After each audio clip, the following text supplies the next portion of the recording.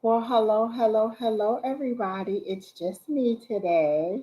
So let's see what's going on today. Hey, baby doll face. I love that name. How are you? You're the only one on the list right now. So, yes, you can be added to the list. Do you have a specific question or you just want a general? Let me know. I don't really have a lot to chit chat about because I don't have anybody to chit chat with. Hey, Miss Linda, how are you? How was your Thanksgiving? I have not talked to you in a while, have not seen you in a while, but it is good to see you, Miss Linda. I'm sure you cooked a feast. Okay, everybody, I'm just checking to make sure that I'm up live on, well, I guess I am on YouTube because I see YouTube. I don't know about Facebook. Let me check right over there really fast. Twitch and Twitter, I don't know, but let me see what's going on really fast. We are live on, okay, on the other sets too. So, hey, it was quiet. Mine was quiet. Hey, Terry T, how are you? Thank you. Oh my gosh, listen, y'all started back walking again today. I'm thinking about doing the December challenge. I haven't figured out what it was. Somebody suggested to do squats, start off with 50 squats on December 1st and then add 10 to that. No, I'm not doing that many squats. No, just absolutely not. I may do a video every day or something like that, but I did start back walking. I love it. Of course, my guides talk to me the whole time I'm walking. So I love getting out in the sunshine, trying to get my sun kissed glow back because this winter white has taken over. But of course, I am back. Oh, let me get the microphone. Lord, y'all, I got the microphone way on the other side of the room. I don't even know if y'all can hear me. Okay, hopefully this is better and y'all can hear me. I just do not be prepared, y'all, but I'm here. Okay. So Terry T, how was your holiday? Did you have family over? How's work? How's everything going? I get a good vibe from you, Terry T. Like everything is kind of going pretty good, or you're in a good space right now. I don't get any tension or anything from you. Your energy feels really good. Let's see who else is in here. Da da da da da. That's it. Just Terry T, Miss Linda, and Baby Doll Face. Okay. So again, there's no Keena in the background. So good luck on the list, y'all. Y'all go get the Kmart of all lists. I'm just gonna be like whatever. Hey, Miss Lalima, how are you? Good to see you. We missed you in class last night, but I remember you saying you weren't gonna make it. Class was fun. We did a couple fast rounds. Oh, let's see. Miss Linda says she's making red velvet cake with cream cheese frosting and gonna make some creamy parmesan. Dang, Miss Linda, you doing it up just for like a Wednesday? Dang, a red velvet cake on a Wednesday now. Lord help the child. So they had a new White Castle that opened in Arizona near me. So I went there. It was just okay. You know, White Castle isn't my thing anymore, but it was pretty good. Hey Alicia, how you been? You can join me if you like. I can send you the link. No problems there. I'm good. How are you? Been missing the class. Looking forward to come. Oh, good. We today. Oh, JoJo's birthday. I forgot this week was JoJo's birthday. Happy birthday, JoJo. That is so. Oh, what are you like? 25 again? Happy birthday, Miss JoJo. Earlier this week it was Angel's birthday. So happy birthday, Angels! If you show up on here again, let me see if I even have the little happy birthday video that everybody usually has. I do. So in a little bit, I'll do the happy birthday video. Let me give a couple more people time to come on. I think Miss it's also Miss Sherry Berry birthday is in December. Sherry Berry, if you're watching, we have to do our annual birthday dinner this year. Let's find some place to go. Last time I think we went to Lolo's. Let's pick somewhere else to go. Oh, tomorrow's her birthday. Still happy birthday, Jojo. I hope you do something fun this weekend or have a good time or do something without the kiddos or even with the kiddos, however you feel like doing it. Let's see, guys. See, I went and did my walking today. They're building a Popeyes down the street from me. They putting so many restaurants around me. They trying to sabotage my weight loss. But let me tell you, y'all ain't gonna get it. Y'all ain't gonna get it. I'm gonna keep on walking. So I'm back. So the other day I bumped into this guy, age. We were both. No, you didn't blow your chance, Terry T. I'm gonna put your comment up, but and I'm gonna go ahead and do this right quick because I very much felt love when I first read your comment, but I didn't say anything. So let me see if I can make this screen bigger because first of all, Terry T, I can't see. Oh, Jesus Christ, people. Okay, that is out of control. Like my face is the humongous. So how do you make it a little bit? Like I don't want it to be that big, but okay, people, what is the problem? Okay, well we gonna roll with that. But then my okay, so that is. Hey, Louis. Oh my gosh, I haven't seen you in such a long time. Okay, I gotta find a happy medium between super large.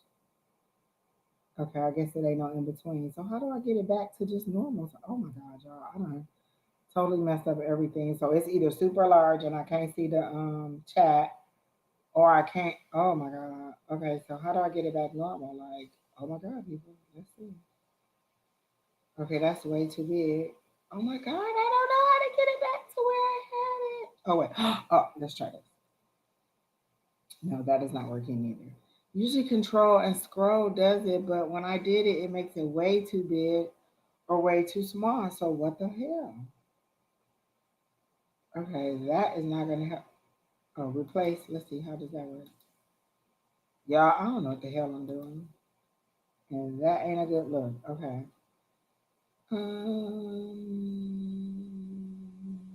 Let me see. Um, yeah. Oh my God. What is this? Oh, coach, you can invite guests? Oh wait, let me go into settings and see if I can do something. No, that ain't working either. I don't know what the hell I done did, y'all, but this ain't right. So like, oh wait, let me see if I can make my pain smaller. No, what in the gospel hell I done done here? That was a bad idea, y'all. Just bad, bad, bad. And it says Sherry Berry, and Sherry Berry is not here. She abandoned me along with everybody else. No, I'm just saying. And today is what? The oh my gosh, like 11/29. Yes, it was just a full moon this week. Y'all, I'm hurry up and get into the readings because I'm not gonna be on long. Okay, let me see if that worked. If that update everything. Boom, it did. Hey. All right, so let me get out of that. Okay, so all right, we just gonna have to have it super big because I can't read what the hell that was in minute form. And I will get all oh my god, the comments are so small. Like where are the comments?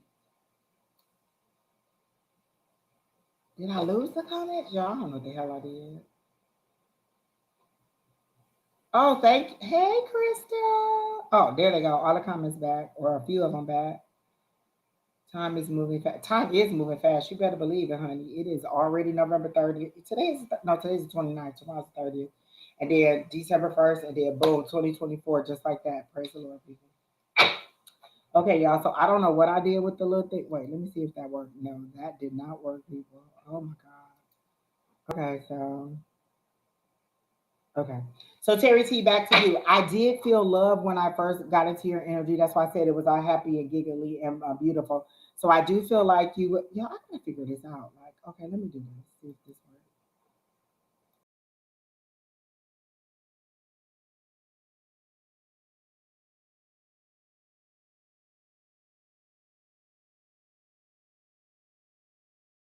I did not. Oh my God. Yeah, I don't know what the hell I'm doing now. Jesus Christ, superstar. Okay, let me put that back up again. Nope, the chat is still super big. Like, how do I make it smaller? Oh, what's this? No. Oh, let's try that.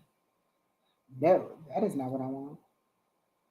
Okay, well, we just go roll with this because I don't know how to make it smaller. The little scroll button makes it way too small or way too large. Like, where's the in between? Like, this shouldn't make any sense. Okay, let me see if one of these buttons do it. Oh, what is that? No, that is not what I want. Oh, is that what I want? Let's see. That. Let's go back to this. Is this what I want? No, I don't know. Y'all don't even know what that is. Okay, so let me go back to this one and put it back up here. Yeah. Oh, wait. Oh, is that what that is? Bam, right to the side of me. Mm, new comments will display on the screen right there so y'all can see everything. Oh, look at that. Okay, that's better because I have no freaking idea what I did. So that's how we gonna roll with it. And then we're just gonna go into full screen like that so we can just roll with it. I don't know what's going on the side. May I have a question about your situation with Joshua? I can't tap into Joshua's energy, baby doll face, but I will do just a general read on you. But back to you, Terry T. So yes, I did see a new love for you.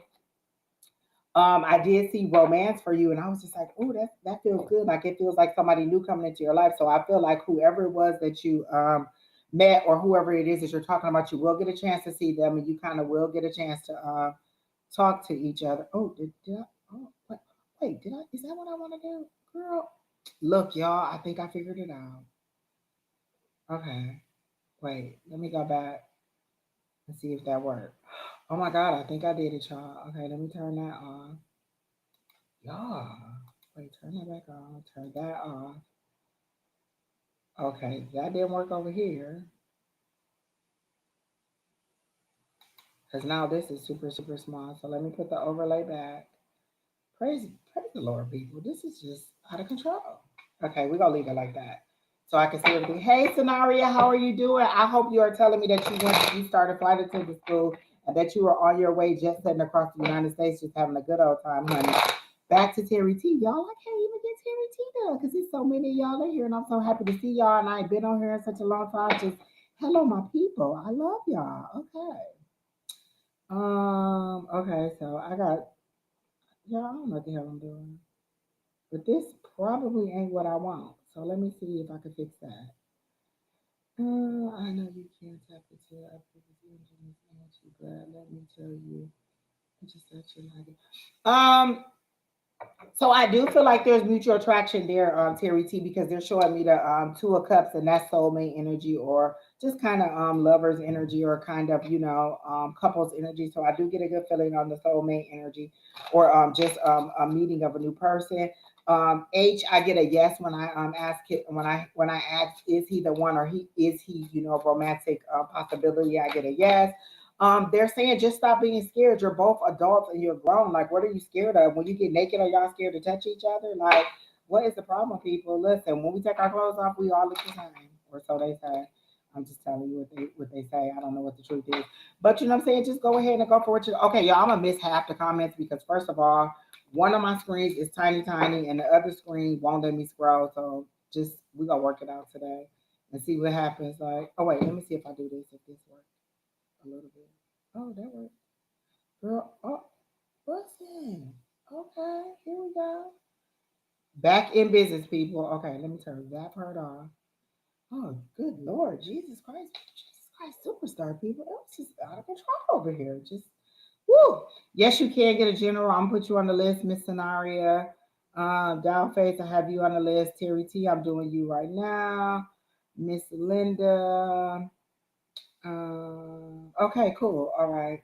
All right. So back to this. I'm gonna pull a couple cards for you, Terry T. But overall, I get a good energy for you. I get just relax and be yourself. Like if both of you are acting like you are shy and like y'all ain't never touched nobody before, like y'all both virginal, then y'all just go miss y'all. You know what I'm saying? Just why? Just be who you are. Like if he don't like cause you burp after you drink a diet coke, then he just ain't gonna like you. Just be who you are. Listen, people know that I am who I am. You either gonna like it or you're not gonna like it. And if you don't like it, just move on. That's we just not compatible. Whoever's for me is for me, and just don't act like that. Um, you'll be working for multiple airlines. Oh, I love that scenario. I'm so happy for you. I always saw you doing that, but I didn't want to force you to do it. I didn't want to be like, girl, you better go do it. Um, Training. What was the airline? Delta. Okay, okay. I like that. I like that. Okay, Miss Lalima, I'll give you a general.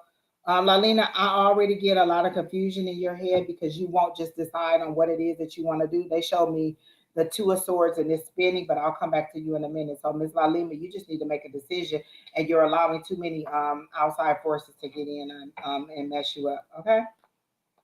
So back to you. Oh my gosh, the information is just flowing in today so fast. Okay, back to Terry T. Center. Terry T. Okay, so I do get a good loving feeling, but they keep telling me just to tell you to be yourself, to take your mask off and just be regular. Like if you see him, you can say something like, "Hey, you want to stop and get some Starbucks?" or "Hey, you want to stop? You want to go and have some coffee or something like that." It's just really simple. It's just human interaction, and if you both getting that feeling, like you can understand vibes. You can understand when somebody kind of like you. If you like them and you think they kind of like you can understand a vibe like that, and you can make it just non-casual. I mean, you can make it just casual and be like, hey, you want to step over and get some coffee? Or hey, I was about to go and have some coffee. You want to sit down with me on my break and just chit chat back and forth? Invite them out to go see the Beyonce movie is coming out. You can go see that. The Color Purple movie is coming out. There's a lot of Marvel movies coming out. There's a lot of things that you can go do. You can go see Christmas lights. You can just go do a lot of things, but just invite them to do something simple and then let it grow organically into something, and don't put too much expectation on it. What they're saying is just be yourself over and over and over again. And they show me the death card, and you just tearing open your chest and just being you, like you're stepping outside of this facade or this pretend person that you're being, and just saying be you, whoever that is, whatever that is. If you come in the house and just throw your socks on the floor, then that's just who you are. Don't send your representative when you meet somebody, because then when they get to know the real you, they're going to be like, you tricked me. Nobody likes to be tricked. So just be who you are, whoever that is, and just organically start up a conversation, and you can have a lovely rest of your Christmas. And then they're showing me even through March or April that this could, just could be a nice little fling for you, or it could be something serious or more than that. But you have to decide what you want it to be. And being as old as you are and being afraid just isn't a, you know what I'm saying? It's just not good. It's not a good look for trying to find love.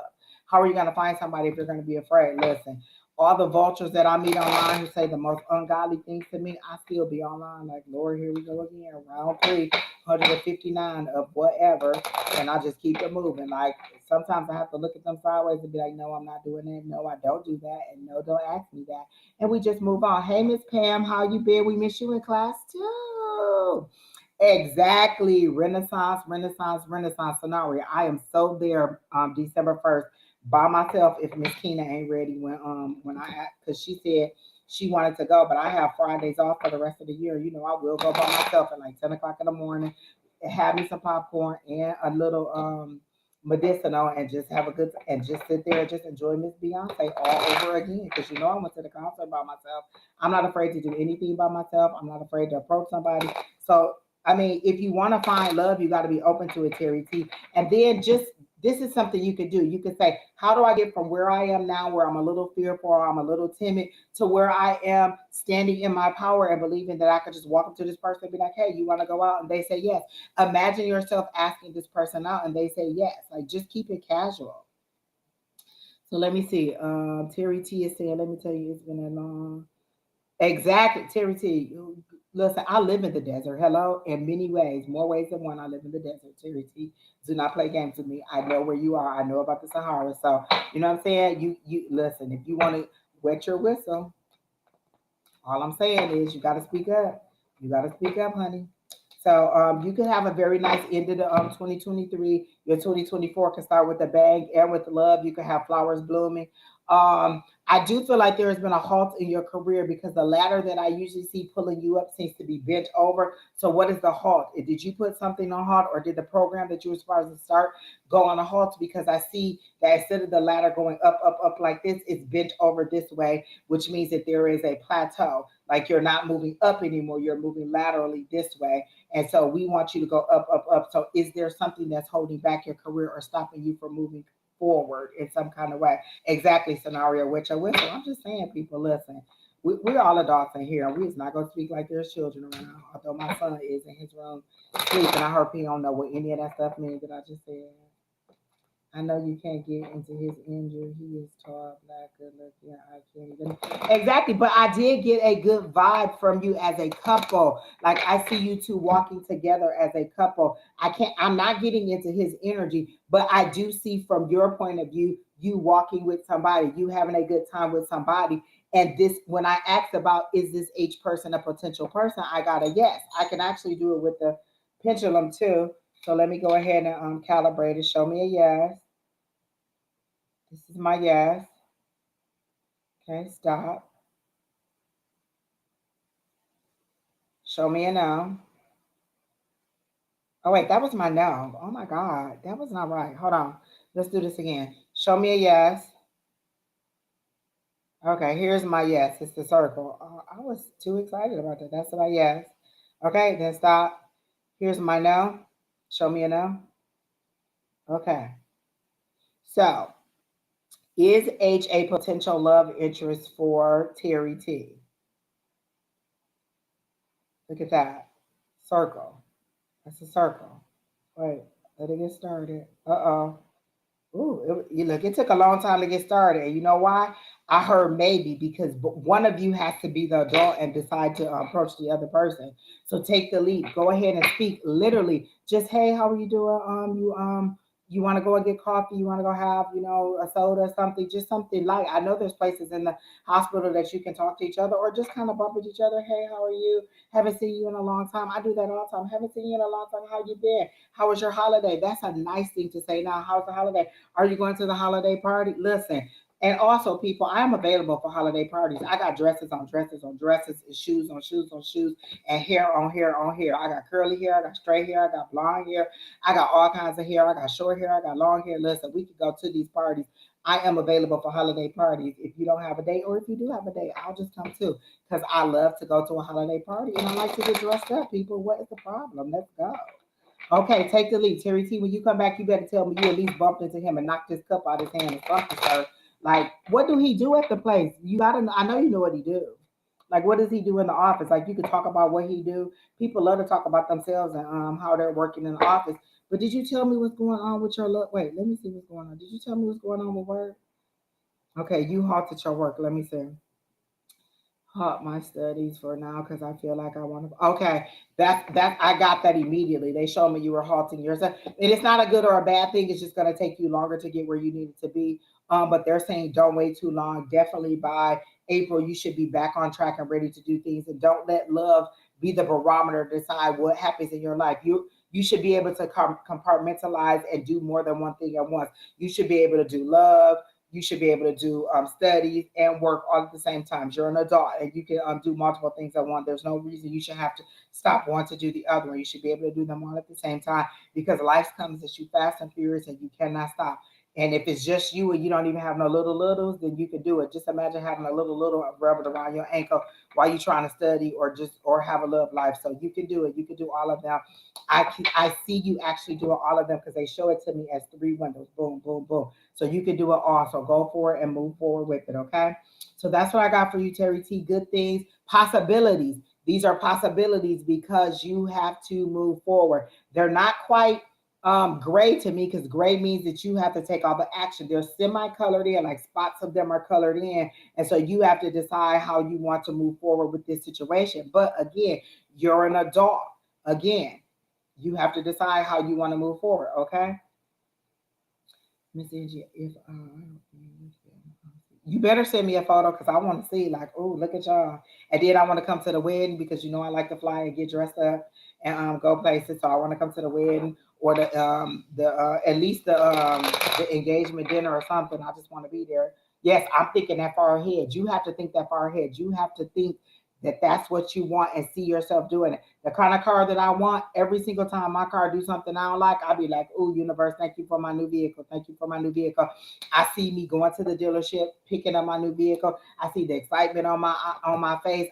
I experience the joy of getting the keys, getting in the car, the new car smell, the feel of the leather, the warmness of the seat, me driving off the lot in my new vehicle with my new license plate. I see all of that as a positive vision for me. I'm past, I do the affirmations too, and then I say the affirmation over and over and over again. But I visualize myself doing those things, and I'm just waiting for the universe to be like, girl, go pick up your car. And so I'm gonna go pick up my car, and then I'm gonna come back and tell you all about my portal and how I'm pulling all this stuff on my portal. So you decide what you want to do. Visualize yourself with that person. Visualize yourself walking up to this person and saying, hey, how you do it, and their response to you, and letting it be just that. It's not that hard. It's human interaction, and that's okay. All right. So I hope that helps you out. Who's next? I think it's Miss Baby Doll Face. So Baby Doll Face, are you still here? Are you ready?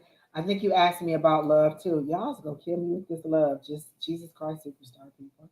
Hey Angels, happy birthday, Angels. Tomorrow is JoJo's birthday if nobody else saw that. So happy birthday, Angels. Oh my God, Angels had such a good idea for her birthday, and I hope it's okay to share. She says, you know how you go on a wine roll or a wine, like you go and you visit all these different wine things. She did it with ice cream. So she went to 5 different ice cream places, and she told them all where she wanted to be, and she went to 5 different ice cream places for her birthday. Isn't that a neat idea? Oh my God, that is just a good thing. I just love that. Oh, bar crawl. Yes, that's what it's called. But she did an ice cream crawl. Let me tell y'all. Oh, you could do a dispensary crawl. Oh my God, there's so many different things you could do. Hi, Shamanta. Nice to see you. Nice to meet you. Hey, Stephanie St. Augustine. Yes, you can ask a question, Shamanta. Just put your question in. I have a list, but y'all know I'm horrible at this list, so y'all go get the Kmart of our list. I probably done missed 50,000 different people on the list, but I'm trying. Okay, you would like to know love. Yes, would love that for your kiddos. See, isn't that such a good idea, baby doll face? Or you could do for the kiddos, you could just do like a Sunday bar where you get all these different ice creams and all these different toppings. But yes, they went to they did a ice cream crawl. I thought that was a thing, and then I said, oh, I could do a churro crawl because y'all know I love churros, and just go to all the different places with all the good churros. But it ain't a lot of good places here that got good churros because I don't try a whole bunch of churros and they ain't that great. Del Taco got some good churros, but that's about it. The rest of the places that I tried, they're just hit or miss. And I just like regular cinnamon sugar. Don't put all that chocolate. Don't be stuffing them with cinnamon and putting all that goo in there. Just give me. Oh, you had bananas Foster last night, Miss Linda. Can you just move to Arizona? Like Jesus Christ, so I could just come by and have dinner like once or twice a week. I'll even just like cash app you because bananas Foster. The first time I had it was at Don's birthday, and it was the most delicious thing that I had ever had. And I regret telling her, "Oh, just a little bitty scoop." When I had that little scoop, I wanted to go back and be like, "Hey, lady, you knew this was good. Put some more ice cream in here and some more of that stuff on there, and make this the way I want it to be." Just goodness Christ. I do like churros, and let me tell you how I got into churros. Angels. I was watching Hell's Kitchen one day, and I'm not even an avid Hell's Kitchen fan. Like I was just lazy laying in the bed and did not want to find a remote and change the channel. So Hell's Kitchen came on after like CSI or one of my shows, and so I'm watching it, and it was their last, it was like their challenge thing that they had to do, and they had to make churros, and I was looking at it like, oh my God, that looks so good. And ever since then, I've been on a churro hunt, and that had to be like 2 or 3 years ago. That's all I like is just some churros, just a little cinnamon sugar on it, and that's it. You ain't even got to make it all fancy like that.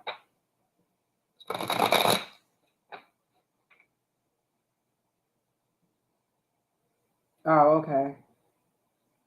Oh, you might do that for Christmas. Oh, baby doll face, that sounds so good. So good. Like I'm so jealous of y'all right now. Y'all so festive for the holidays.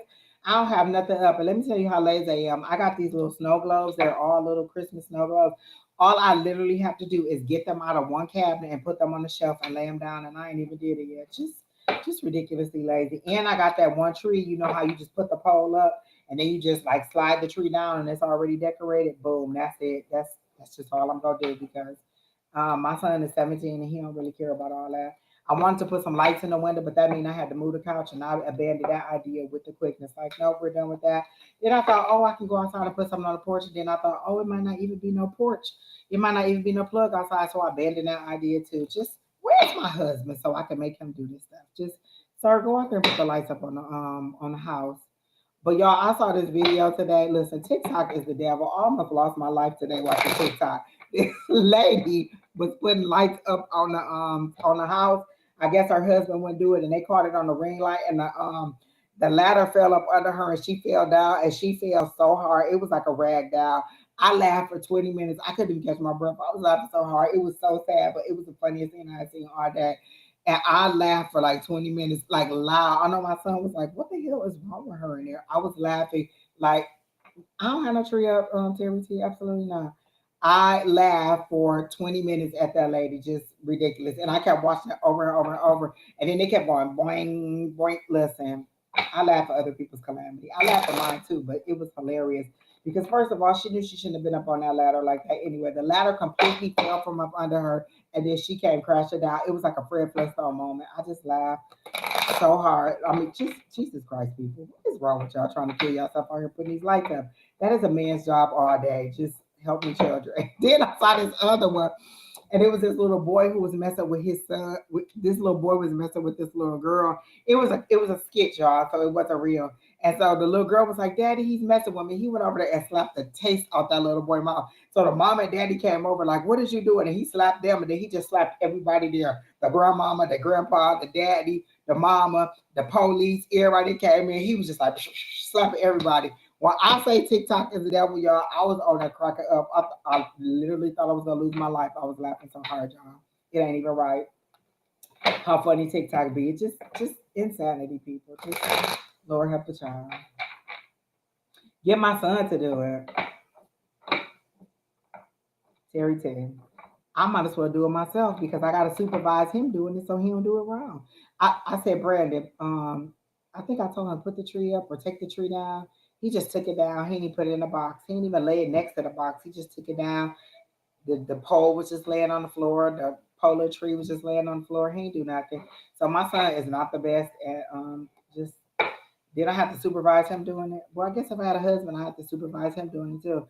You know what? Christmas just over. We just go move on to New Year's. Just whoo, people, y'all done made me hot thinking about all the work you had to go into. How do y'all be decorating like that? Just oh, I just be so fascinated watching y'all go in the Dollar Tree with $7 and come out with a whole Christmas decoration cathedral. I just can't do it, people. I just Lord. Okay. Somebody said good evening.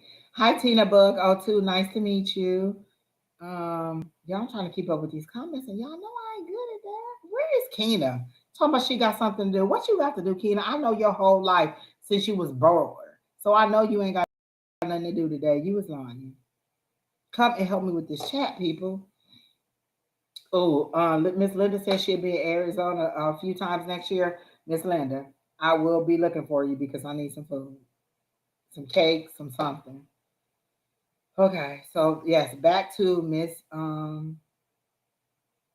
Did I get your question? No, I didn't. Shamana, listen, y'all know I'm not good at this by myself. I tell you what, Shamana, I'm okay. Here we go. Can I? Oh, career. Oh, I love that. Got you.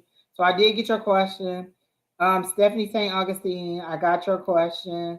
Okay, y'all, I got y'all pinned. Okay, did I do that right? Cause this don't seem right. Okay, yeah.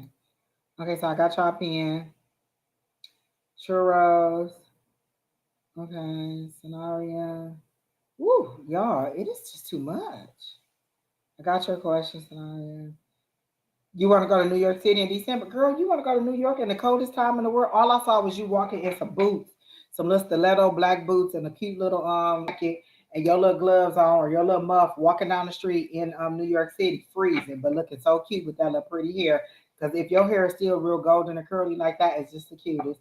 So Scenario, you can go on in December, but I actually see you doing that, but it's cold. You should wait till like spring or summer where there ain't no ice and you can't fall and break all your neck. Hi, golden hairs.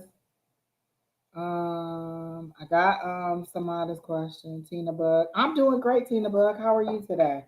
All right, back to Baby Doll Face. I'm so sorry, Baby Doll Face. I be getting so distracted because they just be talking to me.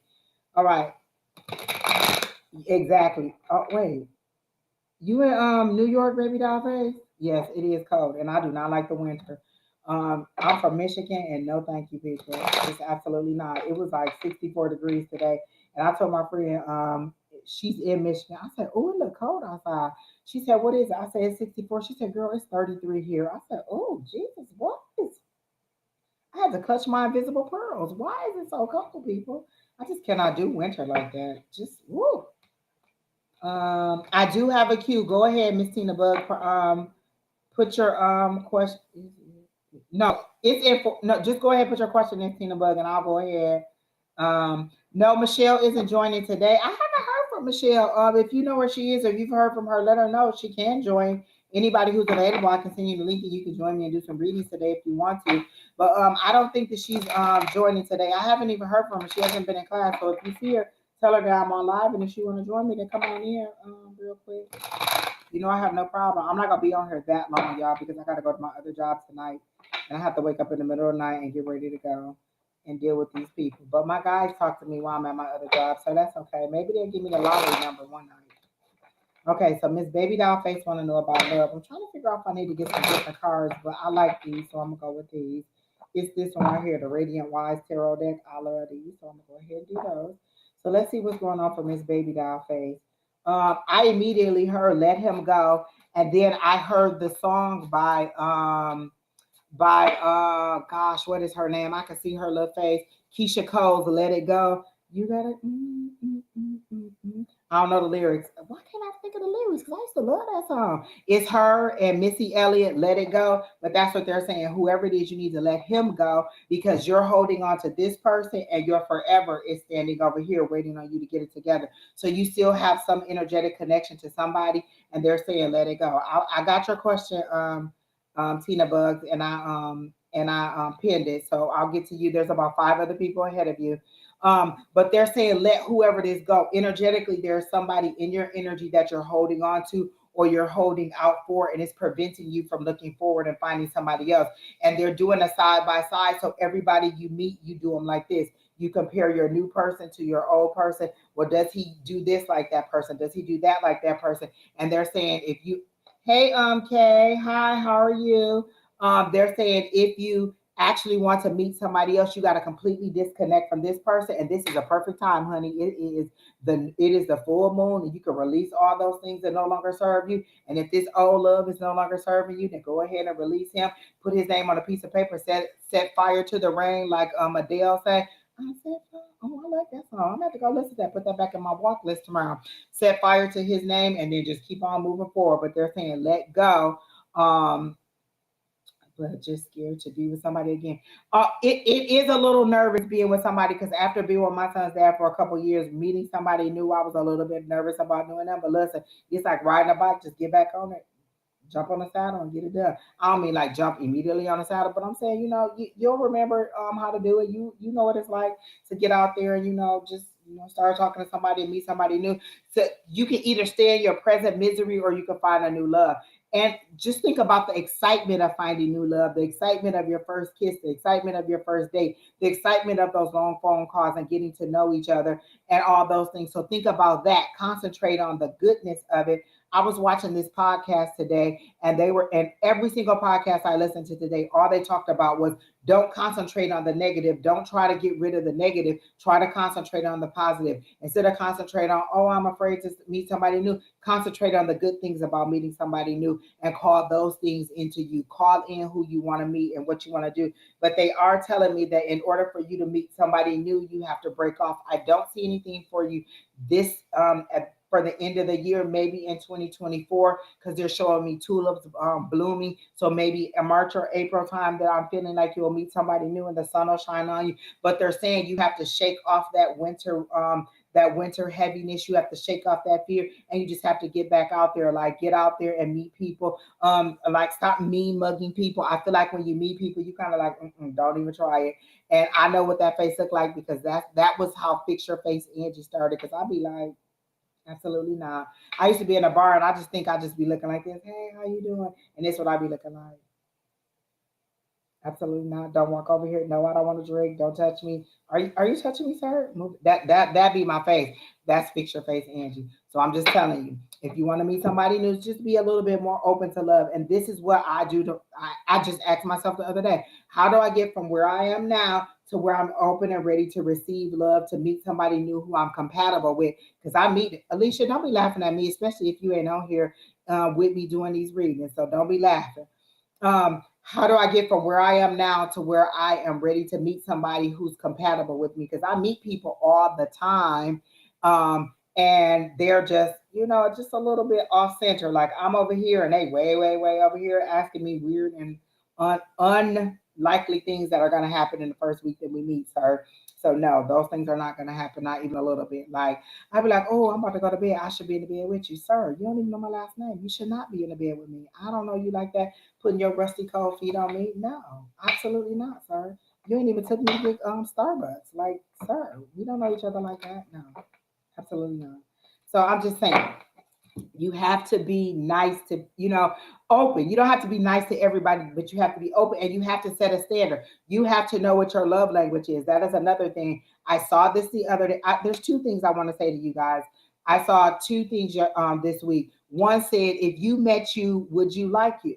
So if you met you to date, would you like you? Do you think that you're dateable? At the stage that you are now, are you dateable? So have you shed all the layers of your past relationship, all the ghosts of your past relationship? So if this person tells you they're gonna, oh, I get off work at 8, I'm gonna text you when I get off work, and they don't text you to like 9:45, from 8 to 9:45, are you thinking like, oh, he out with another chick, oh, he doing this, he cheating on me, he blah blah blah? Have you shed all the layers from your past relationships, your hurts, your pains, or whatever, and you're ready to be open and have a clean slate with a new person?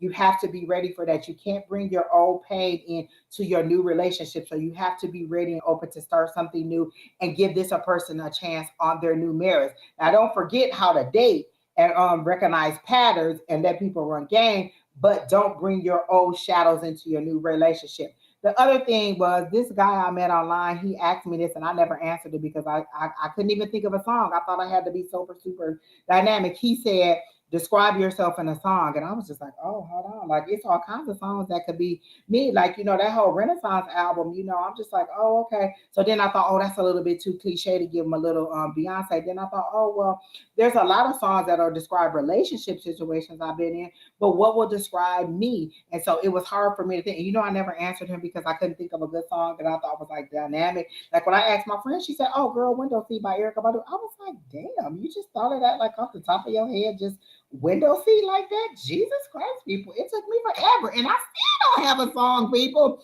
So think about that. If you had to describe yourself in a song, how would you describe yourself? And are you dateable? Are you ready to give somebody a chance on their own merits and not bring the shadows of your old relationship in there? Are you open to start something new with somebody and not compare them to your old relationship? Like, oh, okay. And listen, people, dating in the whatever year, what year is this? 2023 is nothing like dating when we were back in the day dating, because these people are a little bit lunatic and a little bit off center and a little bit real, just say anything to you anytime they want to say anything to you. And I'd be like, holy moly, people, no, we're not. Like, listen, at online dating, that is not for the weak, people. You got to have a strong iron stomach for that. And I would advise you to take 2 shots before you even create your profile, because as soon as you do it, you start swiping, them people gonna be like, girl, send me some pictures. Girl, send me some pictures. It's 12 pictures of me on my profile. Why do I need to send you some more pictures? I want to see what you look like now. Send me a picture of your feet. Send me a picture. Wait, first of all, sir, back up. Back up. So online dating is not for the weak, people. I'm telling you, people just get outlandish and start asking you all kinds of stuff. Do you wear stockings? Can they tie you up? Can they this? What, sir? No. First of all, not on day one. Like, seriously, people, can we get to know each other and just like establish a protocol right in here? Y'all just be want to do anything and everything day one. Just let me meet you and bring you into my sex dungeon. No, you cannot, people. What is wrong with you?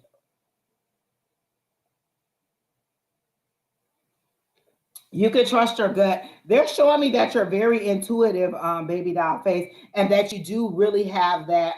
You have an old soul, like your grandmother seems to be rising up in you. Like when you said, "I can't trust my gut," she said, "Oh yes, you can, honey. You can trust your gut." Like she seems to be very present in your life, and I don't know if that's still in a living capacity, but her energy is very strong around you. And she's like, "Oh, I ain't raised no fools. I ain't raised nobody who don't know what they do." So you are very intuitive about reading people and reading the room. Sometimes you're a little bit overly protective of yourself, but you're very good about reading. Like you can tell energy. Like you can go into a room and see like if a couple's been arguing, you're like, oh, it seems like they've been arguing. It's a little bit tense in here. So that's you being able to read the room or read energy. And so just trust that you know how to do that. You know when your child is lying. You know when somebody at work is not telling you the truth. You be like, oh, did you do such and such? And they be like, oh yeah, I got that done. And you like, I know this person lying. They didn't do it. So you can read energy. Just trust the things that you do. And if you have any doubt, go to your higher power.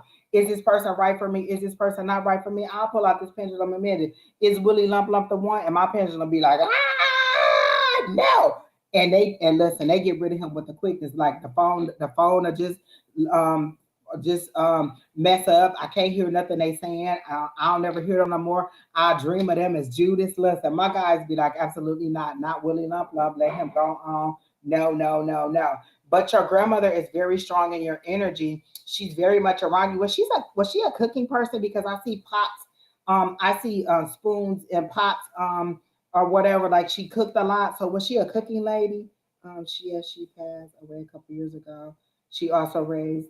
Okay. So did she cook a lot? Because she's showing me cooking, and she says that you can cook really good, or you cook like her, or something like that, or you never knew how much you cook like her or how close you were to her. She's really proud of you in your energy. She's almost bringing me to tears. She really is proud of you. It's something about grade school that she's showing me, something that you had to do with you in a really pretty dress, going to school or something, and her being really proud of you, going to school all dressed up in a cute little dress. So she's showing me that memory. Is there something about you doing something in school and going to school in a cute little dress with some cute little socks on or little black shoes? You know how we used to wear the little shoes, the little socks with the ruffles around and the little black shoes. So she's showing, oh, she had a catering. Okay, so she's showing me the cooking, and she says you cook pretty like her or something like that. Like, are you a pretty good cook, or did you get a lot of your cooking style from her, or whatever, or your habits for cooking? Like, you like to cook a nice meal for the family and make sure everybody eats or make sure there's hearty. Like, you're a giving person. She shows that, and she was a giving person. She's a really nice lady, and she really does surround you with love. She's like giving you a hug like this. She's in your energy all the time. Were you the other day sitting like this and just thinking and almost in tears or having a bad day? Because she shows me you like this, just sitting there, like with your arm either on on the kitchen table or on a desk or something. You were just thinking like you were overwhelmed and you're a little bit heartbroken. And she sees these things. She's showing me these memories. She sees you. She watches you. She's in your house with you. Um, Okay, so that's why she's showing me you in this little pretty dress and how proud she was of you. She's very, very proud of you. I don't know if she got to tell you that in her real life, but she's showing me all these things about you. So yes, she is very proud of. She wants to know that she is proud of the way that you cook. She thinks that you cook a lot like her. She thinks that you have a lot of good family center values. She says, stand in your strength, the strength of who you are and the strength of who she is, because she didn't raise no fool. That is her words, and I don't know if she ever said that to you. She didn't hold her tongue. She said what she had to say, but she was very gentle and kind to you. She seemed to be like she really, really did love you, and she wants you to know that she was she not alive when your daughter was born? Because there's something about your daughter and how she loves her, and she like has her head on your daughter's head. Did your little girl just have a ponytail in her hair with like curly hair or something like that, like a little ponytail in her hair? Because she's showing me your little girl with a ponytail in her hair and her hand on top of your little girl's head, as if she's blessing your daughter. Oh, 3 days? Is it 3 days ago? Oh my God.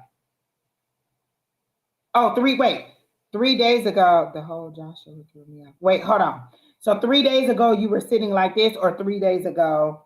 What happened 3 days ago? That's what I need to clarify, because she's showing me you sitting like this, and she sees your stress and she tries to hug you. She tries to comfort you. She wants you to know that everything is okay and that she's helping you out, and she's sending relief, like she's sending in help. She says you can talk to her anytime you want. Don't see her as gone from your life, because energy just changes form. She's no longer in this meat suit in this human body, but she's still always around you. So she's there. Is her name something with an M? Is it Marilyn or something like that? Because I'm getting an M name, but I see the word Marilyn. So is was her name something with an M or something like that? Because I see an M name, but I keep hearing Marilyn or something like that. Joshua. Where's Joshua? Oh, you were asking about about the person, Joshua. Let me go back to that. I didn't even put your real question up, girl. Let me go back to that. Lord help the child. I'm horrible at this, y'all. And I remember you asking me a question. All right. I don't know where your question went. Talk to me. Always talk to me. Someone be creeping me out. And yes, I was. Okay. So that was your grandmother there, and yes, she did. Like she put her hand on your daughter's head as if to bless her and to protect her. So don't worry about your daughter. Like, do you have some kind of fear of something happening to your daughter? Like somebody harming your daughter in some kind of way, some kind of inappropriate way. So she's putting a blessing on her. Like, I see a gold light around her. She's very protective of her. So don't worry about her. Do you have two children, or do you want a little boy? Is that something? Because she's showing me a little boy, or what? Or was there supposed to be a little boy? You want a little boy? Because I see a little boy. But she is very she's very protective of your daughter. She's very protective of you. She's trying to help you, and she wants you to listen to her. There's something about old movies she's showing me, like oh my gosh, Lucille Ball or something, like black and white TV. There's something about TV. Is there a favorite show of hers that she's trying to get you to watch? Like, she wants you to reminisce about the things that you two share together. Was there a favorite show that you two watched together? They just showed me Lucille Ball, like I Love Lucy, and they showed it to me in black and white. So there's something about TV, or there's something about old tradition. So if it isn't an old TV show, then it's an old tradition or something that she's showing me. But she's very present in your life, and she wants you to talk to her, to call out to her. Is there there a chair that you sit in your living room, and sometimes you just kind of sit back and just kind of relax? And she's saying, just sit there and talk to her. She can hear you. Okay, you do have a son because she showed me a little boy and a little girl. Okay, so she's very protective over both of them, and she's saying, be she's protecting you from her, and then she's like, well, why would you still be holding on to this person if this person is not, a safe person for you? You need to let go and move on. And she's trying to send you someone that she think is appropriate for you. He's tall, he's broad shoulders, he's a very nice person. He seems to be a doctor. Did she want you to marry somebody professional? Because I get kind of like a doctor vibe. Honora, yes, you can ask a question. I'll pin it. There's 6 people ahead of you right now. Rent the movie. Is that what she's telling you, to rent the movie? Or yes, the movie Rent. Oh, okay, so yes, she's telling me because she gave me music, like there was a favorite song that she wanted you to listen to, and then she showed me a movie like a traditional. So it must be the tradition of watching the movie Rent. So she wants you to enjoy those things and think of her, remember her, and it'll be like you're talking to her because as you watch the movie, you'll get conversations for her, and you'll I won't tell you somebody's current feelings towards you, Manor. I will give you a general reading about you. I don't have permission to go into their feelings or into their energy because they're not here to give me that permission, but I can give you a reading on love about you or about relationships, but just not about somebody else's energy about you. And that's my own personal view on it. I just don't feel comfortable reading somebody else's thoughts who didn't give me permission to do it. But again, back to you, baby doll face, and your grandmother. She is really wanting you to celebrate the things that are nice for her. One of the things I tell people all the time is on my grandmother's birthday, me and my sisters individually went out and got the kind of cake that we remember that she liked. We each went to Nothing But Cakes, got us a personal Bundini cake, and we got the kind. One of my sisters got lemon.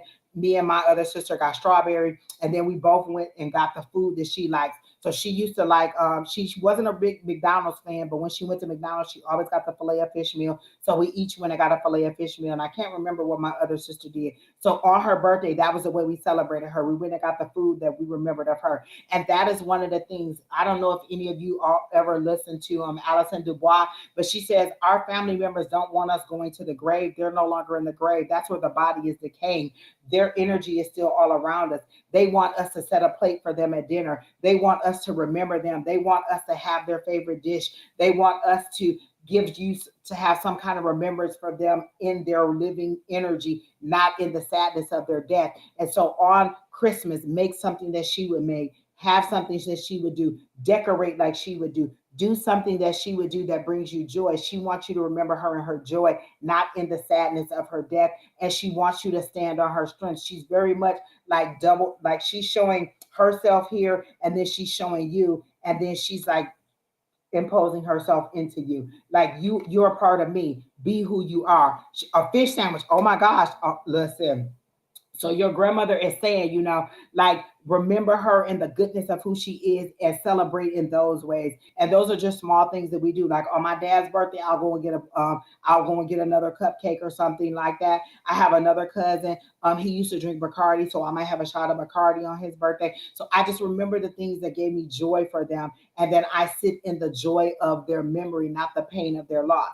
It's not to say that you don't remember the pain of their loss, but you remember the joy of it. And then they'll start speaking to you. They'll come to you in dreams and you'll wake up with a nice feeling about them. Or just when you go to sleep, just say, Grandma, come visit me in my sleep, or Nana, come visit me in my sleep, or however you want them to embrace you. But she is very much around you. She's very protective over you. Are you thinking about moving? Because I keep hearing the word North Carolina. Are you trying to relocate to North Carolina?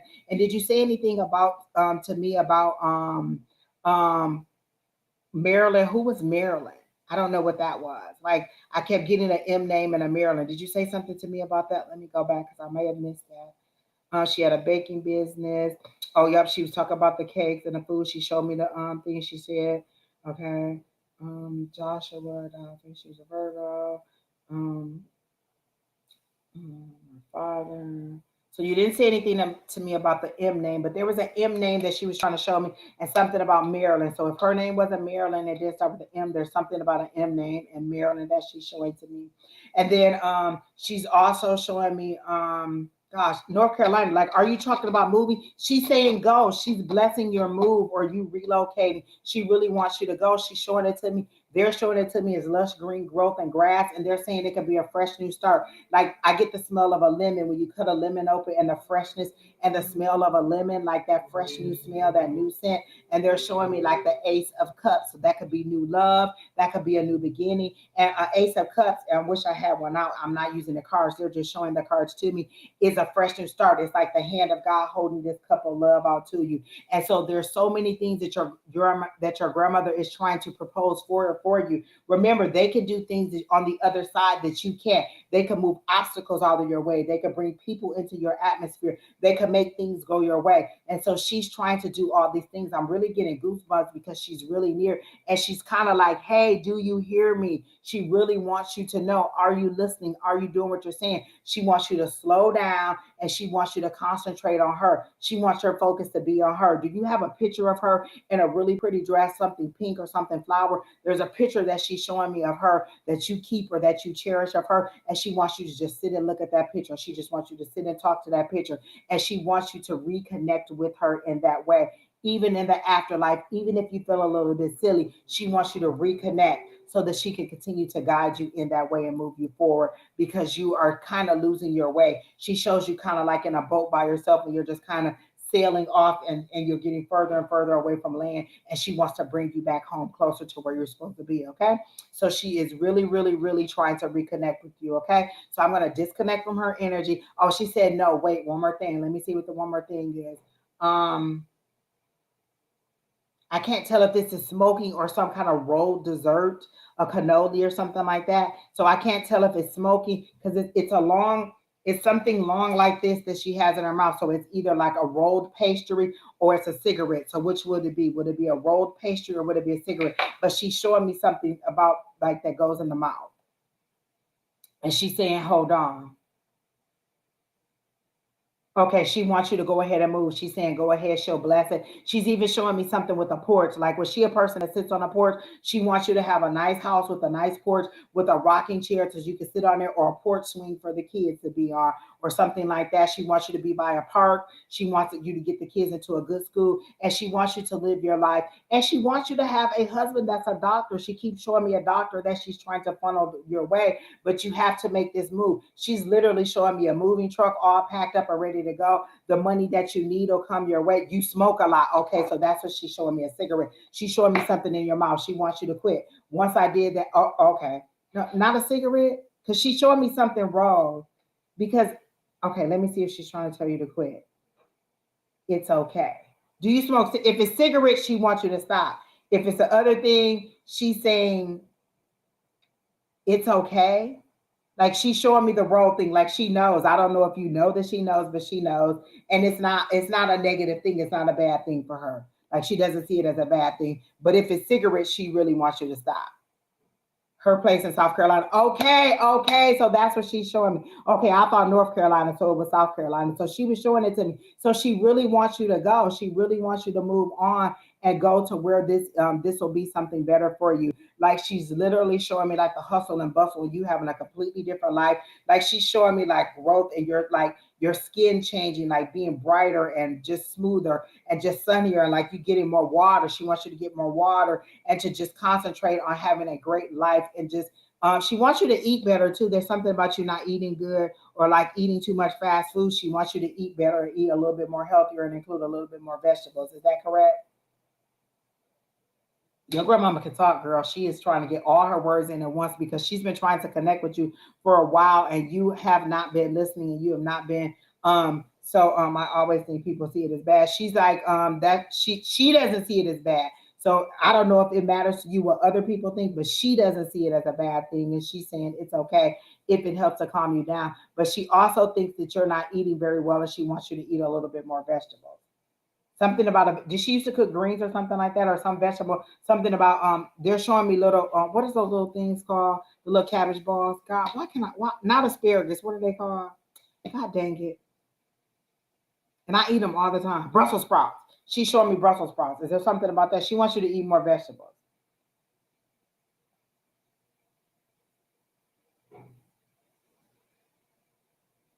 Yeah, she wants you to eat better. She wants you to eat more vegetables. She wants you to cook more because she says you know how to cook, so she wants you to do more.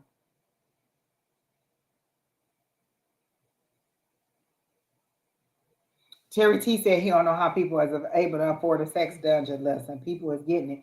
Either way, baby doll face, your grandmother's here. She's very adamant about you moving forward, you moving, because she's showing me the moving truck and she's showing me the money flowing into you. Just think positive about money. And she's showing me the money flowing into you, like the money coming into you like this. So the money to move will be there. If you're worried about moving, she's showing me the money for the movers will be there. She's showing me the money you getting a new job and you finding something else to do. So she's working with you. You just have to connect with her. So what is this picture that she's showing me of herself that you cherish or that you love, and she wants you to sit with that picture and reconnect with her. So that's what she's saying. She's showing me that picture of you, of her, and she wants you to reconnect with that picture because you need a visual of her, and she wants you to just sit with that picture. She wants you to look at that picture. She wants you to talk with that picture. She wants you to connect with that picture, and she wants you to have a good time. She's showing me rolling dough or a rolling pin too. I think you said she was a baker, and she says get back in that kitchen. You can make good money from that if you concentrate on the things that she did to make a happy home instead of the things that you're trying to do. You're working too hard on things that don't matter instead of things that will build your life the way that she's trying to help you with. So she's going to come to you in your dreams, and it'll be in the next 10 days, maybe tonight, but she's saying in the next 10 days she'll come to you in your dreams. So go to sleep with the anticipation that she'll come to you. So she will come to you in your dreams. Hey, Miss Corinne, it's good to see you. I haven't seen you in a long time. So again, I'm going to try to disconnect from her again. Yes, old pic from South Carolina on the yeah. Oh my God, that's why she showed me her on the porch. Okay, your grandmother is like, listen, girl, I'm here. I want you to know that I'm here, and I want you to know that she is talking to me. And stop acting a fool. Did she used to tell you that stop acting a fool because she keeps saying something like that? So she keeps saying stop acting a fool, and she wants you to concentrate on her. You had a baking business, and that's what she's saying. You're concentrating on things that will not make you money. It's Christmas holiday, girl. You better get them Christmas cookies going. You better get them apple pies going. You listen, do some videos online of you making the apple pies. We are voyeurs. I tell people this all the time. If you have a baking business, I sit there and watch somebody do DIY a cake, DIY, some kind of home project, and just sit there and be like, dang. And then I'll be like, well, if they selling this, I could just buy it from them. So go ahead and make some videos of you like baking. And she wants you to get your daughter involved too, or your children involved in this business too, and pass it on because she wants it to be a generational thing, and she sees it as wealth, and she also sees it as a way for you to move on. And she always says that food is the way to a man's heart, and if you want a husband, honey, that's what she's saying you should do. But she's very adamant about you meeting a doctor, and you move. Is her house near a hospital? Because she's showing me doctors, and so she's thinking if you move, you'll be closer to a hospital and you'll run into a doctor. But she's very adamant about you meeting a doctor.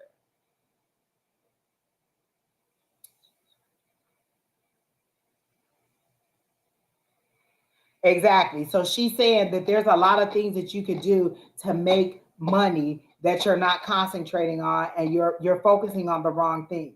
Stop focusing on your sadness and focusing on your joy, because that's not how she raised you. You're stronger than that, and you can get better things done.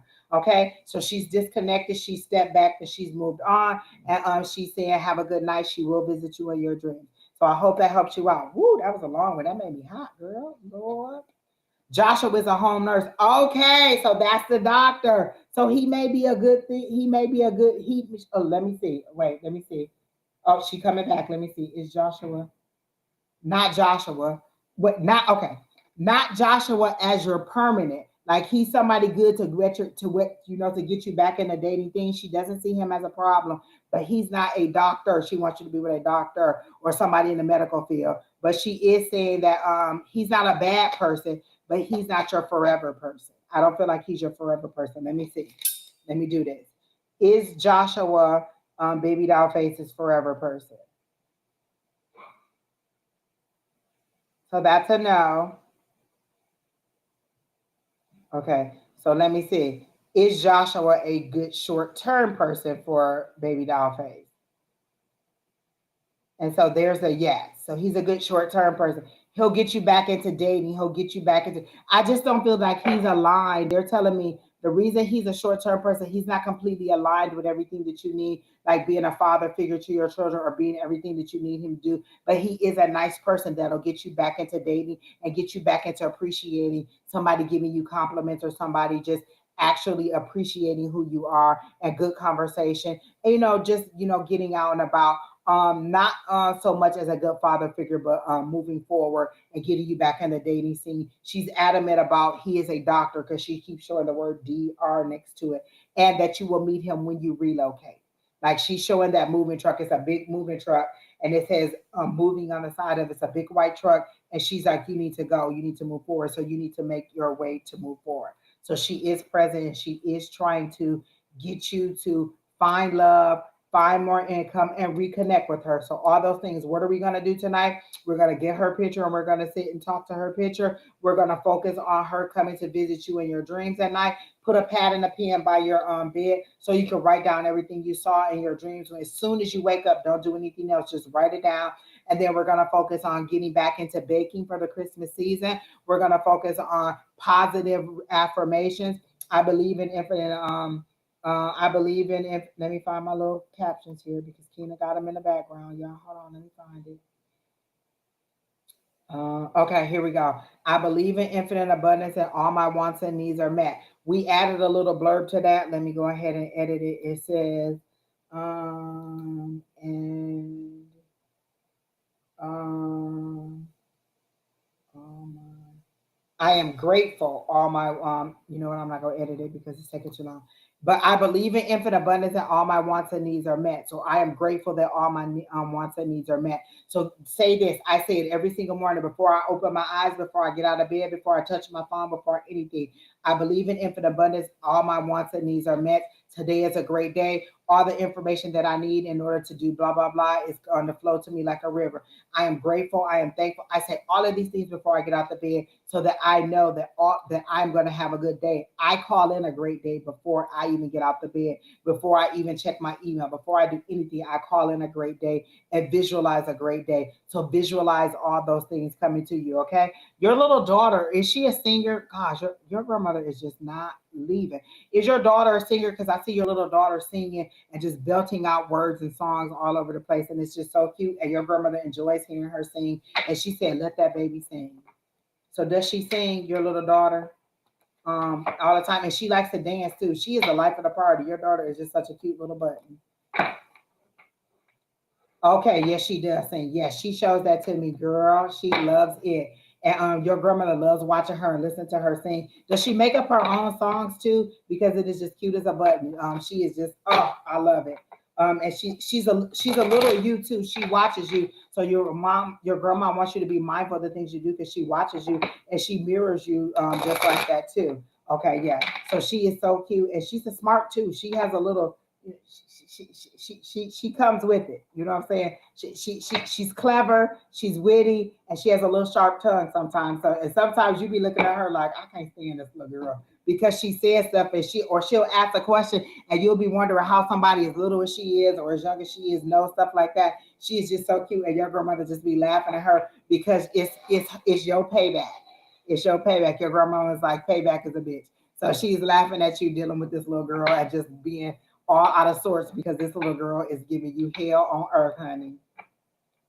Yes, yes, yes. And your grandmother is laughing at you, honey. She is loving you going through this fire with her. But your son seems a little bit more mellow, like a little bit off to himself. He seems to entertain himself well. He's a little bit more mellow, kind of maybe like his dad in that he's kind of like very mellow, very, he might be rambunctious like a little boy, but he's kind of a little bit more mellow. This little girl is the life of the party. She's a little star. She's a little singer, and your son is a little bit less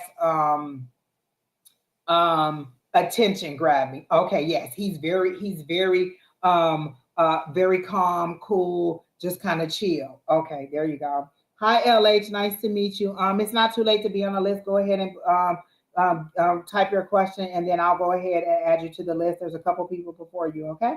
All right, baby doll face. We've been on you for a long time, so I'm going to go ahead and disconnect. I hope you enjoyed it. I hope you like, subscribe, and share, and let other people know that we're on here. Your grandmother is gone now, but she will be coming to visit you Have a great Christmas holiday. Again, come back and let us know if you start baking and things like that, and we'll share your website and things like that. Okay. All right. So the next person in line is woo. I love that. I love when it's a good reading like that. That was just beautiful. I love it. Love it. Love it. Okay. So who's the next person? Scenario, are you still here, girl? I know you like you better give me a good reading like you just gave her. But her grandmama was no joke. She was like, listen, and let me tell you one more thing. I love her grandmama. She's so sweet and nice. Yes, Miss Jackie, you can be added to the list. Just type your question in and I'll go ahead and pin it. There's 5 other people ahead of you and LH right now. So go ahead and type your question. If you don't have a question, you can just ask for a general.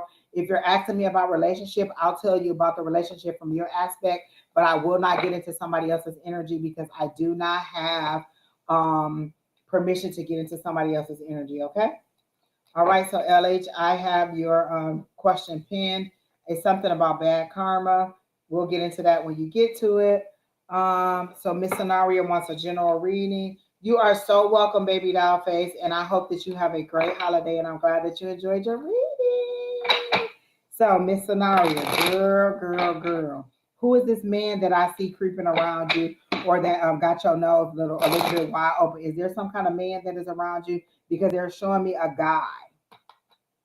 He's thin built, kind of he's thin, like his body frame is kind of slim, but he's kind of muscular. Maybe he plays football or sports or something like kind of athletic build, and he's sniffing around because they're giving me that sniffing around you or trying to get to know you, and you're kind of playing that role like, boy, I don't know what you're doing with that little 90s attitude from back in the day, kind of like that Jennifer Lopez kind of little attitude when she was with what's his name in I'm Real, Ja Rule and I'm Real. That song, that's the kind of attitude they're giving me. So who is this guy that they're showing me for you, Miss Scenario?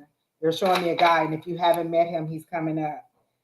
You're in your Queen of Wands energy that came out immediately. That's that nurturing energy, but you're pulling back. So they're showing me that you're in that Queen of Wands energy. You're so nurturing to everybody. You just want everybody to be so kumbaya. You want everybody to hold hands and be thankful and just say grace and just give love and gratitude to everybody. And everybody in your family is just not like that. Some of them are just hellfire. And you are so kumbaya. You want it to be that. You want to have a very happy family. You want to have a little girl and a little boy.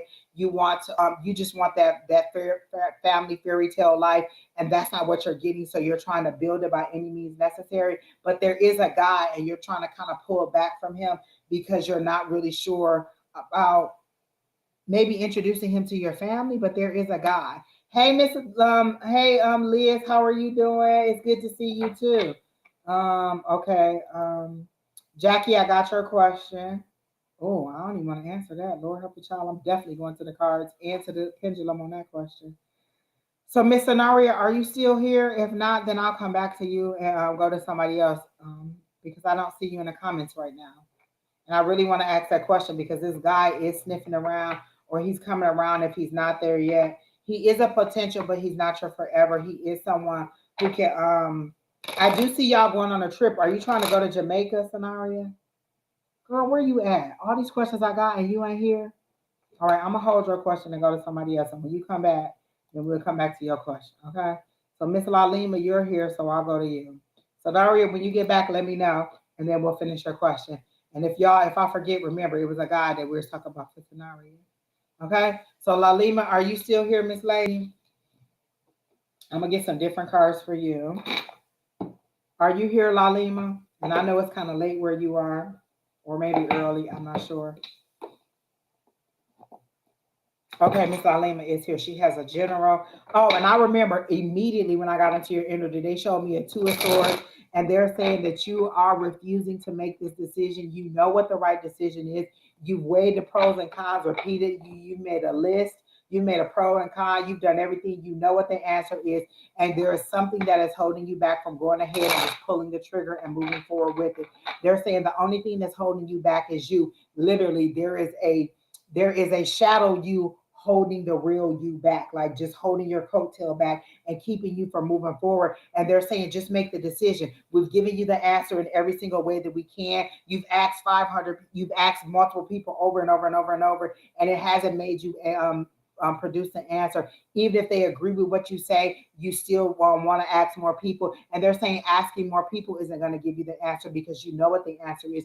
You know what you have to do, and all you need to do is do it. It's scenario A. So they're showing me an A, a B, and a C, and they're saying that's scenario A. So I feel like you've written it down: A, B, C, and D, and they're saying scenario A. Scenario A is the thing that you need to do. You need to go with whatever that is, and they're saying go ahead and do it. Pull the trigger. You can't. They said the only thing that you're going to fail at is if you don't do something. You're going to miss out on an opportunity if you don't. So I feel like something has a limited time. Like there's a 12 months that they're showing me. There's 12 months in this situation, and they're saying you're going to miss out on an opportunity if you don't just move forward and go with it. What can it hurt if you move forward with it? They're showing me the world card, which is travel, which is success, which is achievement. So with the world card, that says yes on travel. You're asking to go abroad, so that's a yes. They're showing me success and achievement, and they're showing me you getting over your fear. They're showing me you speaking to a room of people in front of a cloud of people, and then the star card fell out for you. So that's hopes and dreams. This is something that you've been dreaming about, that you've been wanting to do, and they're saying move forward on it, pull the trigger on it, go forward on it. There's an exam or something. They're saying, what are you worried about? Focus on you passing the test. See you answering the questions and getting them all right.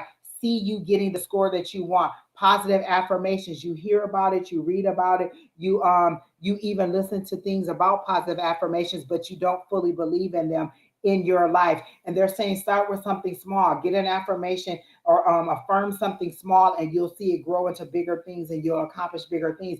But see yourself opening up your test scores and seeing on that piece of paper what your test score is. Seeing you passing the test, seeing you packing your bag, seeing you moving on. But they're definitely showing me the world card and you moving forward. They're just saying your fear is what's holding you back. If you want to do it, it's blessed by the heavens, it's blessed by your higher power, it's blessed by your higher self. The only thing that's holding you back is fear and your own insecurities about what you should do and what other people think. You care too much about what other people think too. None of them have to live your life. None of them are going to be in that casket with you or in that cremation urn when you die.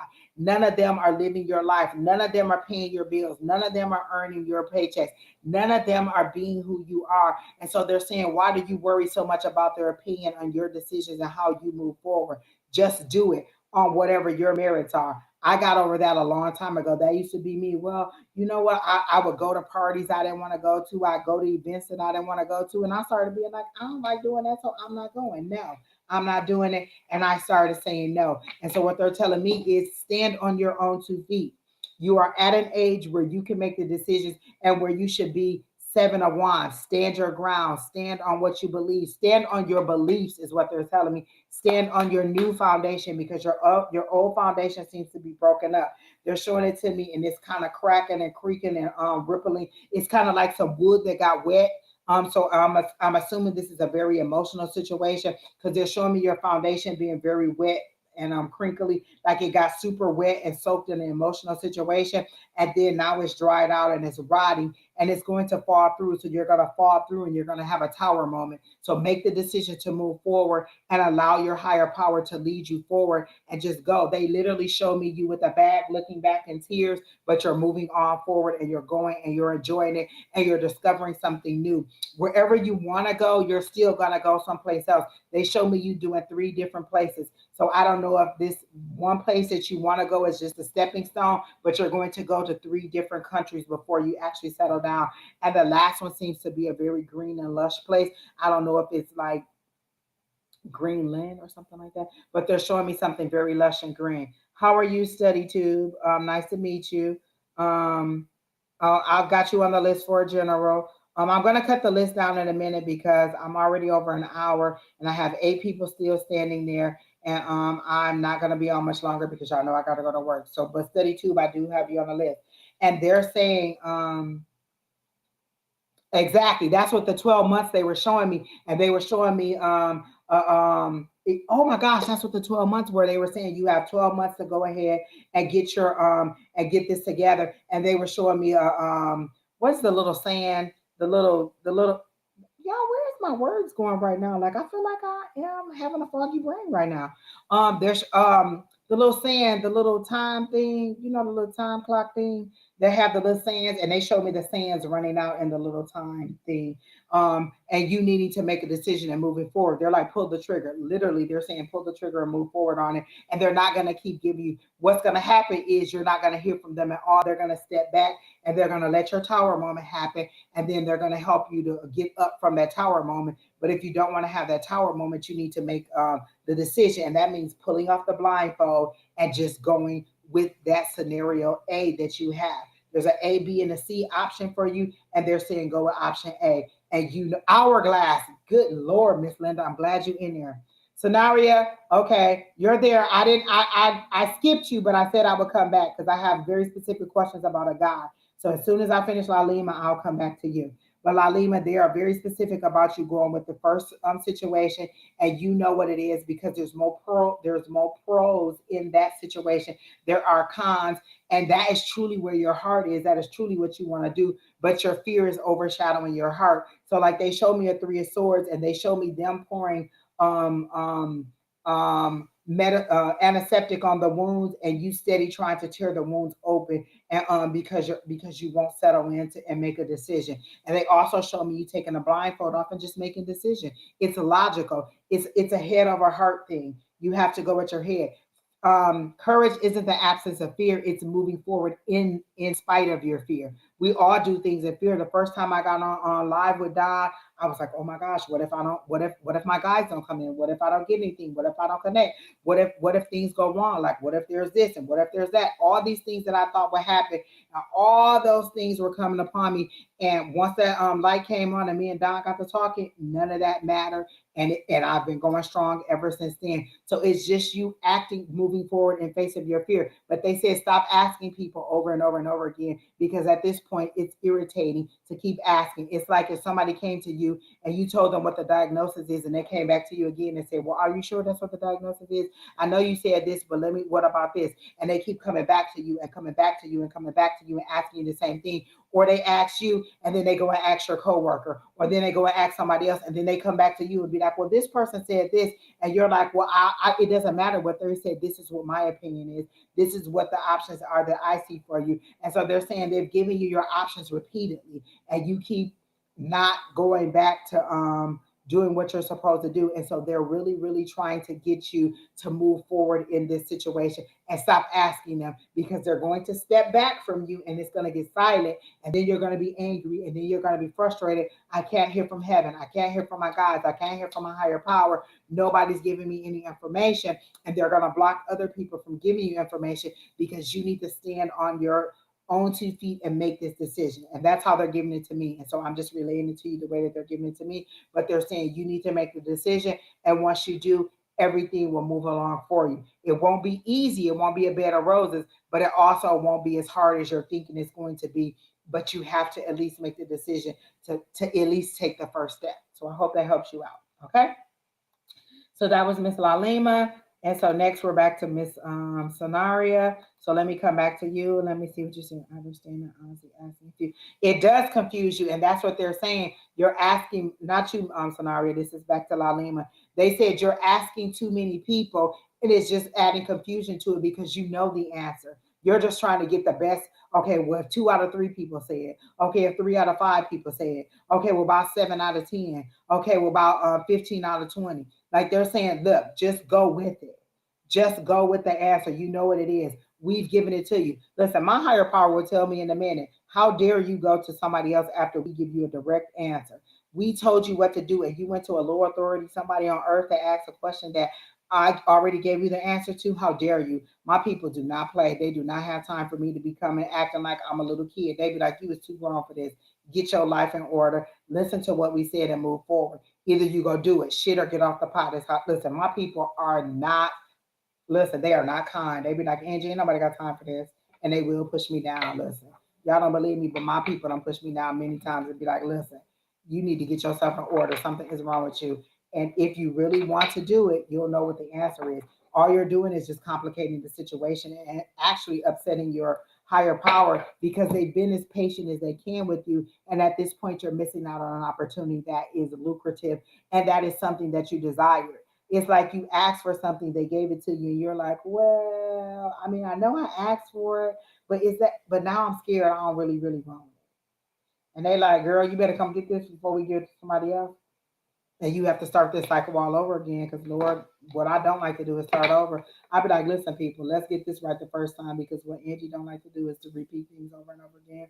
She's too old to be repeating stuff. All right. So now, Miss Scenario, we're on you. And the first thing I saw for you was a guy. Scenario, you be laughing at me, but I'm telling you, my guys do not be playing. They don't be having time for me to be playing these games. They be like, girl, you too old for this. So what they're showing me was this guy, and I keep seeing this. There's a guy sniffing around you or a guy that is interested in you, and he so either your nose is open over this guy or he's sniffing around you or both. He's a slim build guy, but he's an athletic guy. You're welcome, Miss Lalima, and I hope that helps you out, and I hope that that helps you to move forward, and I hope that I hear that you're actually packing your bags and getting ready to go or taking the steps that you need to in order to make this thing abroad happen for you. But again, it won't, wherever you're going the first time won't be your final destination. I see 3 different places that you'll go. And you may even end up back where you are, but you'll at least explore these 3 places. So you'll be on a long journey for a while. Okay. Yes. Or not a male. They're showing me a guy. So there may be a guy who's interested in you and you may not be interested in him, but they are showing me a guy. He's brown skin. He's slim build. He's athletic. So maybe he likes you and you don't like him, but they are showing me a guy, a male. Um, and he's sniffing around you or he kind of likes you. So if you're saying that that's not what you're into, he's into you, and maybe you just need to let him know that that's not what it is. But let me pull some cards. Let me go back to my other cards because those don't feel good. You're welcome, Miss Lalima. So are you saying no on the guy for you, or um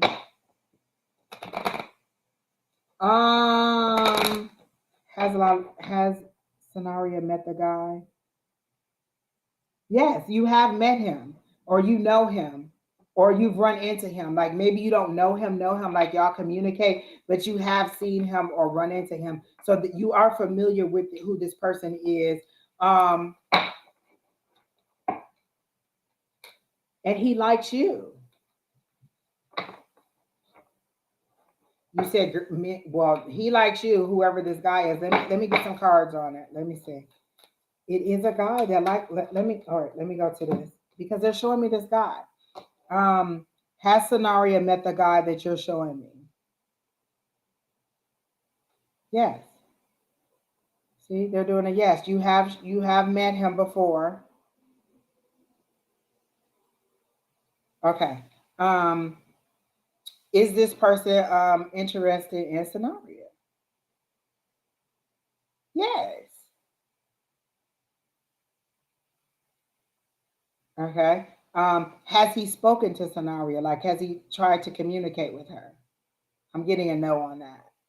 No, he has not tried to talk to you. He's a little bit shy. Like, are you kind of mean, Scenario, like to people, or like the card that I pulled for you when you weren't here was a Queen of Wands, and I was saying that you're very, you're very nurturing, you're very kumbaya. You want everybody to hold hands in a circle and just give gratitude for being in each other's presence and loving on each other, and you want everybody to just be so happy. And your family isn't quite like that. That's what you want. You want, like they show me you wanting a little girl and a little boy. Is that true? You want 2 kids, a little girl and a little boy? And they're also showing me that you really want a family that is, loving and does little cute things together. Like you want to do the pajama photos for the holiday, and you want to do things like that. Like you really want to do all those cute little things, and you don't have it, and your family just not into that right now. Like they're just not giving you that loving feeling, and you really want them to be that way. And they're saying you're trying to, like, you know what, I'm gonna build my own family, or I'm gonna do this my way and do what I want to do. But they're saying yes, you can do those things, and you can, that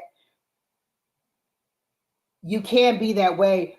So you want that in your family, but you're standoffish with the people that are coming toward you. Like you're kind of being like, I think the thing that I heard was like you're kind of that that 90s or 2000s kind of girl. They gave me the song I'm Real by Ja Rule and Jennifer Lopez, kind of like that. That's kind of how you are. You're kind of like that little attitude kind of thing like that right now.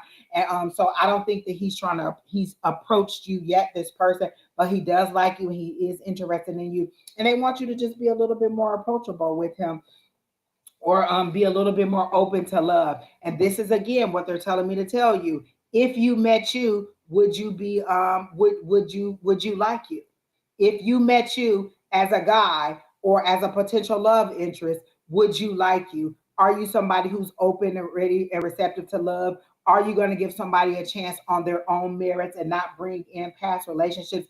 Are you ready for the love that you say that you're ready for? Or are you too afraid of getting your heart broken to even try love? Listen, I will get out there 1,000 times and try it over and over and over again. I told you how the disgusting things are online, but I get out there over and over and over again and be like, well, let's try it again with a new round of disgusting things and see what we're gonna get. Let's see if this one want to take me out, if that one want to take me out, and I just keep getting back out there because eventually it's going to mesh right, and I'm going to meet the right person, and I'm going to find that love that I want. So I just keep calling in love. I keep envisioning love. I keep envisioning me traveling to Jamaica or to some island with this clear blue water, and me in my little bathing suit, and me and my person having a good time, and just having little drinks in our little coconut by the sea, and just having a great time. And so you have to decide that that's what you want. Actually, I want to go to Brazil, y'all. That's where me and my person gonna go. Our international trip gonna be to Brazil. That's what we gotta do. Our romantic trip. Yeah, I'm already calling that in. Put my people on it. Y'all heard what I said. We want to go to Brazil.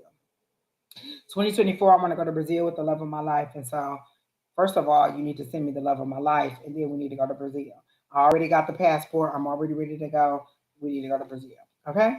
I've only been in one relationship. I don't know what I'm doing. Okay, but that's how you learn. How do you learn how to be in a relationship? Is that you learn how to interact with people. So that's how you know how I learned the things that I liked in a relationship, by experiencing the things that I don't like. Oh, okay, I don't like for you to talk to me like that, so I'm not gonna allow you to talk to me like that. Oh, I don't like when you treat me like that, so I'm not gonna allow you to treat me like that. Oh, I don't like to establish those kind of protocols at the beginning. Like I used to be the person who, I would cook for you. We would do all this. Mm-mm. This guy I just met a couple days ago. He like, oh, okay. What you doing? What you cooking today? I said, oh, I'm gonna make some enchiladas. Ooh, can I come and get a plate? Absolutely not, sir. I don't even know you. You could be a murderer. You might come over here, eat some enchiladas, and then choke me to death. Like, no, sir, you cannot come to my house. What is this? A lifetime of TV for movie? No, people, no. I have watched dating shows, and I've watched. No, you cannot come to my house. Like, we don't even know each other like that. You never even bought me Starbucks, and you think I'm just about to cook you a whole ass meal? You're not my husband, no, sir. Back up. Give me 50 feet, sir. And so you have to establish those things and say, no, I could have been like, oh, yeah, come on over, blah, blah, blah, because that's what he suggested. No, you cannot come over to my house. You cannot come eat none of my food. First of all, you ain't put in on this, sir. We just not, no, no, no. And I have a child, and I don't want to have me and my child have to beat your ass. No, because, oh. So you have to establish what you want in a relationship. So first you have to know what you like. I am a person who likes a person who I'm a very romantic person, so I like to go out and do things. And when I say romance, that doesn't mean you have to spend a lot of money. We can stay home, order in Chinese, watch the football game. I am such a sports person, so we can watch the football game, we can watch the basketball game, we can order in food, we can have a beer, we can have some medicinal, and we can sit and have a good night. That's romantic to me. We can go out and have dinner. I do want a fancy date, so I know the things that I want. So those are the things that I set forth. And if you don't seem like that type of person, then I'm not going to move forward in a relationship for you. So you have to know what you like, not what they like. You have to know what you like. Yes, some guys are weird. A lot of guys are weird, but some girls are weird too. And some of the things that we do are weird too. Some of the things I do, I think are probably weird. And they be like, what the hell is you doing? Like when I go in there and talk to Bertram every day, my little fish, they probably think that's weird. But that's what it is. And so you go either deal with it or you not. It just is what it is. They may think that it's weird that I'm online giving psychic readings, but you either go deal with it or you're not. Everything is weird to somebody, or somebody may not like everything you do. So you have to decide what weird you like. What is it that this person does that is okay enough for you to like it, that you think is okay? You know what I'm saying? Like, so you have to decide how much of this person you can deal with and what it is that you want. So first you have to establish, well, what kind of love do I want? Do I want somebody who's touchy-feely? Do I want somebody who likes to go out? Do I want somebody who's funny? Do I want somebody who's athletic? Do I want somebody who likes to be out? Somebody who likes to stay in? You have to call those things in and know what it is that you want. What kind of person am I? I'm a person that likes to do things outside. Well, wait. When I say things outside, I don't mean like camping. Don't be like, oh, let's go load up the trailer and go to the middle of the woods and eat outside and be sleeping in a tent. Not outside like that. Like, let's go for a walk outside. Let's go to an art show outside. Let's eat outside on a patio. Not live in the wilderness like we're poor. We're not doing that. Okay, let's establish that, sir. No, not that, not that, not that. What I'm saying is, I like to do fitness challenges. I like to get and people involved in the community. I like to do fundraisers. I like to do stuff like that. And so I need this person to be somebody who likes to participate in things like that. I'm usually a family center person. I like to go do stuff with the family. I like to go out and eat, like, a couple times a month. I like to go to the movies. I like to go to shows. I like to go to comedy shows. I like to go to artsy things. I like to go to musicals. I like to do a lot of things. So I want somebody who's wanting to accompany to me those sort of things, who's open to cultural things, who open my eyes to cultural things, that we can do things together, we can experience things together. I want to go skydiving. Maybe you want to go skydiving with me. Maybe you want to go parasailing with me. Maybe you want to travel the world with me. I met a guy and we were complete opposites. He only liked soul food, fried chicken, greens, ham hocks, blah blah blah, stuff like that. He didn't like seafood. He didn't like to travel. He only drove anywhere that he wanted to go. He was in his 50s. He had never been on an airplane. He was this, he was that. He was very set in his ways. And before the end of the conversation, I said, you know what, sir? I think that we should go ahead and just disconnect because we seem to be total opposites. And there's no point in us moving forward because you're very set in your ways and I'm very set in my ways. And we're not going to meet in the middle. All he wanted to do was stay at home and have somebody cook dinner for him, and it had to be soul food, and it had to be this, and it had to be that. Can you cook? Can you clean? Well, first of all, sir, we just met. This is our first conversation, and first of all, what you want is a maid. That's what you asking for, a maid and a cook. You're not asking for a spouse because if all you want to know if I can cook and if I can clean and what I can cook and things like that, you want a maid. You don't want a spouse. I want to know if you want to travel. I want to know if you like to go out and do things. And so I could see from the beginning that we weren't compatible. And so I shut that situation down. So if you know who you are, finding somebody who's compatible to that isn't hard. It doesn't matter what they are. You attract what it is that you want. So if you want somebody to do these things with you, that's what you'll attract.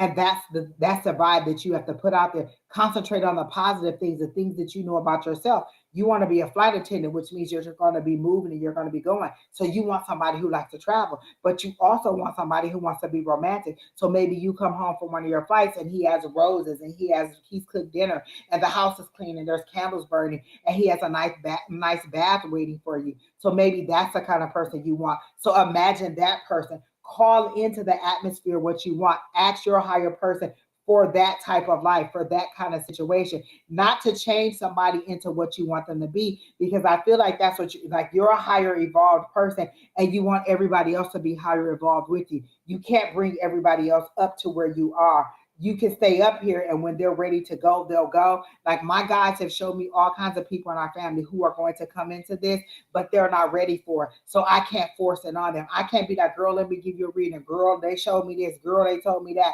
They're not ready for it. When they are ready for it, I'll be ready to answer their questions. When they are ready to talk about it, I'll be ready for it. So you have to stay where you are and hope that they'll meet you up there, or you move on to somebody else who's ready for them and hope that your higher power will bring in people that are like-minded and higher power. And I think that's why your higher power wants you to get you out and travel so you can see the world. You're a little bit naive right now and you haven't really experienced a lot of stuff. And so they're protecting you, definitely have you in a protective bubble, but they want you to get out and experience the world and see things differently. I used to be that person where, oh, I'm not never leaving Michigan. This is my hometown. I ain't never gonna leave it. Girl, I went on one trip and saw the West Coast, and I was like, oh, I'm leaving. I ain't never, listen, put your mom on the phone. I ain't never coming back. I am leaving. Like, lo and behold, the straight up Harlem Nights came out of me because I was ready to go. And I made the move and I've never looked back and I love it. And now that my son is entering that stage where he's about to go off on his adult journey, I am ready to travel. I'm ready to do things. And so you have to decide what you want to be and allow your higher power to bring that in. There My mom, again, I say this all the time, my mom isn't into this. She doesn't, believe in the readings. She doesn't do that. She is saved, sanctified, and filled with the Holy Ghost. You know what I'm saying? In some capacities, she's, a little bit hood. But she doesn't do the reading, she doesn't do the psychic, and so I don't discuss those things with her. But my higher power gave me a tribe of people who are on that same wavelength with me, who do support me in that way, who do encourage me in that way, who do lift me up, who do make me spread my wings and fly. Like I said, Don encouraged me so many times to get on live. I wouldn't be here but for Don on Sonoric Mystic Tarot, because he kept saying, Angie, I want you to come on live, I want you to come on live. And I finally came on live and I was hooked. And so you have to decide what you want to be, how you want your life moving forward. You can't let it depend on somebody else. Like my sister Keena, she's not in a good place with her guides right now. So that doesn't mean that I pull back. That means that she's pulled back. They giving me messages about her and how things are going to work out for her, because I am worried about her. But there's nothing I can do to make her get out of the mood that she's in now, until she's ready to communicate with them again in a way that is acceptable to her. Then she's gonna be where she is, and I can't do anything about that. I can't pull her forward. I can't live her life for her, and I can't make these things happen for her. But I can't keep sending her positive energy. I can't keep encouraging and saying, well, what is it that she needs to do? What is it that I can give her in order to help her journey to move forward, or to help her to find that peace? And so only thing I can do is keep sending her positive energy. And so you want your family to be something, just send them positive energy. Don't get frustrated when they're not what you want them to be. Send them positive energy that they'll be who they are, and you'll be able to deal with who they are, or that they'll elevate to a higher level. A lot of times we bring people in, like some of the people that are in our group are my friends from high school. Never thought that they would have even thought about doing it, and now they're into it too, and they're elevating up to that level too. So we're all bringing somebody in, each one teach one. And so on this journey, you may be doing it alone, but you're not. You may be doing it by yourself, but you're not alone. So go ahead and step out there. When I moved here, I moved with me and my son, and then my sister came later, because had I not left, maybe she wouldn't have left. And so we all started to migrate out of our hometown. My brother told me a long time ago, he said, you set the stage for us.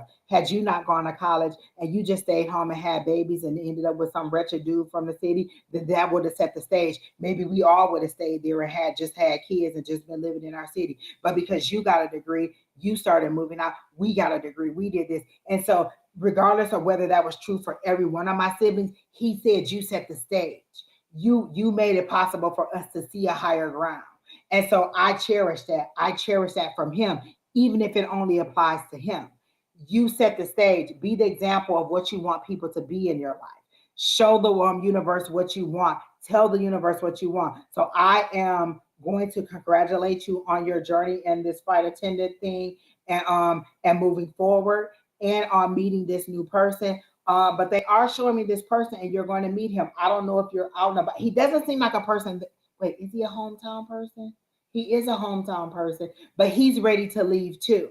So he doesn't seem like he wants to stay where he is either. So he's ready to travel too. So this person is a good match for you. He's not your forever, but he is somebody who'll be kind to you and give you the gentleness that you need in order to be nurtured. Like you said, you've only seriously dated one person. He's gonna be a little bit better. Like they show me tears, and like maybe you not having the best past relationship, but this person is gonna be a little bit better. And so each one will get a little bit better, and you'll learn from it. Does his name start with an A? Let me see. Does the guy that you're showing me for scenario, does his name start with an A? I heard a no, and they're giving me a no.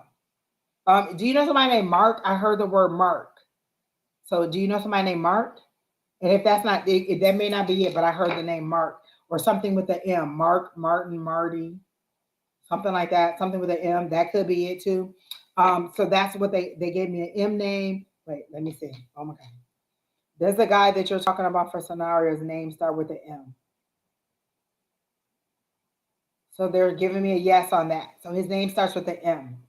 So you've met him before. You may not know his name. You met him. You've encountered him, but you may not know his name, and he hasn't approached you. But his name starts with the M, and he's a good person for you. He'll be nice. He's kind of green around the edges too. Like he's a little bit shy too, and so you two will kind of meet and kind of get to know each other and kind of fumble through the relationship and make some discoveries about what you do and do not like in a relationship. Okay, but they did show me an M name. I do see good things for you. I'm going to pull a couple cards for you for 2024. Oh my God, these readings are so long. I need to hurry up because I have 7 more. And it's already 8:32, and y'all know I got to go to bed because I got to go to work tonight. So let me pull some cards for this relationship. Give me some information on this relationship for scenario, or for 2024 for scenario. Oh, I got the world card. So you definitely will be traveling. That's success. Everybody's getting the world card because y'all need to get out and go, people. That's what they're saying. Y'all need to get out and go. That's what they're saying. So they're showing me you getting out, you moving, you going. That's success, that's achievement. And I always like the world card because I don't know if you can see it, but one foot is in the old world and one foot is stepping into the new world. So that's you making changes. That's that transformation. I love the world card because that is you moving forward. Let's staying back here and not forgetting where you came from or what that old world taught you and how it built you and made you who you are, but still exploring that new world and ready to move forward. Okay. You said I can't wait to go to London. Oh, girl, go. Definitely. Listen, I'm trying to go to Brazil. You trying to go to London. We'll meet somewhere in the middle and have a good time somewhere else. Let me tell you. Okay. So what's the other thing that they're gonna say? Let me see what else they're telling me about your 2024.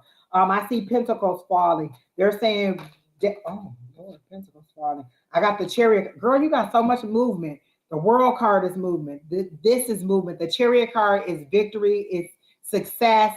It's that victory after a loss. That's you moving forward. That's fast. It's fast movement in this one. The chariot card is that fast movement. That's that balance. That's what you need. That's that motivation to go. So your 2024 is going to be fast moving. They're showing me laughter. They're showing me the 3 of Cups. So you're going to have celebrations there. You're going to have a great 2024. But they're showing me pentacles falling. So that's good money. And they're saying use these opportunities to work hard now in your youth so that when you get older, you're not working multiple jobs like I am and working as hard as I am when I should have spent more time working in my youth than I did and traveling. But see, you're working and no, don't no. I love the fact that I am able to work multiple jobs and have multiple streams of income and get the things that I want to set my goals.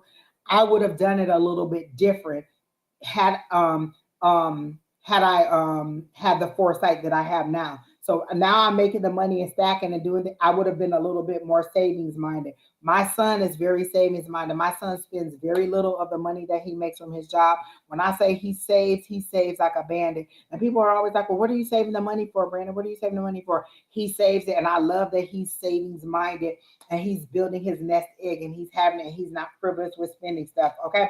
So I love that that I have the opportunity to work. But what I'm saying is stack your money now so that you can enjoy it a little bit more in your when you get older and when you start to establish your family. But go ahead and work hard now, but play hard too, because the thing that you're going into, you can work and play hard at the same time.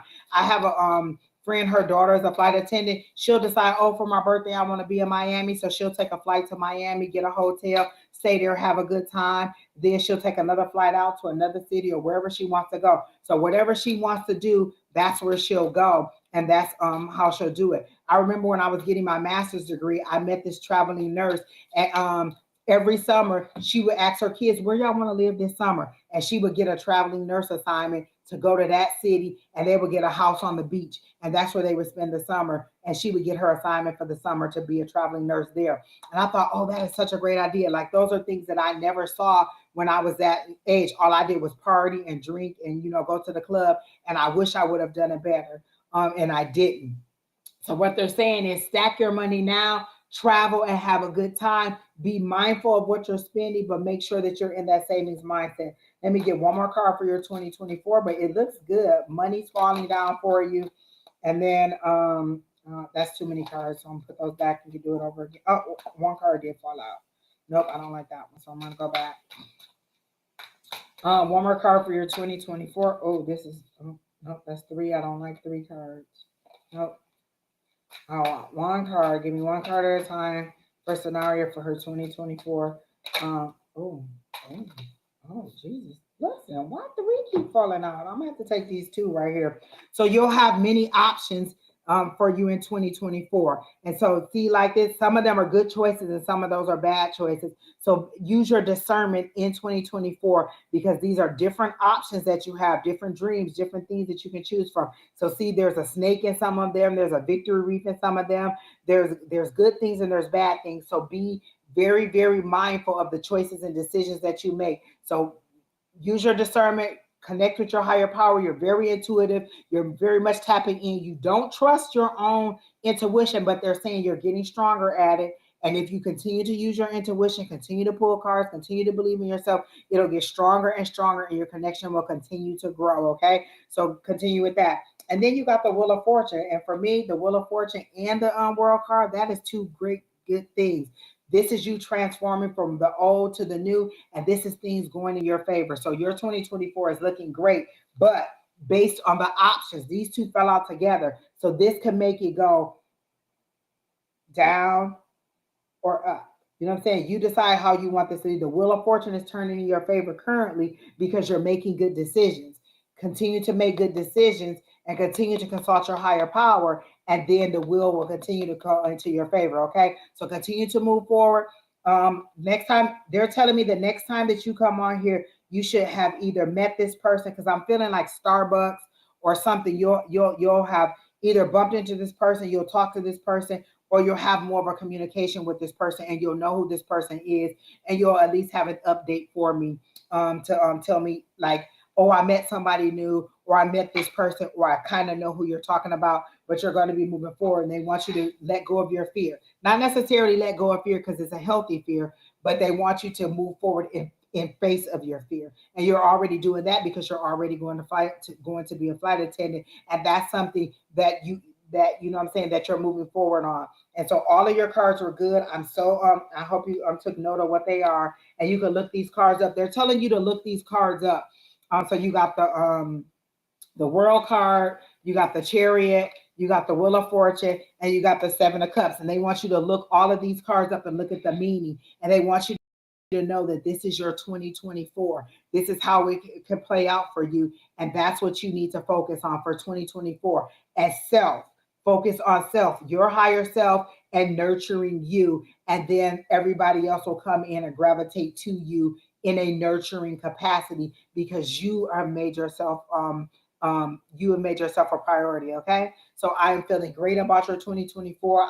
I'm looking forward to it, and they're saying by 2020 by by Christmas, you'll have a great announcement to make for us. And I don't know what that is, but you'll have a great announcement to make for us by Christmas. So it'll be before Christmas. You'll make this announcement and you'll come back. So good luck to you and come back and let us know how it goes. Okay. So I'm looking forward to hearing about that.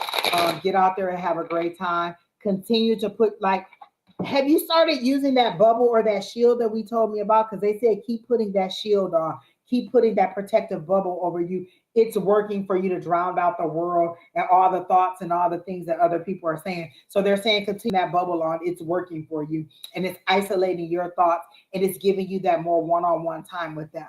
So they're saying continue to feed yourself positive things, continue to read those self-help books, and things like that. So they're showing me that you're using that protective bubble and they continue to want you to do that. I did pray every morning and tell God. Exactly. Okay, they see you doing it, they're loving it, they're hearing you, they're communicating with you, and now they want you to listen to them. And so the isolation is working. You're filtering out everything else from around you and you are hearing them more. So they want you to concentrate on hearing them more. They're hearing you. Are you hearing them? So they're very pleased with the progress that you're making and they just think that you are just so cute and they really see the potential in you. They show me you growing in stature from a little girl because you're still to them you're still a little girl growing up, and they just show me you growing into a powerhouse, into a businesswoman with a briefcase and with your little cute power suit on, and you just moving forward in your power. Stand in your power. Right now, you're still growing. And so saying that you're still a little girl to them is not a bad thing, because that's you allowing them to mold you and to grow. You're not so hard and set in your ways that they can't reach you. And so seeing you as a little girl, they're just seeing you grow up to them. This is your higher power seeing you grow up, and they're getting to nurture and heal that little girl as you grow up. So they're pleased that you're still a little girl to them, and they get to mold you and shape you and help you to grow. But your whole outcome is just such a beautiful adult young lady who is so sure of herself and so comfortable with who she is. Whatever your you seem to have a power song or a theme song that you listen to, and they're okay with that song. Keep playing that song when you're having a bad day or when your energy's low. They say put your music on. Mine right now is that I'm That Girl by Beyonce. It's the first song of Renaissance. And all I hear when people start getting on my nerves, or people, all I hear is these motherfuckers can't stop me. And I play it over and over and over again. And I just listen to it because I have to tell myself these motherfuckers can't stop me. I have to move forward. So that's what I want you to do. Oh, they're bringing me to tears because they're so proud of you and they're so happy for you. So keep listening to that song. Keep getting that positive energy. Keep protecting yourself, and they're protecting you and they're guiding you. And they want you to keep spending that time with them every morning, or however you set that time aside. And when you're angry with them, they're saying, let me know. Write that out. Spell that out. Let them know, because that lets the emotions play through and your frustrations go by. So they're okay with you being angry with them, with you being frustrated with them, with you saying, I don't understand what you're saying. Tell it to me a different way. Why can't I get this? I remember telling my guys, listen, I don't understand what you're saying. 1 plus 1 ain't equal to 2 to me, so you need to tell it to me a different way. So that's what they want you to do. But they're so proud of you, and they're so anticipating who you'll become and giving you the things that you want. It's like they're sitting here like this, and they just have all these things waiting to give to you. And they're like, whenever she's ready, they're reminding me of a dream that I used to have all the time. I used to walk up to this doorway, and it was just a doorway, and it was just a whole bunch of people, and they would be holding boxes out like this, and it would be presents. They were gift wraps, and it was just as far as I could see, and their arms were out like this, and they would just be holding the gift for me as far as they could see. And I wasn't trying to go into the room. They weren't trying to come out to me, but I was just standing at the room. Nothing was blocking me from coming to the room. And that was my higher power saying, we have all these gifts for you. We're ready to give them to you. When are you going to step into the room? When are you going to be ready to receive these gifts? And so they were showing me just gifts, just rows and rows and rows of gifts, and people just ready to hand me gifts. And all I had to do was step into the room. And that's what they're showing me. They're standing there with all this stuff that they want to give to you. You just have to be ready to receive it.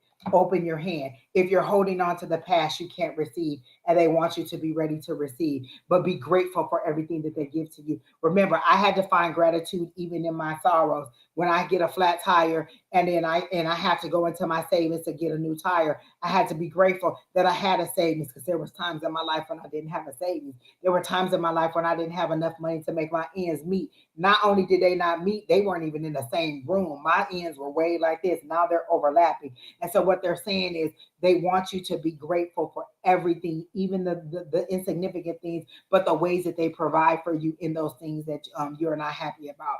But express to them even your sorrows and your frustrations, so that you can work through those, and then you can co-create together. Okay. So I hope that helps you out. I hope that was a positive reading for you. I really felt like a load was lifted off your shoulders, and you feel like, yes, I am moving in the right direction. I feel like it was a confirmation, like, ding, that's a confirmation, ding, that's a confirmation, ding, that's a confirmation. And then I feel like a light bulb came on for you, because you don't think that you're ready for love. And they say, yes, you are. You're calling in love. You're nurturing. You're ready for it. You're just a little bit fearful. You don't have to jump in like the fool, but you have to be ready to receive it, and they'll give it to you. So you got all the confirmations you need. You got all the confidence you need. You got everything to know that you are moving forward. And that's what they want you to know. Stay focused. Stay like this. Forward movement, forward movement. All your cards were positive. Remember to look those cards up and keep that for you. Okay. So good job. You're making me cry. So I'm going to move on and go ahead and leave you alone now, because they're making me cry and I don't want to cry. Okay. So who's next? Shamanta, are you still here? Um, you're next. Shamanta, then Stephanie, St. Augustine, Tina Bug, you're after that. So those are the next three. Is it Shamanta? Shamanta, and Stephanie and Tina Bug. So whichever three of you are here, you're up next. Okay. So you're welcome, Miss Sonari. I hope that helps you out. Stephanie St. Augustine, you're here. All right. So then we'll go with you since you're here. And Shamanta has not answered me. I'm not taking you off the list, Shamanta, but since you haven't answered, I'm going to go to St. Augustine since she's here. All right. So you said from your highest, a reading for my highest. Okay, cool. Tina Bug, you're here. Okay, so I see you're here. Good, good, good. All right, so Stephanie St. Augustine. Let's see.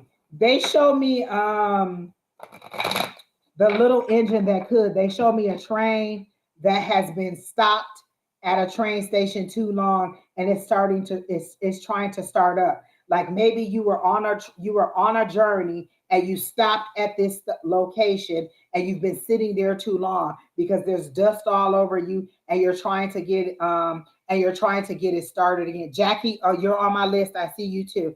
You're trying to get started again and it's like you just chugging and trying to get the engine started again, trying to get your start to going on again, and they're tapping on the engine and saying, if you're ready, we can move forward.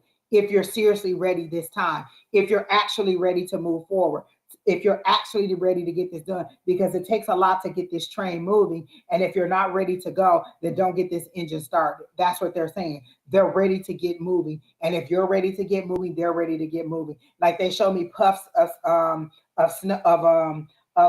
smoke coming out because they're ready to get this train moving and they're ready to get you moving forward. Okay, you said you're moving now. Cool. So they're ready to get this engine started. And they're saying if you're ready to go, then they're ready to go. And it's gonna be a fast moving start. So for you, what's for okay, so give me some information for Stephanie's highest and greatest good. What is for her 2024? What do you want Stephanie to know? What is the best advice for her? Dang, I got the Wheel of Fortune, so things are turning in your favor. You've had some setbacks. You've had some situations that have not gone right in your life, or that have put a halt in you. Like it's like somebody put a wooden stake through your heart, and when they put that stake in your heart, they nailed you to the wall, and you couldn't move. And you're like, I don't know which way to go. And you've been praying, and you've been crying, and you've been trying to move forward, and you just don't know what to do. And they're saying it's turning in your favor. Things are going to happen for you. The bottom of the deck is the Four of Wands, and that's the reunion card for me. That's also stability. A lot of people call it the marriage card, but for you, it's reunions, it's rejoicing, it's reuniting with family, it's getting back together and getting back on track. They're showing me that train moving, like it's very slowly. Your start is really, really slow. But remember, once that train gets to moving, it gets to moving. So be ready to move forward. And they're slowly pulling that stake out of your heart. They're slowly pulling it out, and they're not snatching it out because they don't want you to bleed too much. They don't want you to bleed out. They don't want it to hurt too much. So they're slowly pulling it out, and it seems to be a painful process, but they're slowly pulling that stake out. But what's happening is as they pull it out, it starts to disappear. They're healing it. They're taking that thing that weapon that was used for bad, that was there to that you saw as a tool of that slowed you down or stopped you. They're using it as a healing device. So what they're doing is they're pulling it out, and it's taking you off of that wall. It's taking you out of that hangman energy, and it's taking you from being nailed to that wall.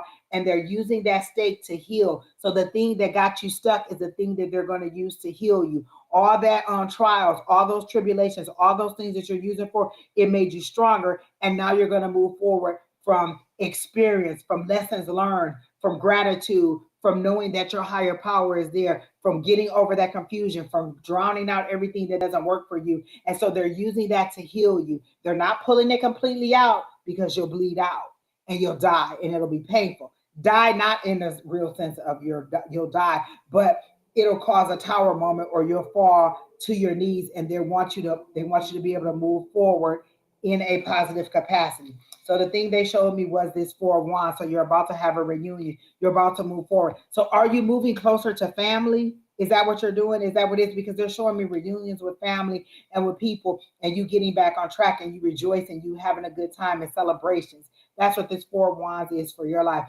Fours are stability. I love stability in your life.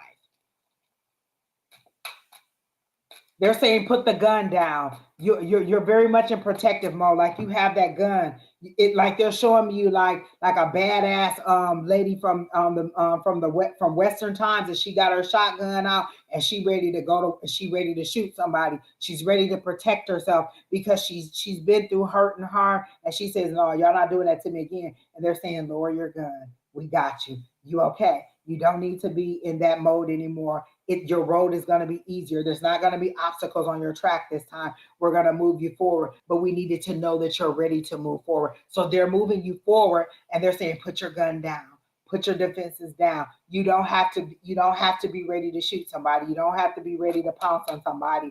We're going to move you forward in a softer light. Okay, so they're ready to move you forward. Thinking about moving in my grandma's extra unit. So they okay, so that's the reunification that they're saying. So let me get that. Um um is it a good idea, or is it a should Stephanie move into her grandmother's extra unit? I'm hearing a yes, and I'm getting a yes. So yes, go ahead. It'll be the family that you want. It'll be the reunion that you want. It'll be the closeness that you want. And they're saying yes. And they're saying put your gun down, put your defenses down. Go ahead and move forward. You don't have to be so worried about strife coming your way. Things are going to work out for you. The star card, your wishes are going to start to come true because now you're ready. Now you're capable. Now you're confident in things working out for you. You're still a little bit afraid. You're still a little bit confused. Okay, well, if I go out there and do this, is it really going to work out for me? Yes, it is going to work out for you. And here's that King of Pentacles. You're going to make better financial decisions. You're in your leadership mindset. You're in that building your community. What does a king do and a King of Pentacles? You see all that growth around this person? That's growth. That's lush green. That's being able to look at that kingdom in the background. That's his kingdom back there. That's the growth. That's him sitting on his throne. You're going to make more business focused decisions. You're in your leadership mode. You're in your taking care of your family mode. You're all in that space right now. And so now that you're out of that strife, and look, I'm going to move forward in a better capacity. I'm going to make better financial decisions. I'm going to make better emotional decisions. I'm going to make better decisions for my family. I'm ready to move forward in confidence of my higher power and not the people around us. A lot of time we get distracted by the things that people tell us to do. Well, girl, if I was in your situation, I would do this. And girl, if I was in your situation, I'd do that. If you were in my situation, you would handle it differently because your guides will be telling you something different than they're telling me. Everybody does things differently, and it shoulda, coulda, wouldas are different. There's a lot of things I said that I would not do in a relationship, and then when I got in that relationship, I did those things that I said I would not do. So never say what you would never do, or let somebody tell you what they would or wouldn't do, because they're not walking a mile in your shoes, and they're not walking in the purpose that you're walking in. They're saying stand in your purpose, stand on your own 2 feet. Are you thinking about starting a new career? Because they're showing me a new career, like a whole new journey. Like they're like, it's like you're pulling the curtain back and you're seeing a whole new world. Like, oh, I didn't even know this was out there. I didn't even know I could do that. Oh, I could do that instead. So now I'm doing now I'm walking into something totally different, something that you haven't done. So are you doing a new career journey or something like that? Because they're showing me that it's something totally different than what you've been doing, or you're taking a new approach to something because you're pulling the curtain back and you're looking out there. You're looking for different employment. Good. They're saying keep doing that. They're going to bless you with it. Decide how much money you want to make, what hours you want to work, how close you want it to be to where you live. Do you want to commute? Do you want to be remote? Decide all those things and allow them to bring them into you. You decide what you want and then allow them to bring them into you. Okay. We all know I want to do this full time. I want to do it on stage. I want to do it for a live audience. I want it to be comedic.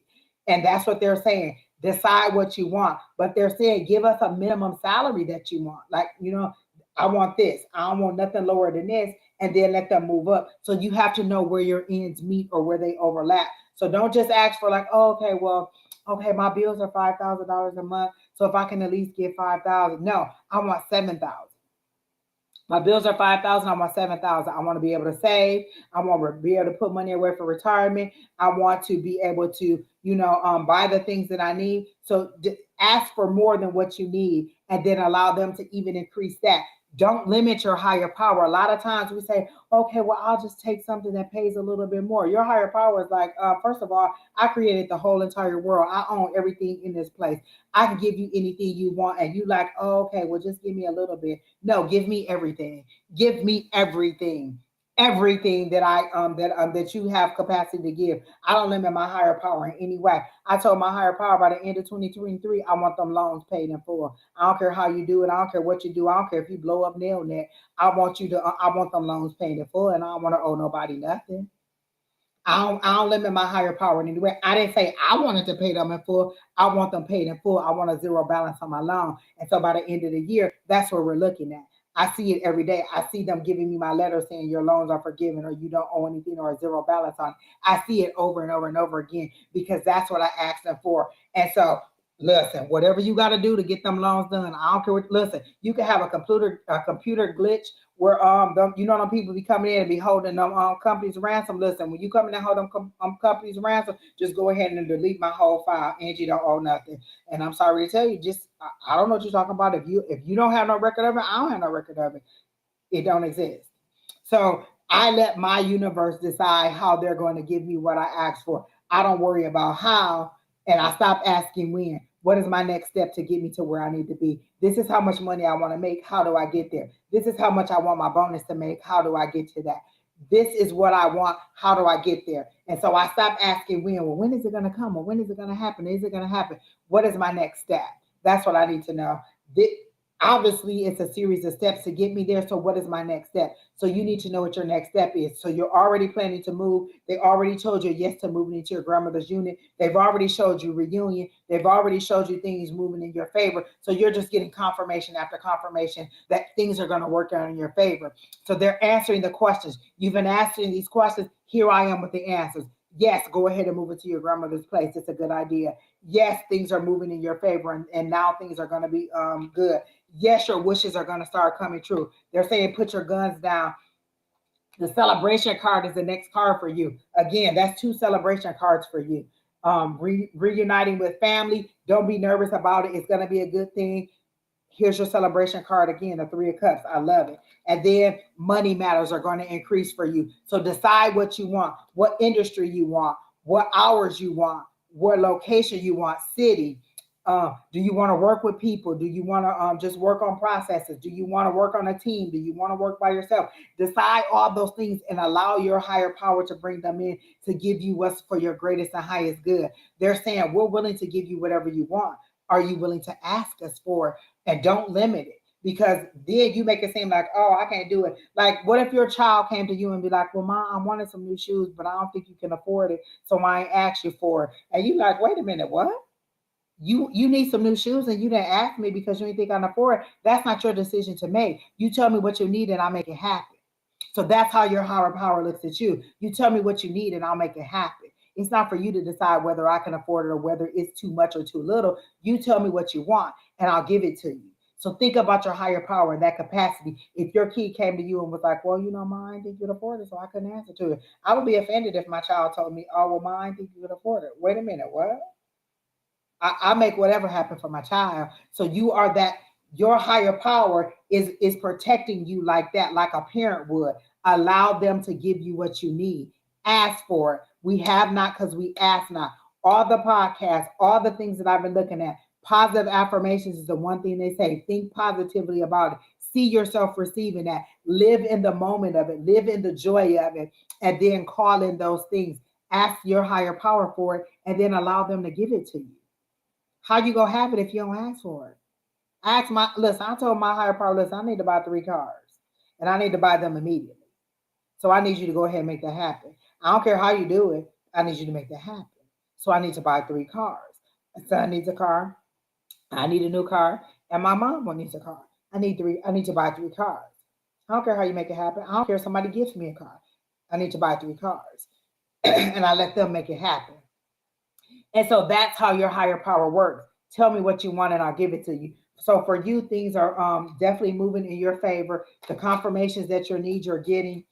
Keep praying because they see your prayers. They see you. They hear you. But they said, do you hear us? Are you listening to us? And are you believing us? One thing that your higher power gets tired of is you not believing in them. You not believing them. How dare you come to somebody, ask them a question, and then not believe what they're telling you? This is where you're standing. You're still afraid. They're saying we're not in the Ten of Wands, in the Ten of Swords with you. This is how you're feeling. You're still standing in that hurt and pain of that betrayal. Somebody betrayed you. Somebody says things about you. There was gossip about you. There was things that are happening for you that were happening to you. You're like, oh my gosh, all these painful things are happening. This is where you're standing. This is where they're trying to bring you. This is where you're standing. This is where they want you to go. They want you to forget this. That's behind you. This is where they're trying to bring you to that celebration, to that joy, to that reunion, to this. All of these cards came to come there. This is where they want you to leave. They want you to go. They want you to turn that around. You don't even see that. That's no longer there. That was your past. That was your lessons. It's time for you to wish upon your star, for you to start getting the things that you want. They hear you. Do you hear them? Are you ready to move forward? That's what they want to know. And that's why they said in the beginning, the very first thing they showed me was a train trying to get started. And they said, once we get it started, are you ready to move? Don't start this train up if you're not ready to move. Don't come to me asking me for something if you're not ready to move forward. Are you ready to go, or are you ready to go? We're ready to move forward, and we're ready to move you forward. You got all good cards. They're ready to move you forward. I want you to know that these are the answers that you've been asking for. Go ahead and move forward. Are you married? Because they're asking me something about your marriage, and they're showing me a crack in it. But you trying to open that crack up or see through that crack, and they're saying we're trying to push it together, and you're trying to see what caused the crack. Don't worry about what caused the crack. We're mending that crack. So is there a marriage? Is there something going on in your relationship or something? Because they're showing me marriage, and they're showing me a crack in the wall. So they're a crack in the relationship or something. Are you married? Is that what they're showing me? Is that what the crack in the wall is that they're showing me? And they're trying to heal. They're trying to push it together, and you're trying to see in the crack. Well, what is in this crack? Well, what is this crack that's going on? And they're saying, no, we're trying to hold it together. You're trying to pull it apart. So what is this with your relationship? Go ahead and tell me about that. What is this with your relationship? They're saying it's something small and you're going to make it bigger. Don't dwell on that. Dwell on the peace. Not married, but detaching from a childhood best friend. Okay, a crack in a relationship. And they're saying don't worry about how it happened or what caused it. They're trying to mend this situation. So either mend your heart and your emotions or mend the relationship with you. They're trying to mend this crack. So it's either relationship, it's either with, let me pull some cards on that. Are they trying to hold the relationship together? They're saying, is it worth? Okay. They're saying, is it worth losing your friend over? Is this situation worth losing your friend over? You decide. And however you decide, that's how you move forward. They'll either heal it that you move on in peace, or they'll heal it and you'll still be good friends. You decide. You decide. Because they gave me the Judgment card. So they're calling you. You decide. Do I want to move forward and still be friends with this person? Or do I want to move forward and have no more ties with this? However you decide, that's what they'll give you. This is a co-creation. So they're mending the crack. So they're either mending the crack in your heart so you can move on peacefully and tranquilly, or they're mending this relationship and they're going to allow you to repair that relationship. So you decide. Either it's over and said and done and I want nothing else to do with her, or I want to move forward and try to repair this relationship. This is that Judgment card. They're calling you to decide. We're calling you. You answer the call. What is it that you want? We'll do whatever you want us to do. You decide. That's that Judgment card that they gave me. So what do you want? How do you want to do it? What do you want to do? Is this situation worth losing your friend, or is it something that you think is repairable? However you decide, that's how we're going to move forward. No regrets. They're not judging. We judge. We see a situation as good or bad. They just see a situation as it is. She doesn't get you. Well, sometimes my friends don't get me either. Sometimes we have disagreements. So you're saying you want it to be over and done with. They're saying truly know what you want when you make that decision. Because however you decide to move forward, they're gonna move forward. They're gonna help you to move forward in that way. If you're deciding, oh well, she doesn't get me and she doesn't want to be my and I don't want to be her friend anymore, I'm gonna move on, then that's what they're gonna do. They're gonna repair that wound in your heart, in your chest, and they're gonna move you forward without her. But if you think this is something that you can work out and that you two can move forward on, because remember, you're going through something and she's going through something. It's a business relationship and a friendship. So sometimes things get blurred and communication gets blurred. So do you want to go ahead and end it all, or do you want to go ahead and try to work it out? Whatever you decide, that's what they're going to do. They're like, hey, whatever you want to do. You keep asking us about the situation. You keep praying about it. What do you want to do? Do you want it to be totally over, or do you want it to be mendable? You decide, and they'll move it forward for you. So that's the information I have for you. You decide what you want to do. The three sources on the bottom. So you're heartbroken about the situation. It is weighing on you. It is something that is tearing you up. That is is that Ten of Swords? Is that what that Ten of Swords is? You feel like she was saying things about you that you can't come back from. Is that what that Ten of Swords is? You feel like she betrayed you and that she's been saying things about you. Is that what that Ten of Swords is? Heartbroken. Is that what that Ten of Swords is? You feel like she's been talking about you behind your back. They're telling me, okay. Has this friend been talking about Stephanie behind her back? I'm getting a no. Like she's not. They're saying consider the source of who's telling you this. She has not been talking about you behind your back. She is frustrated with the situation because you two are good friends and she thought that it would turn out different, but you two didn't communicate. The friendship made you two made assumptions on the friendship and not on the business part of it. You should have established clear lines. This is what the rent is going to be. This is how this is going to be. And you let the friendship overlap into the business part of it. And now there's tension in the friendship and in the business part of it. And um, they're saying it was a lack of communication. But they're saying, I gotta know that she wasn't saying she wasn't talking about you in the way that you think that she was. Maybe she was venting about the situation and the frustration of the situation, but I don't think that she was spewing venom out there about you. And so they're saying you're heartbroken and you're still sitting in this Ten of Swords, but you don't have to. She is annoyed, yes. And you just have to talk it out and let it understand. Sometimes shame keeps us from explaining stuff. The first time I lived in these apartments that I'm living in now, I was about to get evicted, and the lady came to me and she said, "Well, had you come to me, the lady at the front desk, had you come to me, we could have worked something out." But I never worked it out. I never went to her. Some of it was shame. Some of it was believing that my higher power was going to make this miracle and things that were going to happen that was going to work out, and it did not work out in my favor. But she said, had you come to me, we could have worked something out. We could have tried to do something to keep you in your apartment, and I didn't do that. And so what they're saying is, and they're showing me that situation to say, you need to communicate with her. If you want to salvage this relationship, you need to communicate with her and speak to her and let her know what the true situation is. Don't just leave her high and dry without resolving the situation and then moving on. It's still a good idea to go to your grandmother's, but they're saying don't just leave her high and dry.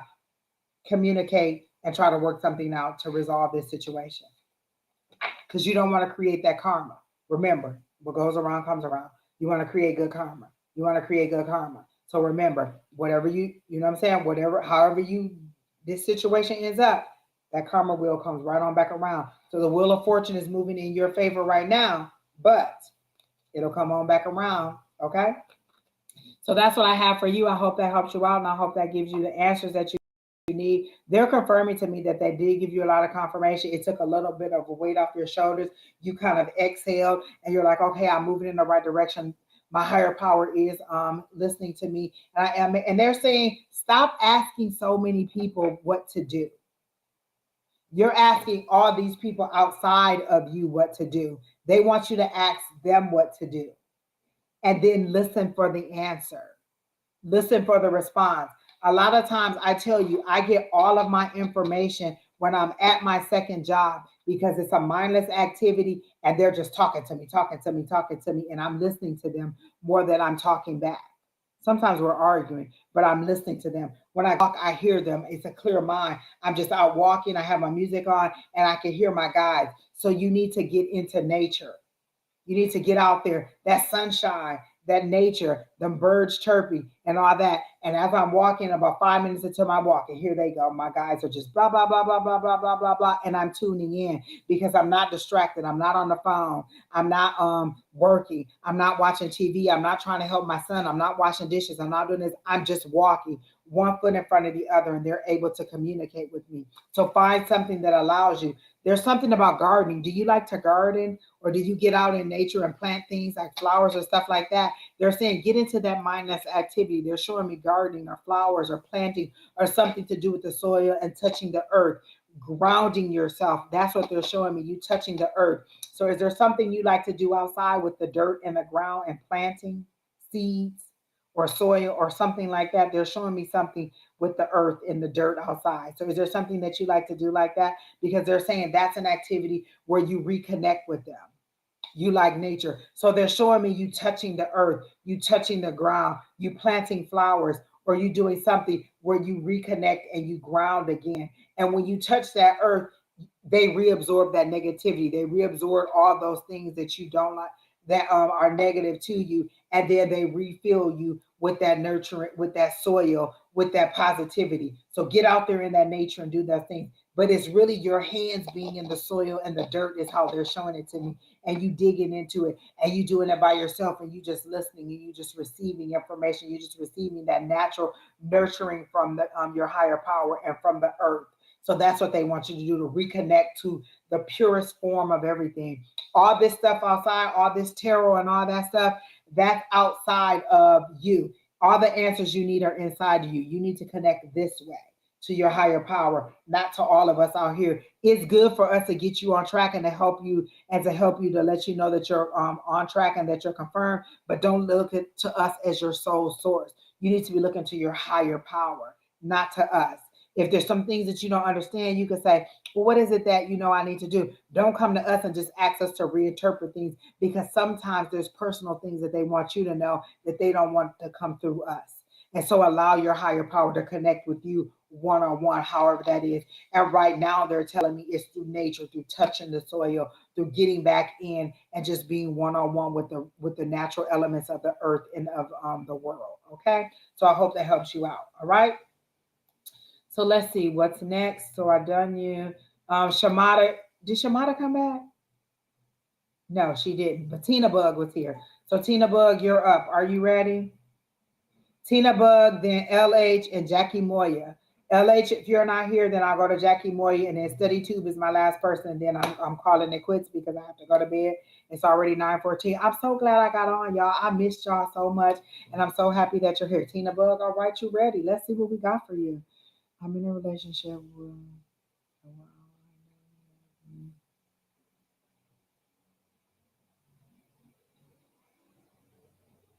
Okay. All right.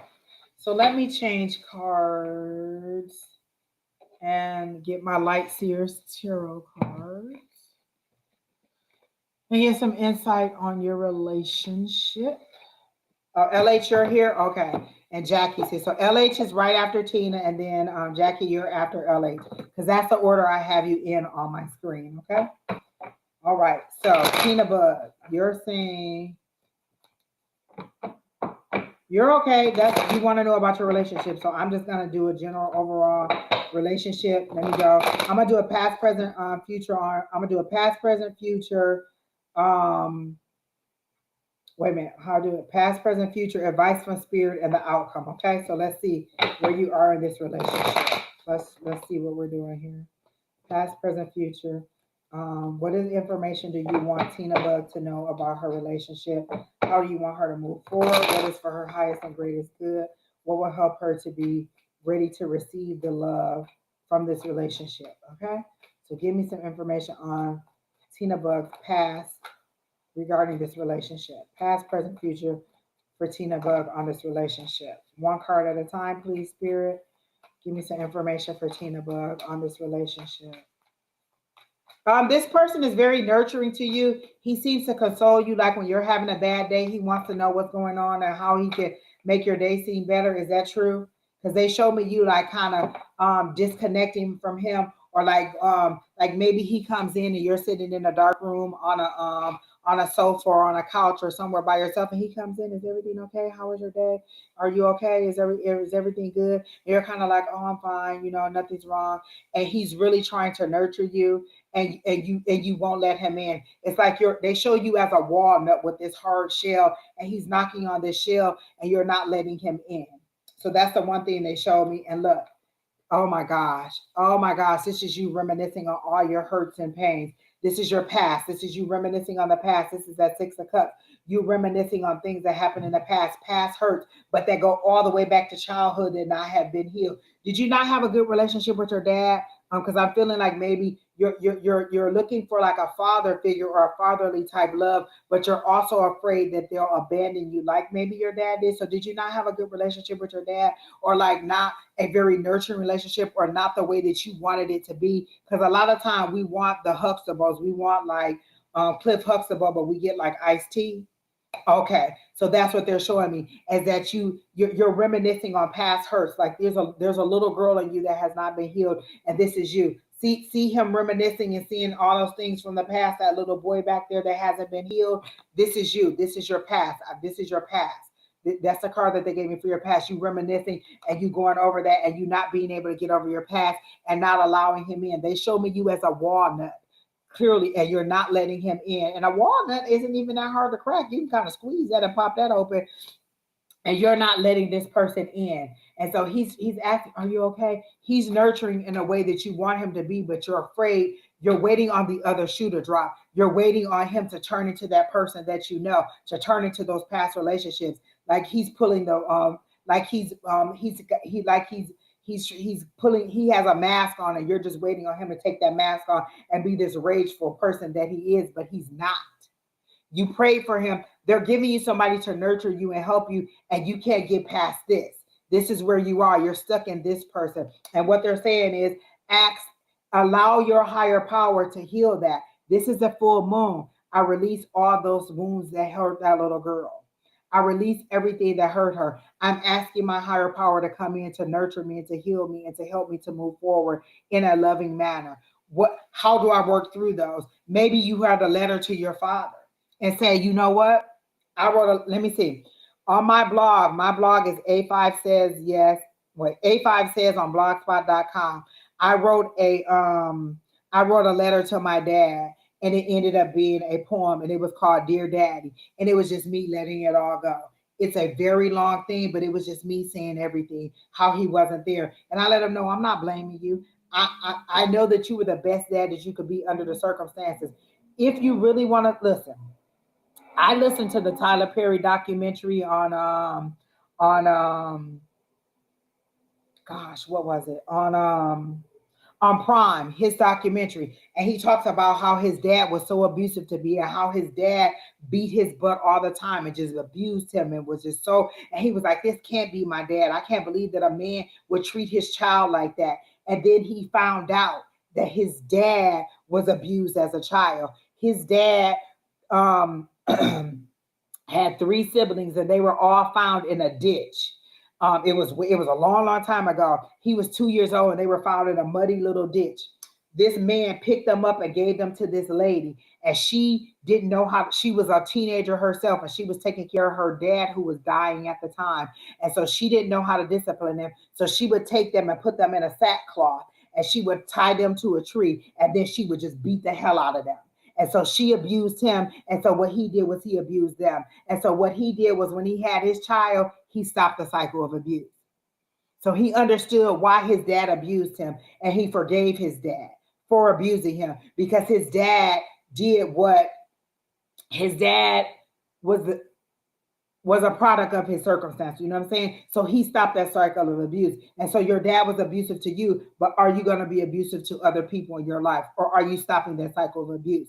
I had to learn a long time ago that my dad wasn't the dad that I wanted him to be. And I had to accept him for who he was.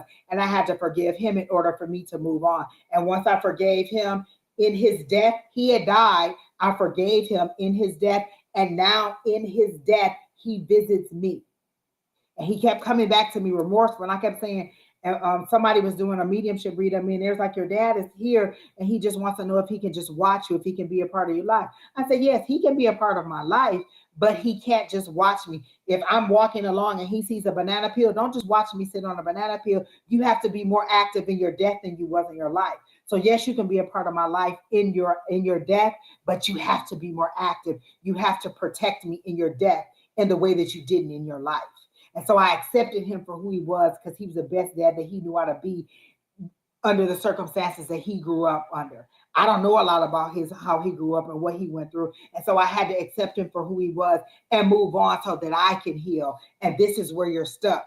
That little girl back there needs to be healed. And so it won't allow you to receive love. This person is trying to love you, and you're seeing him in the light of how your dad abused you. And you're just waiting on the other shoe to drop. You're waiting on him to turn into your dad. You're waiting on him to turn into all the other males in your life who let you down. And you have a good one, and you won't allow him to love you. But think about this. How long do you think that he's going to take this abuse from you? Because you don't think it's abuse, but you are abusing him. He's trying to nurture you, and you're refusing him.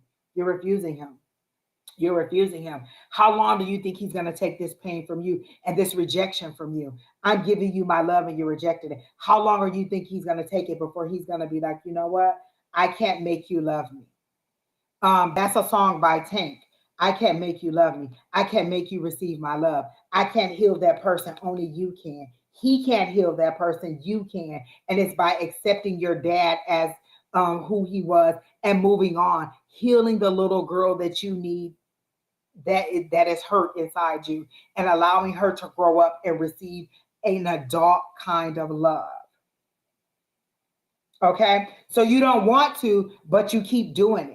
So if I don't want to do something, then I do what I can do to stop it. I ask my higher power, how do I get from where I am now, where I'm not able to receive love and I'm rejecting love, to where I'm ready to receive love? And so now we've identified that little girl needs to be healed. So what your focus is, how do I heal this little girl? Do I need to go to therapy? Do I need to tell him that this is why I'm doing this, and this and to be patient with me and to help me to move forward to that? Do I talk to him about the things that my dad put me through and say, you know what, I'm trying to heal for, be patient with me? Do I let him in that way? They still show you as that walnut and you not letting him in. He's knocking on that shell, and you're just making the shell harder and harder and harder and keeping him out. So let me go to your present, okay? All right, so let's see what your present is. Let's go to your present. What is the present energy for Tina Bud? What is the present energy for Tina Bud? What is for her highest and greatest good? Oh, okay. So the Two of Swords.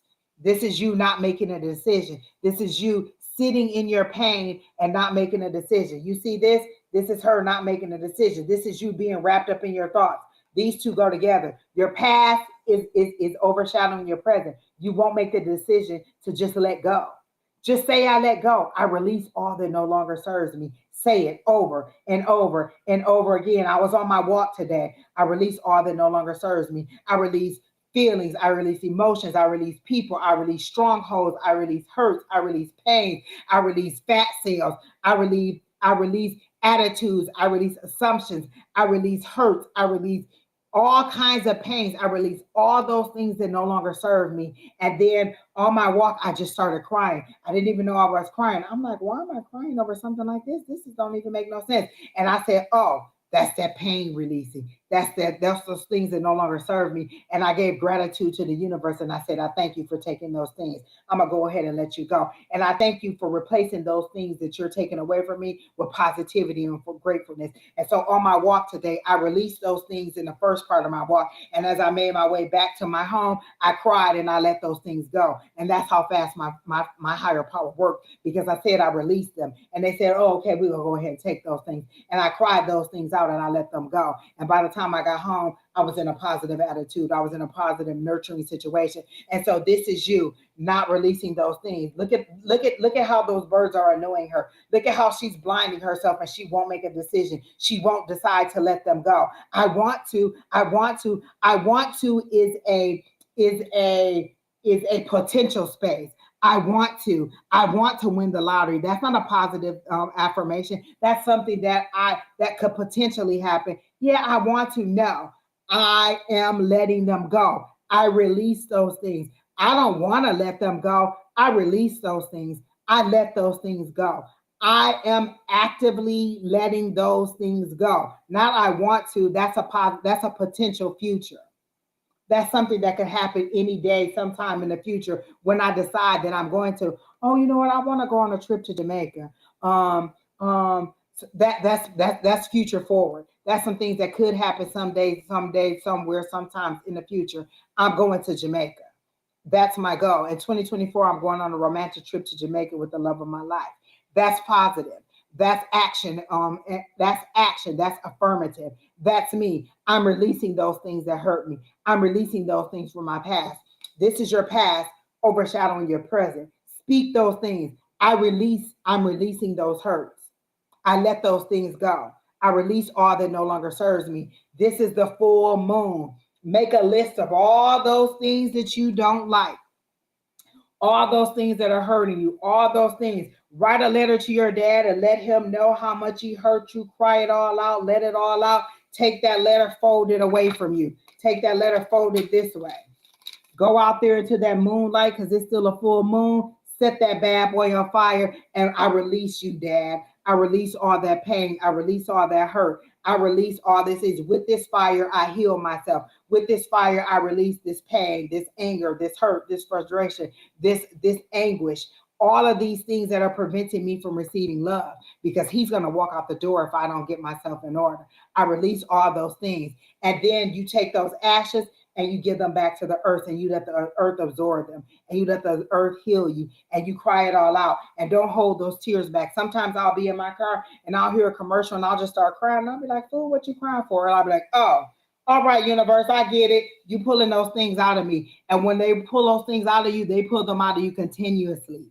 This is just you opening the door. They're already trying to pull them out, and you're holding on to them like this is your badge of honor. This is my comfort zone. This is what I know. I know pain. I know hurt. I know these things. So let me hold on to them because this is all I know. I don't know love. I don't know joy. I don't know happiness. So those things are foreign to me, and I'm not going to accept those things. I'm going to hold on to this hurt. You know how I know? Because I was that person. I held on to those hurt because hurt was familiar. Pain was familiar. I knew how to do those things. And what they're saying is release those things. Let those things go.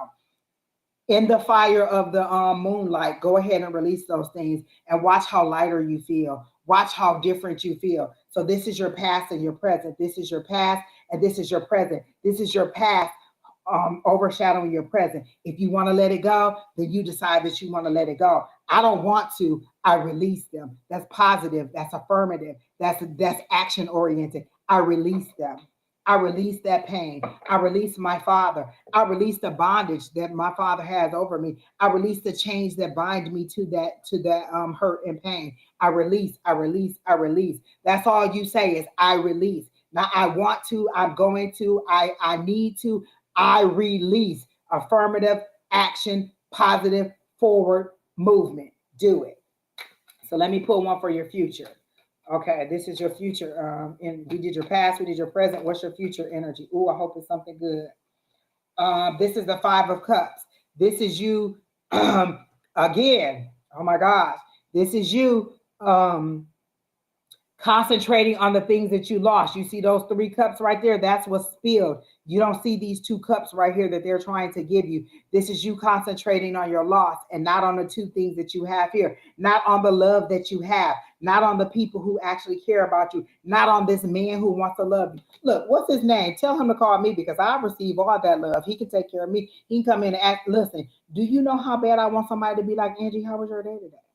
How I ask my son every single day, how was school today? How was work today? Because I want him to be contingent to know that somebody cares about his day. This person comes in and asks you how your day is, wants to know how you're feeling, what your emotions are, and you don't want to tell him, girl, I'll spill all over the place. Work was this, work was that, I did this, I did that, I'll just be blah, blah, blah, blah, blah, blah, blah, blah, blah, blah, blah. Listen, honey, you better appreciate what you got, because when he's gone, you're going to be a shoulda, coulda, woulda, and you're going to be mad about it. And then you're going to be angry all over again. And you're going to be back here again. And you're going to be back here again. And you're concentrating on these 3 cups here that are spilled. This is your loss. This is your hurt. This is your pain. This is where you should be concentrating on what you have, on the greatness, on what you have. So that's where you're going. Let me get some advice from Spirit for you. So advice from Spirit. If he's amazing, then show him that he's amazing. Give him the opportunity to be amazing. Tell him, you know what? I'm dealing with some things that I'm trying to work through, and I'm sorry that I've been this way for you. I do appreciate you. Sometimes just telling somebody, I appreciate you for asking me how my day was, but I'm afraid that you're going to hurt me the way that such and such does. And I'm trying to work through those things. I'm going to go to counseling. I'm going to go to, I signed up for counseling. I signed up for therapy. I'm releasing those things. I'm talking to my higher power. I'm working on those things. I'm actively trying to build this relationship and not sabotage this relationship. And you're not consciously trying to build this. And I understand. And I'm not being hard on you. I'm not faulting you in any way, because I understand the cycle of pain. I understand the abuse and the hurt that you're going through. And this is your wall. This is your protection. This is how you keep the hurt out. But this is also how you keep the love out. When you keep that hurt out, you keep that love out. You don't let people in. You don't let people love you. And so this is what they're saying. You have to release that. You can't pile love on top of pain. You got to let that pain out, so there's room for the love. So this is what I'm trying to give you, and you're holding on to that darkness. I'm trying to give you light. But those cracks that you have, appreciate those cracks. Appreciate all those broken pieces of you. I wrote something else the other day that said there's pieces of me that are masquerading like a whole adult, and those cracks allow the light in. When you break like that, you allow the light to come in. You allow the light from your higher power to shine in on that darkness. Because when you're a whole mass, a whole wall of darkness, all there is darkness inside you and all around you. But when you start to crack, when you start to break, when you start to let those little sources of light in, you crack. And what you're doing is you're cracking that darkness, and you're letting the light shine through. So let the light shine through. Release. So let me get your future energy and advice from Spirit. Advice from Spirit. 1 card for advice for Spirit for Tina Bug. Oh, here we go. They gave you 2, so I'm going to take both of those. Oh, and both of those are listen. Okay, I like that. And then give me 1 card for outcome for Miss Tina, and we're going to move on. Oh, okay. Outcome. Oh, girl. Okay. So this is the advice from Spirit. You got 2 pages. 2 pages is perfect, because pages is a young energy. That's somebody coming in with information. This right here is curiosity. You want to know what love is. You want to know what that light feels like. You want to know what it feels like to release that. You want to know what that joyful feeling feels like. You want to know what it feels like to move forward lighter. This book that she's holding in her hand, that's information coming in from source.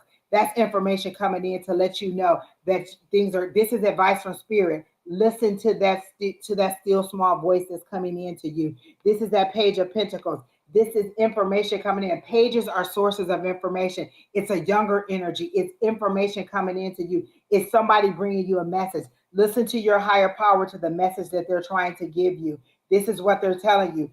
This right here is good news. That Page of Pentacles, that's good news. That's good news coming in. That's good news coming in about abundance, about money, about material blessings. So see that. You're also worried about money. And they're saying this is good news coming in about money. See that page right there, that Page of Pentacles. But this is good information coming in. This is curiosity. This is you opening up. This is you saying, you know what? Now that I know what the source of my pain is, now I know that this is what's holding me back.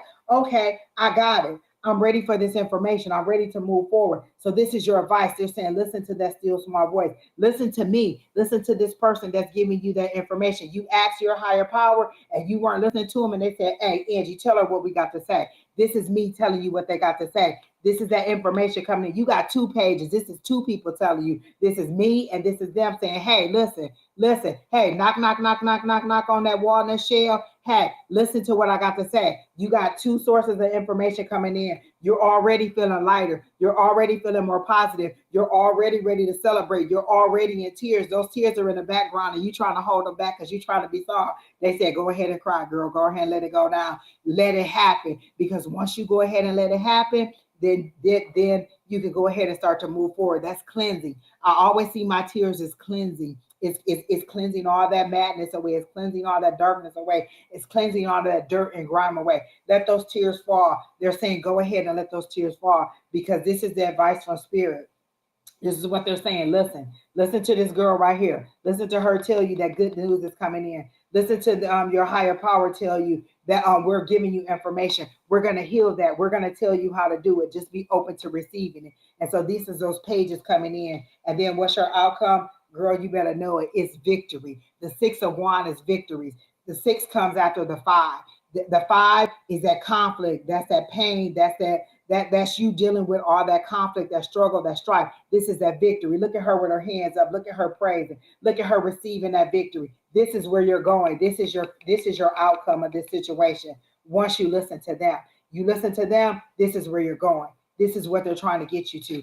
This is where you're headed. This is what you're wanting. This is that victory. This is where they want you. Hands up, praising, receiving that blessing. Open arms, ready to get what you're supposed to get. That's why they told me to use a Light Seer's Tarot. This is where you're trying to be. Wasn't about your relationship with him. This is about your relationship with you, with your relationship with your higher self. This isn't about your relationship with him. This is about healing that relationship with you so that you can receive that love from him because you can't go into a relationship as a broken person. You need to go into a relationship as a whole person ready to receive love. You need to be 100, 100. He's ready. You're not ready. And so this is what you need to do. This is where you're going. But you have to listen here first. This is our past. We're done with this. We're done with this. We've identified the problem. We've identified what's holding us back. We're done with this. We're going to put that away. This is our advice. This is how we move forward. And this is where we're going to victory. They want you to see that card. They want you to see the victory. And then you see the light that's shining down on them. That's your higher power shining that light down on you. Can you see that? Do you see that? That's what they want you to see. That victory dance, that victory stance, that wreath right there. That's victory. That's you. That's you overcoming this. This is what you need.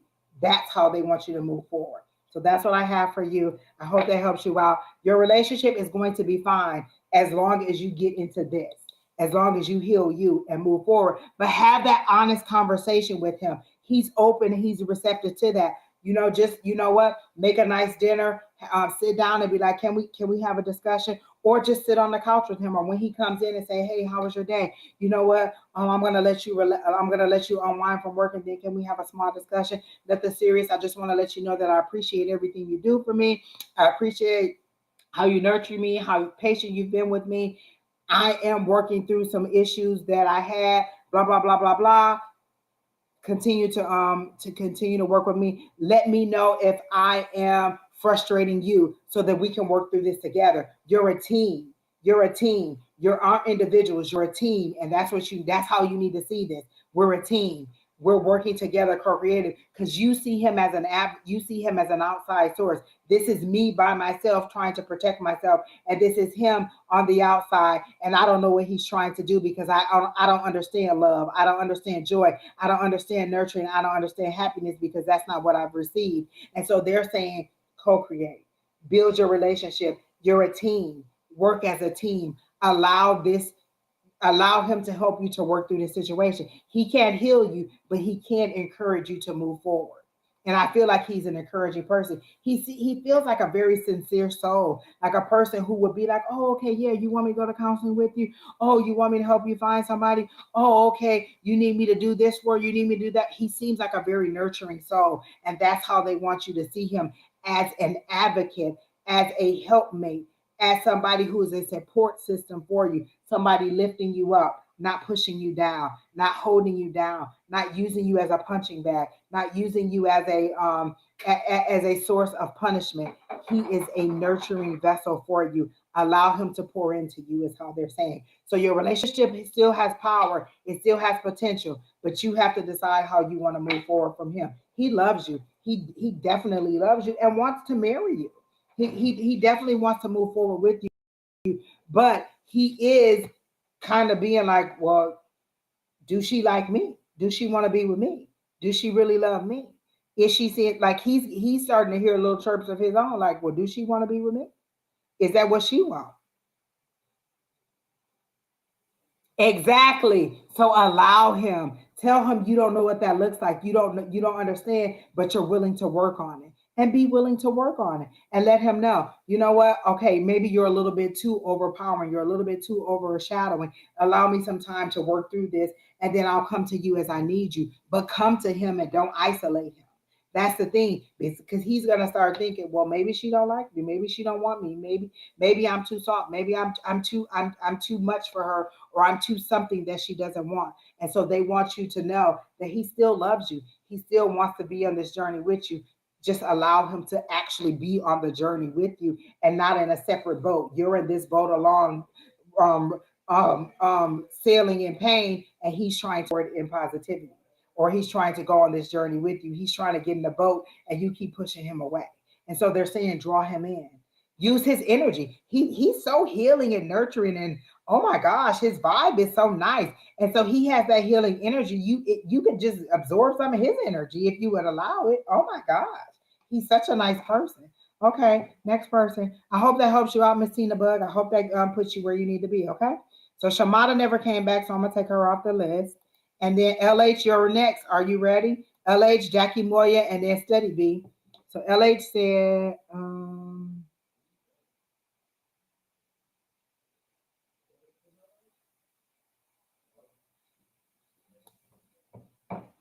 immediately Spirit said, why do you think that you're owed this bad karma? Like, um, are you thinking like maybe you cheated on somebody in the past, and this is your just desserts from doing that? Is that what you're thinking? Because it says, in my is my problem with unrequited love relationships due to some bad karma I was. So you're holding on to some karma. This isn't the universe giving it to you. This is you thinking that you deserve this. And so this is what you're attracting. I deserve to be treated this way, so this is what I'm attracting. I deserve to oh, so you're thinking that somebody loved you and you didn't love them, or like somebody wanted to be with you and you didn't return that love, and so now this is you not returning that love from somebody else. That's not true. That's not true, because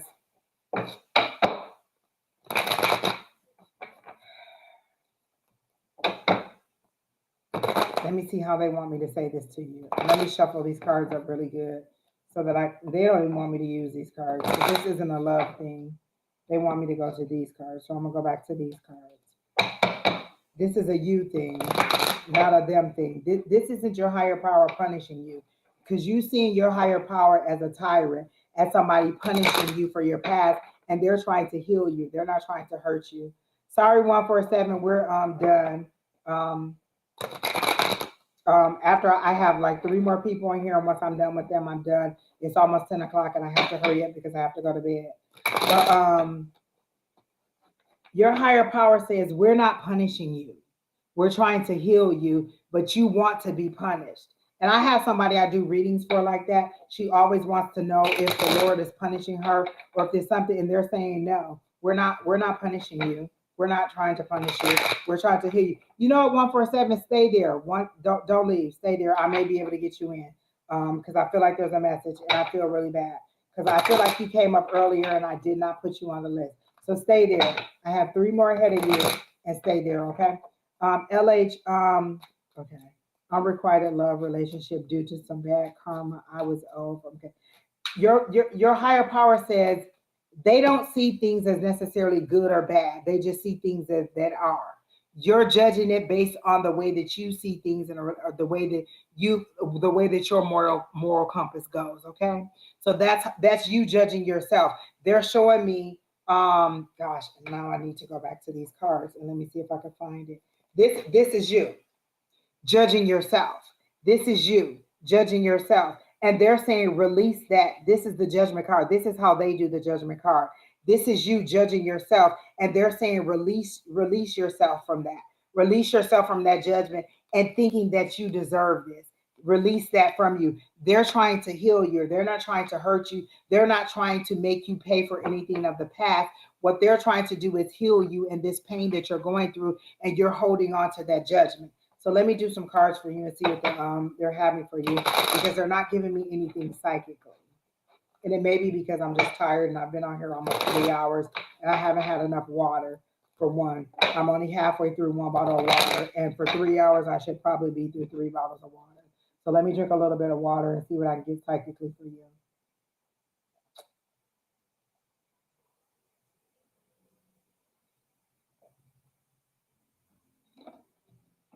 Okay. So they're saying you're not choosing your lovers, you're settling for. Whoever approaches you, you just take your, oh, okay, this person like me. Let me see if let me go ahead and do this person like me. Let me just go ahead and see what they want to do. You're not choosing. You're not deciding. You're just choosing. There's people who try to talk to me all the time, and I'll be like, no, thank you. I'm not mean about it. Just no, thank you. This isn't compatible. Nope, this isn't working out for me. And so they're saying you're settling for, you're not choosing a higher ground. You're settling for whatever comes your way, because you just want to be, you want the touch, you want the love, and you want something that you're not receiving right now, and you're settling for. So let me get some cards for you. What do you have for LH for her highest and greatest good? Empress. They want you to be in your Empress energy. That's that sexuality. That's that nurturing energy. That's that power. The Empress is above the queen for me. The Empress is along that high priestess energy. That's that knowing. That's that seeing behind the veil. That's that knowing who you are. That's the, you see her. I want you to see this. She has on a crown with 12 stars on it. She's holding that scepter in her hand because she has the power. That's what they want you to see. Your power, who you are, your sexuality, your sensuality, your who you are as a female, the power that you have as a female, as a woman. See that.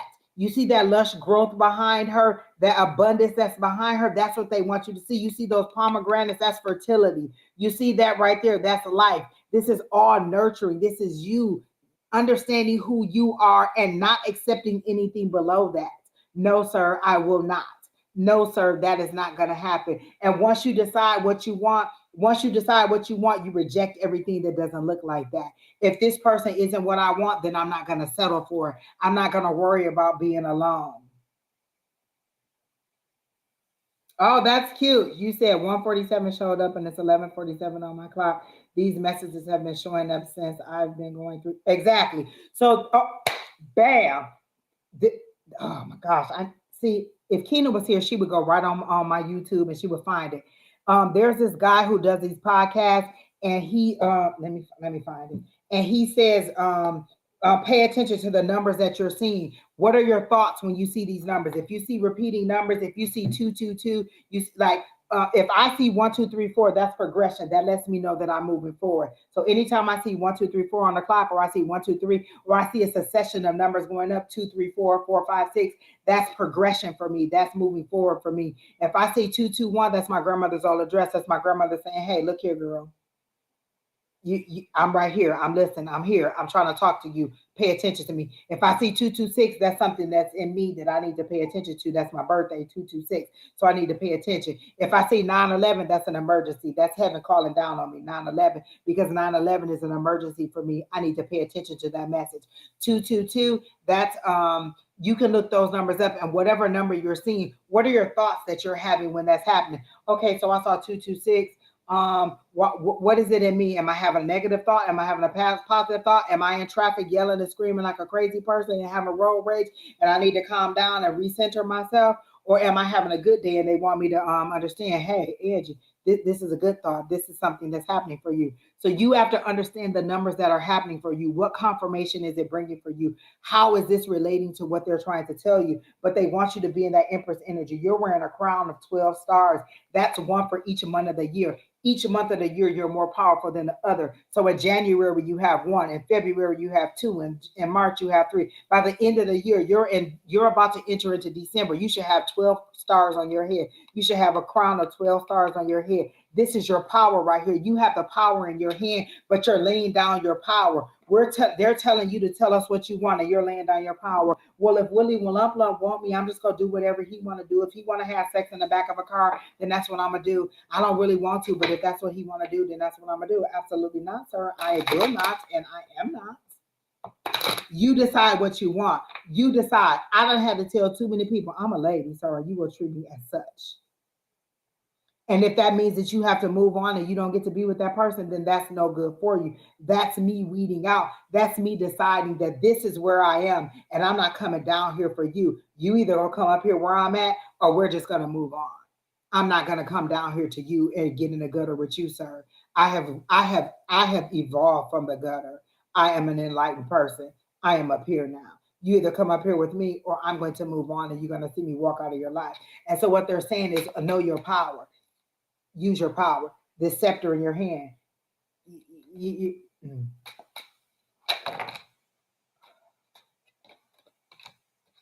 Grandma.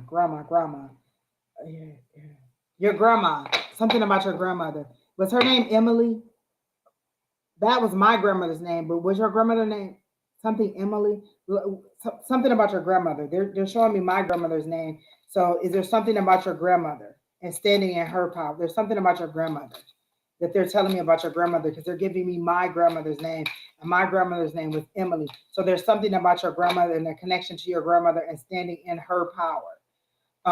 This is you waiting on you planted these seeds and you're waiting on your karma to come in, but they're saying that's not the seeds that that's growing up for you. These are lush growth. This is love. This is nurturing. If you plant those seeds, that's what you'll get. You don't have to accept that negative karma. This is you judging yourself. This is you judging you. This is where you are. This is where they want you to be. This is you judging you and not allowing your true self to shine through. This is where you should be. This is you trying to hold on to you and give yourself that judgment. This is you thinking that you're sowing seeds of karma, and they're saying, no, we're past that. We've moved on from that. They've healed from that. You're holding on to something that you did, and they've healed from that. That person that you think you've hurt and girl, they healed. They done moved on. They done had another relationship. They ain't even thinking about you. They is gone on and not even caring about what you're talking about. And you like, oh my God, I was so mean to him in the past, and he probably don't love me, girl. He's successful. He got a wife. He got a kid. He's just moving on, and you still sit here thinking that somebody's trying to punish you for it. Nobody's trying to punish you. This is you're reaping something different than that. You're not reaping this judgment. This is you putting your own judgment on yourself. I like the way they do judgment because you are judging yourself. They're not judging you. They're trying to give you this. They're trying to tell you, listen, this is your higher power just looking like, listen, all these little seeds right here, we're trying to plant into you. We're trying to give you this lush growth. We're trying to tell you that the supreme being you are, how powerful you are, and you're standing in a place of hurt and pain. Okay, so that's why they're showing me your grandmother. Okay. So let me see what they're saying. I don't feel like your grandmother's here, but they're giving me a connection to your grandmother. So you're just holding on to generational pain. Okay. So let me see what the advice for spirit is for you. What is the advice for LH? How do you want LH to move forward in this situation? They say let go. That's what I hear. Let go. Let go of the negativity and move forward in love. Let me find this quote. Let me find this quote.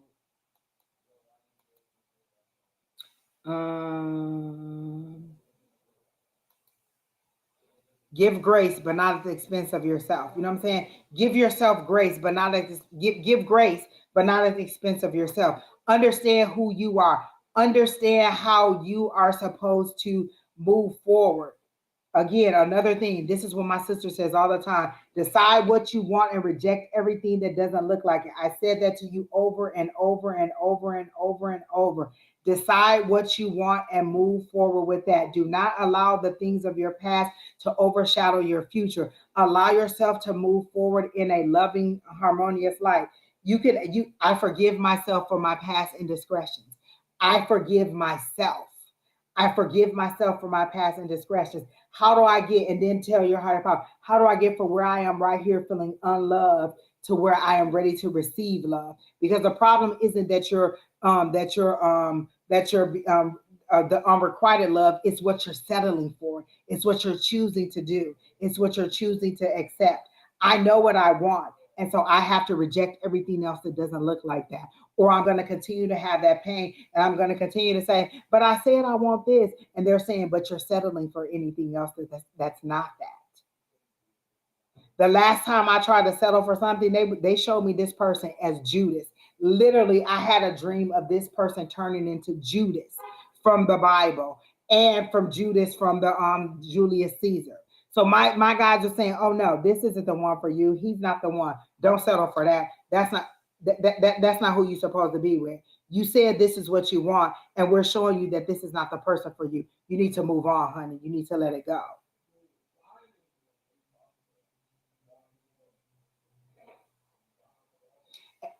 Oh, okay, I'm sorry, I was reading another question. And so what they're saying is let go of that. Forgive yourself for the past indiscretions or the things that you think are indiscretions so they can go ahead and heal that. You're holding on to something that you don't need to hold on to. Let that go. They're saying you're putting yourself in a cage. They literally show a cage and you opening the door, you walking into that cage and you closing the door and saying, I deserve this. I deserve this. Once I get all this hurt, once they give me all this karma, then it'll happen for me. Then I'll be able to move forward. And they're like, no, no, no, that's not true. Move on and let it go. Let it go. I forgive myself for my past indiscretions. You don't even have to name what they are. And I don't know if you're a Bible believing person, but what does it say? The Lord puts your stuff in the sea of forgiveness and the sea of forgetfulness. He forgets all of that. Once you ask for forgiveness for it, it's gone. You still holding on to something that he done already forgave you for, done pleaded the blood of Jesus over and moved on and let it go. And you still saying like, well, I'm just waiting on the Lord to punish me for it. And he like, punish you for what, girl? Move on. If he can forgive the people that put him on that cross, you think he can't forgive you for cheating on somebody or not giving or not loving somebody the way they were supposed to be? Girl, move on. Let it go. Do not hurt yourself in that way. You're holding on to something that you don't need to hold on to. So let me get this. Oh, they told me to go back to this and I didn't. The Five of Swords. The Five of Swords. In the Five of Swords, somebody showed me this. There's three people on this card. There's a victor, there's a loser, and there's a mediator. You're putting yourself in the losing position. You're saying that I lost this battle. I did wrong, so I lost this battle. And they're saying no. You're not the losing person in this battle. You're the mediator in this battle. You're trying to find that peace, but you're stepping into the losers and you're the mediator in here. This is you trying to mediate between your past you and your future you.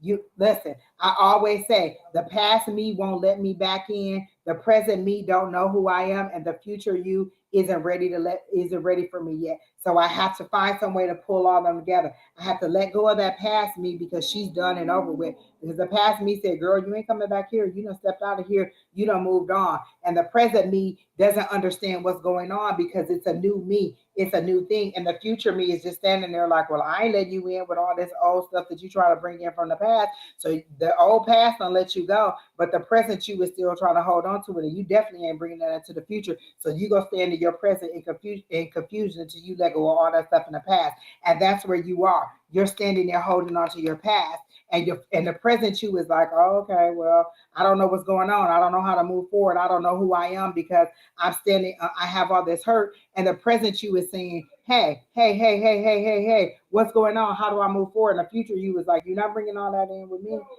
You're not bringing all that hurt and that pain and that sorrow and that woe is me and all that stuff into me. They're saying, no, you need to let go of all that so you can move into this new you and we can move forward in positivity. You're not bringing all that negative into the new you. You are a butterfly. You're not bringing that caterpillar into the butterfly stage. The, you're a new person. You're no longer that caterpillar. You're no longer crawling on the ground. You have wings. You can fly, soar. Recognize that. That's what that empress is. She's soaring. She's making decisions. Look at the power in that. Recognize the power that you have. You're worthy. You deserve it. Stop judging yourself. I release myself from that pain. You can release all those things that no longer serve you. That pain no longer serves you. That hurt no longer serves you. That guilt no longer serves you. You're holding on to guilt. And they're saying you don't need to hold on to that. The Lord done forgave you for it, and you ain't forgave yourself. And he just sitting there like, well, what you want me to do? Just whip you? What you want me to do? Push you down? What you want me to do? I am a loving God. We have been taught that God is punitive, and he's a loving God. Your higher power is a loving person. He's trying to correct you. Okay, I recognize that I did wrong. Okay, then let me move forward in who I am in positivity, not in the pain, not in this negativity. Let me move forward in that. How many times do y'all see people doing bad stuff or mean stuff online, and you be like, he gonna get punished, and then he don't, and you like, well, he just living his life because you're holding on to the pain, not that person. They done moved on and let go and moved, and you're holding on to it. Live in your present, in your present. Let go of that pain. Let go of that defeat, and see yourself. Let me get one more thing, advice from spirit for you, and see what they want you to do and how they want you to move forward with this. So, what is advice for spirit from LH? How do they want her to move forward? They want you to wake up tomorrow and have a positive affirmation. They want you to wake up in the morning, waiting on your ships to come in. This is you waiting on that love to come in, that love that you want. This is you. This is that three. This is that three of wands. This is you waiting on that love to come in, waiting on your ships to come in. That ship down there is holding your love. But are you gonna just accept whatever comes your way? So if some old lonely hobo or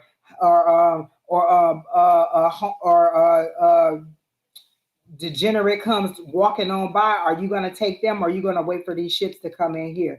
This is you. This is that passion. This is that love. This is that higher power saying, hey, I'm bringing it to you. Just wait for it. But you got to heal. If I give it to you now, you're going to break them. Had they given me my husband 20 years ago, I'd have towed him up. We'd have been in jail together. He'd have, girl, listen, two black eyes, handcuffed in the back of her car, cussing each other out, spewing out. I was not ready for it. I was aggressive. I was too masculine. I was combative. I was argumentative. I wasn't ready for it. But the mature me, the me that has learned, who's had some pain, who's grown, who's evolved, understands the give and take of love, the give and take of communication, the give and take of a relationship. And so I'm ready for that now. I've healed from a lot of those things that happened in my past. And so I'm ready for it. So they couldn't give me the love of my life 20 years ago because I tore his ass up, and he did.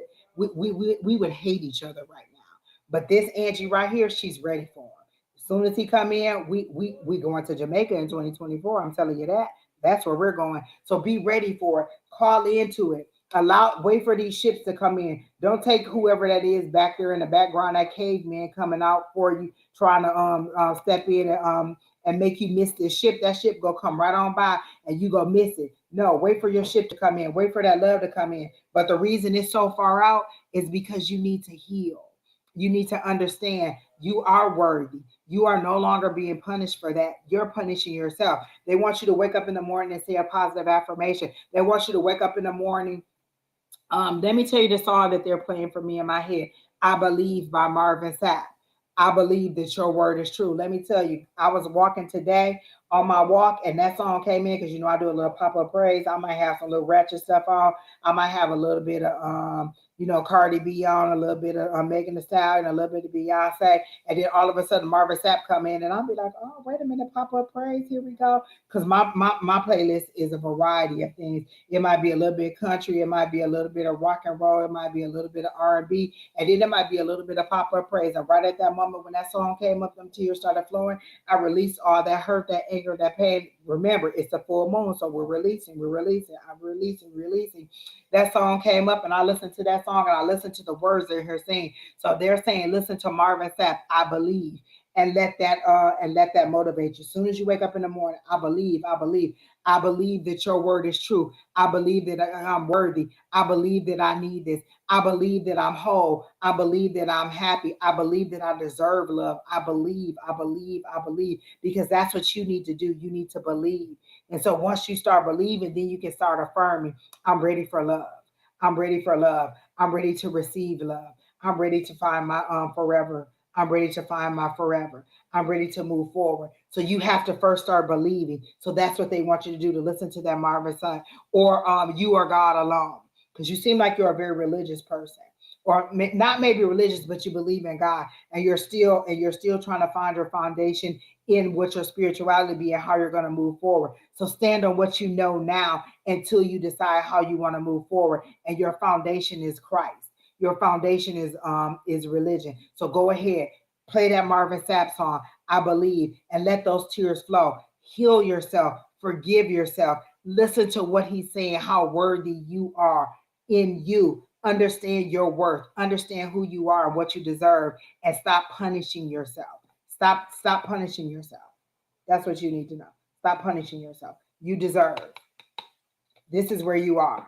This is what they want you to see. Look up the Empress. That's what I want you to do. Look up the Empress card and look at all the positive things they say about her: nurturing, sexy, nurture, abundance, decision making, leader. Like she's in the equivalent of the high priestess. You know, some people give her that kind of stature in there. Look that up and see what that means. That's where you are. And those are the words that you need to do. Make you a vision board. Get the Empress card and print it out and put her on there. And then get all the words that are associated with the Empress and cut those out and put them all over that thing. And then say, I believe, I forgive myself. I deserve love. I welcome love. I receive love.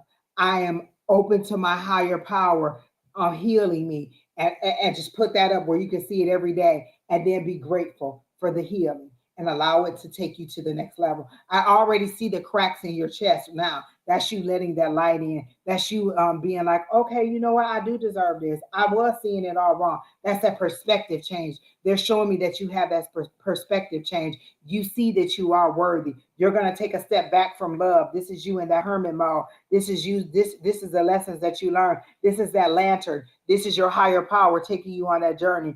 You're learning your lesson. You're about to go on this journey. You're about to step back from the world. You're about to step back from love, and you're about to allow that light to shine in for you and go on this journey alone. And once you're healed and ready to go, then your ship shall come in. Then you'll be ready. And that's what they're saying. Listen to that song. Go ahead and let that go ahead and let that love in. Allow yourself to know that you're worthy. And for a long time, I used to be like, oh, I'm this. I was a bad bitch. I should have been a lady. That's what I should have been. I ain't no bad bitch. I'm a lady.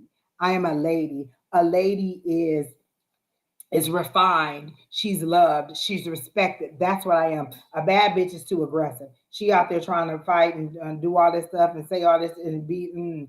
I'm a lady. That's what I am, and that's what I'm standing on. And I tell people, I'm a lady. You're not gonna talk to me like that. You're not gonna bring that into my spirit, and I'm just gonna go ahead and let you go. And so what they're saying is, remember who you are. Get that vision board. Print this Empress card out. Print out, even if you don't print this card out, print the words out that are associated with the Empress card and see it every day and remind yourself and listen to that song and cry it all out. Let it go. I release all that no longer serves to me. Again, get that piece of paper. What did I tell that last person? Write all that stuff down. Write a letter to yourself and say, I forgive you. I forgive myself for the hurt and the pain that I think that I caused. I would forgive myself for not loving me totally. I forgive myself for holding on to things that the Lord has already forgiven me for. Put all that stuff in there. I release all this hurt, pain, this resentment, this self-destruction. Fold that piece of paper away from you. Set it on fire and give it back to the universe and allow them to heal it for you. This is the full moon. We're releasing the full moon. I release those things that no longer serve me and let those tears flow. Let yourself heal. Let yourself be a better person. If you need to go to counseling, then go. If not, then just come back here. One of us is on every single morning, except for Saturday. Every single day, one of us is on. Sunday through Friday, one of us is on every single day. Some of us are on in the morning. Some of us are on in the afternoon, but every single day one of us is on. And I just turn it on and listen because sometimes one of those words convict me. One of those words be like, oh, you know what, Angie, she's talking to somebody else, but that's something that you need to hear. That's something that you need to think about. And I just listen to what they tell other people. And I just be like, oh, you know what, that's for me. That's for me. That's a word for me. And I just listen to them speak to other people. So come back on. Even if you just look at my page, my Facebook page, I repost the people that are online. Or if you go into my, and I don't have the QR codes and I should have them and I don't, but if you go into my subscribers list, you'll find Love Riot Warrior, you'll find Sonora Mystic Tarot, you'll find Luminous Lavita, you'll find Sherry Berry, you'll find gosh, there's somebody else. Oh, you'll find Divinely Guided. All of them. Every single day, one of them is on, and they're always giving inspiration. They're always giving a word, and so I listen to them. Even though they're fellow readers, I listen to them every single day because there's a word in there. There's an encouragement in there. There's a positivity in the community of it, and I just like to sit in the positivity of the community of it and the love and the light that they evaluate. Sometimes they send a healing out. Sometimes we'll say, give this person a yellow heart. So that Miss Linda's always in the comments giving you love, giving you support. She has so much wisdom and so much mothering and nurturing advice. Miss Linda will get you together in a minute. She will send you so much positivity, and she'll give you a word that just heals you and just wraps you in love. And so sometimes just being in the presence of all that energy lifts your energy and gives you that encouragement that you need. Gabriel Project, that's the other one. So just go into my subscribers list and subscribe to all those people. And one of them is on every single day. Tomorrow morning, Don will be back on, maybe with Shauna from is it Divinely Goddess? What is Naturally Divine Goddess? That's who it is. Naturally Divine Goddess. They'll be back on tomorrow morning. And so just absorb all that positive energy. Sometimes I just let it play in the background while I'm working, while I'm cleaning, while I'm cooking, and I just let it go. And I just let that positivity absorb in me and all that encouragement. And I'll be like, oh, I like this. I like this atmosphere. I just like being in a conversation. So allow that to happen for you. You're on the right road. I already feel your spirit being lighter. You recognizing like, wait a minute, I am worthy. Why myself back? Why am I treating myself like this? Why am I dogging myself? I am a queen. I am an empress. I already feel like you've had that change in mindset, like you kind of opened your eyes, like whatever shield was over your eyes that was making you think that was thinking that you need to stay in that negativity is already gone. And you're like, wait, hold on. That ain't me. That ain't where I'm supposed to be. This is where I am. I'm gonna break this generational curse. I am gonna find love. I am going to give a legacy of love going forward.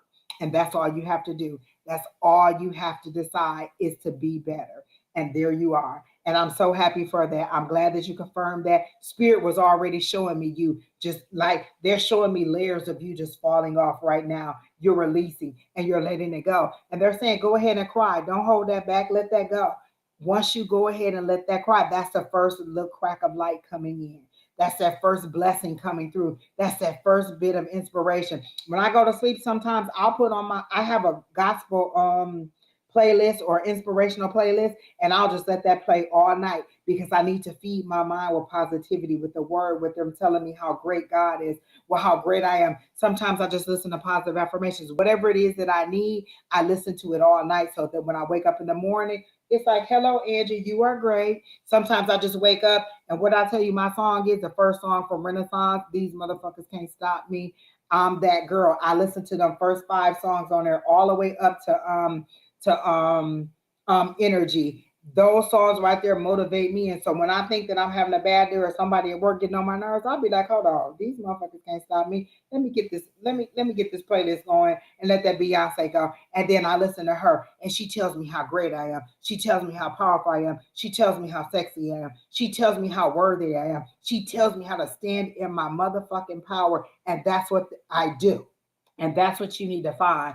Who is your motivation? Who gives you that joy? Who gives you that spirit to move forward? It may not be Beyonce. It may be somebody totally different. Whoever that is for you, get that playlist. And I just have a playlist that's just for me.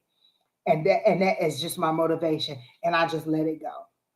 I even have a playlist that's Rage. I call it Rage, and it's all Tupac and Biggie and DMX because sometimes I just have that frustration. I need them to tell me, I need them to understand my pain and to get that cussing and that feeling out. And so I just let that Rage playlist. I have all these rage, all these playlists that that motivate me and feed the emotions that I'm going through so that I can work through them. I need to let them go. If I'm feeling rageful, then I need to put that rage on, and then I need to go through it. Then by the time I get halfway through, I'm like, oh, okay, I feel better. Let me go back to my positive playlist and let me let that go. Because sometimes you just need to work through the emotions so you can let them go. When you try not to feel them, you're just holding on to them. Feel them and let them go. There you go. All right. So I hope that there you go. I hope that helps you out. I hope to see you online tomorrow with Don, Sonora Mystic Tarot, and Naturally Divine Goddess in the morning. It's about 8 o'clock our time. I'm in Arizona. So that's MS Mountain Standard Time. So it's 10:15 now. So about 8 o'clock tomorrow my time. Okay. So I hope that helps you out. So the next person is Lord have mercy. Okay, let me get rid of that person. I have two more. Jackie Moya, are you still here? Jackie Moya and Study Tube. You're the next two on my list.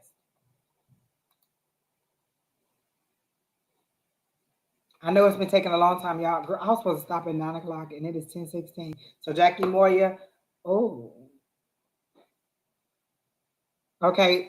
Study Tube, if you're here, or that other person at 147, whichever one of y'all come up first, then I'm gonna do it. Music motivates me to the depths of my soul. It will change my mood in a minute. You are so welcome, and I hope this helps you out. And this is why I come on here. This is what I'm here for. I love to give what I didn't have. My one mentor said the reason that she got into this is because when she was going through her awakening and her ascension and finding her spirituality, there was nobody there to help her out, and there was nobody there. And so she provides these services for others so that they'll have somebody to and she was the best motivation for us ever. She gave us an introduction into spirituality that I just love.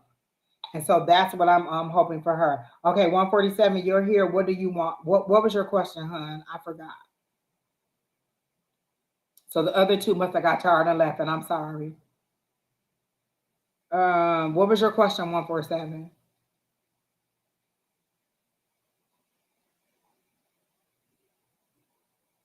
You are so welcome. Can I have advice for okay for the next week? Oh, that's easy. Oh, I love that question, child. All right. Wait, let me go back and get your okay. So this is your question. You are very welcome, LH, and I hope to see you back again. I'll be back on Sunday at 3 p.m. Mountain Standard Time. Again, hopefully with Sherry Berry or Alicia or somebody else. But again, one of us is on every single day. So I'll be back on Sunday, and I hope to see you in the comments. Even if you don't ask a question, you could just be in the comments. We love to have a good time, especially on Sunday. I have a Sunday dinner. I have my little drink. Sometimes I might have me a little red apple ale or a little apple crown, and we get to in on a Sunday, and we just have a good time. So come back. Miss Linda tell us what she cooked, and we all be jealous. All right, so you want to know what's going on for the next week. 147, they're saying you need some motivation. You're worried about something not going right, or a project that you're working on. You're worried about it failing, or you're worried about money. You're worried about something not turning out the way that you want it to be. And they're saying stop worrying about it. You're really something is really keep your swords are thoughts. These are your thoughts, and this is the nine of swords. This is you waking up in the middle of the night, can't sleep, can't get yourself together. And you know how I know this? Because I woke up all night thinking about all things over and over and over and over and over and over again. And they kept saying, Angie, let it go. We got this. We got this. And I kept waking up and I kept saying, well, what is it? What do you want me to do with it? How do I move forward? And so that's what they're saying is you got these thoughts that are plaguing you, that are keeping you up at night, that are there's something that you think that is not there's something that you're worried about. Okay, so let me say what you're worried about. Something that you're not thinking that'll work out. You're worried about it. It's keeping you up at night. You said it's the boy that I could possibly get involved with. Oh, so I can just ask the pendulum that. You're worried that he won't like you, or you're worried that the relationship won't work out. Is that what you're worried about? You know, I kind of do remember your question. Is that what it was? Okay. Something about relationship.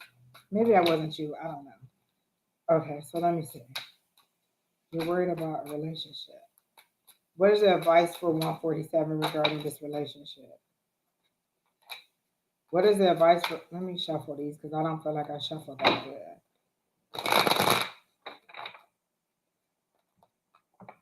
You think that he broke up with somebody else, or that he broke up with you?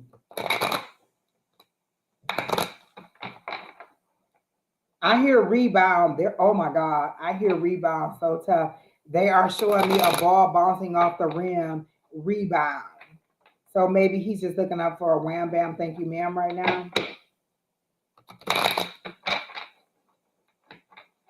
I don't tell you how somebody else feels about you, goddess. I can only tell you about your point of view on the relationship. I don't tap into somebody else's energy who's not here because I feel like that's like reading their diary or reading their mind, and they didn't give me permission to tap into their energy. Okay, he broke up with his girlfriend. So, okay, you know what? Okay, let's just do this. Should 147 get into this relationship with the guy that she's trying to potentially hook up with? I got a big fat now. He's not looking for anything serious right now. He's looking for fun and sex. He's not looking for that. Whatever he's telling you, that's not what he's looking for. He's looking for fun and sex. If he just got out of one relationship and it was heavy, why would he want to tie himself down in another relationship? He's not ready to jump out of one frying pan right into another. He's looking for some fast, fun sex. Stand your ground. If that's not what you want, then stand your ground and don't get into that. They're saying just because this is what you're offered, you don't have to take it. You see this. This is this is somebody offering him something and him saying, nope, I don't want that. Nope, nope, nope. I don't want that. And so just because he's offering you something don't mean you have to take it. You're worried about whether you should move forward with the situation. They're saying just because he's whatever he's offering, you don't have to take it. Stand your ground. Stand your ground. If he just got out of a relationship, you really want him hot and on somebody else. You don't even know if he got a disease from this person. At least let him go to the free clinic and see what's going on. Let her scent at least walk off of him before he walk all over on you. You know what I'm saying? Y'all be ready to get out of one fire into another one. Well, he done with her, he ready for me. No, what he still has is the residual effects of her. And I don't ever want to be the reason that somebody didn't, you know what I'm saying? If he's fresh out of that relationship, there's still a connection, there's still a residualness, there's still a possibility of some makeup sex, some breakup sex, some throwback sex. We're about to go into retrograde. This is the pre-shadow. Retrograde starts around the 13th, I think it is, of this month. And so during the holiday season, we're going to be in retrograde. And this is what I want you to know about retrograde. All those re's come back in during retrograde. Realign, rebalance, reconnect, reevaluate, refresh, relax. But also know that those exes come back. And so his ex could come back. They could rekindle. So don't be the person that comes in right after he breaks up with somebody else. He's not even had enough time to process who he is outside of the relationship or decide that he's really ready to be done with that. You're fast and furious. You're sex for him. And so this is you asked, and they're telling me the pendulum said no. They're saying don't take what he's given. You're worried about it, and then they're telling you to stand your ground. You can move forward with this information that you want to. You're lusting after this person. You're thinking, ooh, ooh, ooh, he's so cute. Ooh, he's so nice. Ooh, he's saying all the right things to me. They always say the right things to you because they want to take your panties off. They're always going to say the right things to you.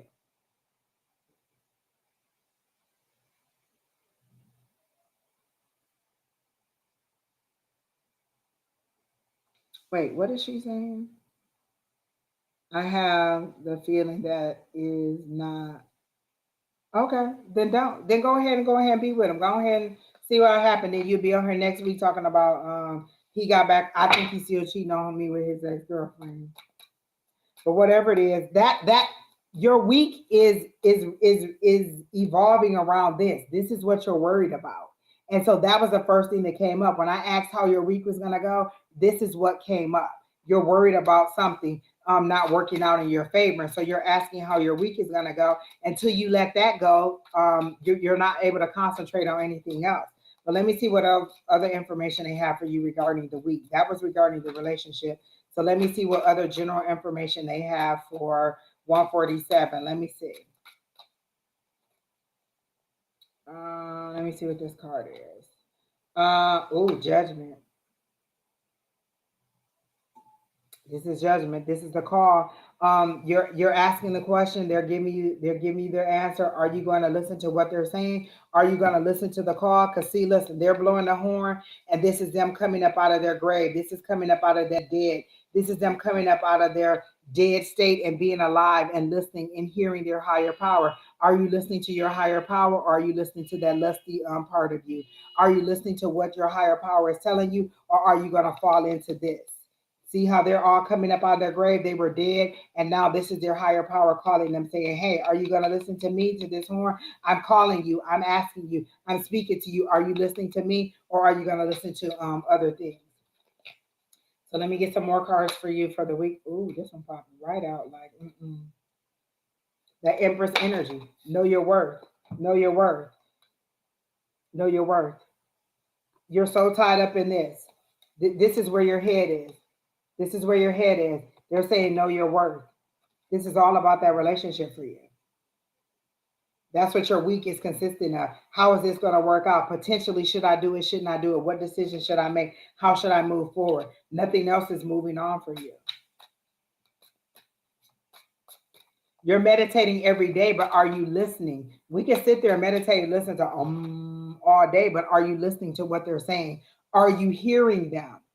Or are you just speaking to them? Are you hearing what they're saying? And when you say meditating, what does that mean? What are you receiving in meditation? At the end of meditation, what is it that you're getting from it? Because I can meditate all day if I ain't getting no message from it. I'm just sitting there listening to music. Am I getting any motivation? What is your meditation? My meditation is a walking meditation. My meditation is when I'm at work at my other job. My meditation is listening to music. So, what is your meditation? Are you actually getting something out of it, or are you just sitting there and thinking that you're meditating? That's what they want to know. Are you really getting something out of it? Are you getting a positive message out of it? Are you receiving, or are you just sitting there and not getting anything? What are you getting from that meditation?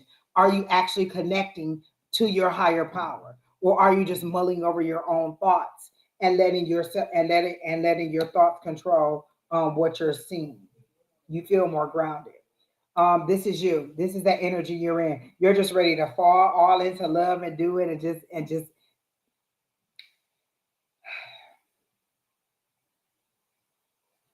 I guess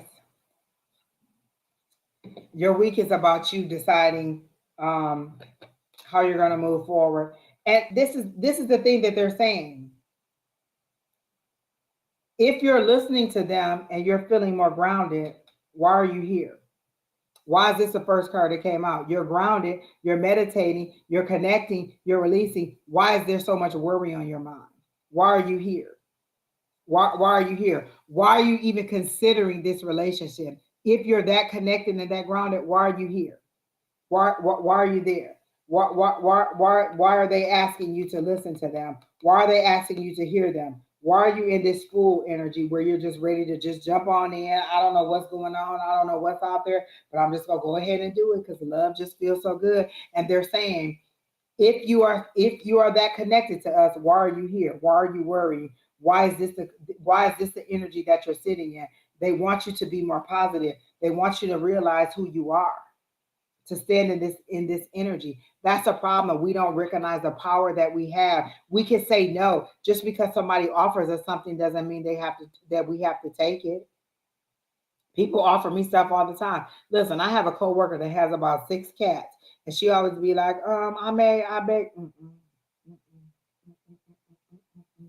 Not from the cat lady. She come in with cat hair all over her clothes, all over her thing. And they probably be walking all over the country. Just because somebody offer you something, you don't have to take it. People offer me sex all the time. I don't take it because you're not of the quality or the caliber of what I'm looking for. So just because somebody offer you something, stand on your ones and twos. Is this what I really want? Is this person going to give me what I really want? Is my higher power telling me that this is a yes? This pendulum right here just said no. Your higher power is saying know who you are. Believe it. Messages are coming in. Are you receiving them? This is that 8 of Wands. This is that fast movement. This is that energy. This is all messages. I like wands because that's messages coming into you. Are you receiving them? This goes right back to here. Are you receiving it? Get out of this worry.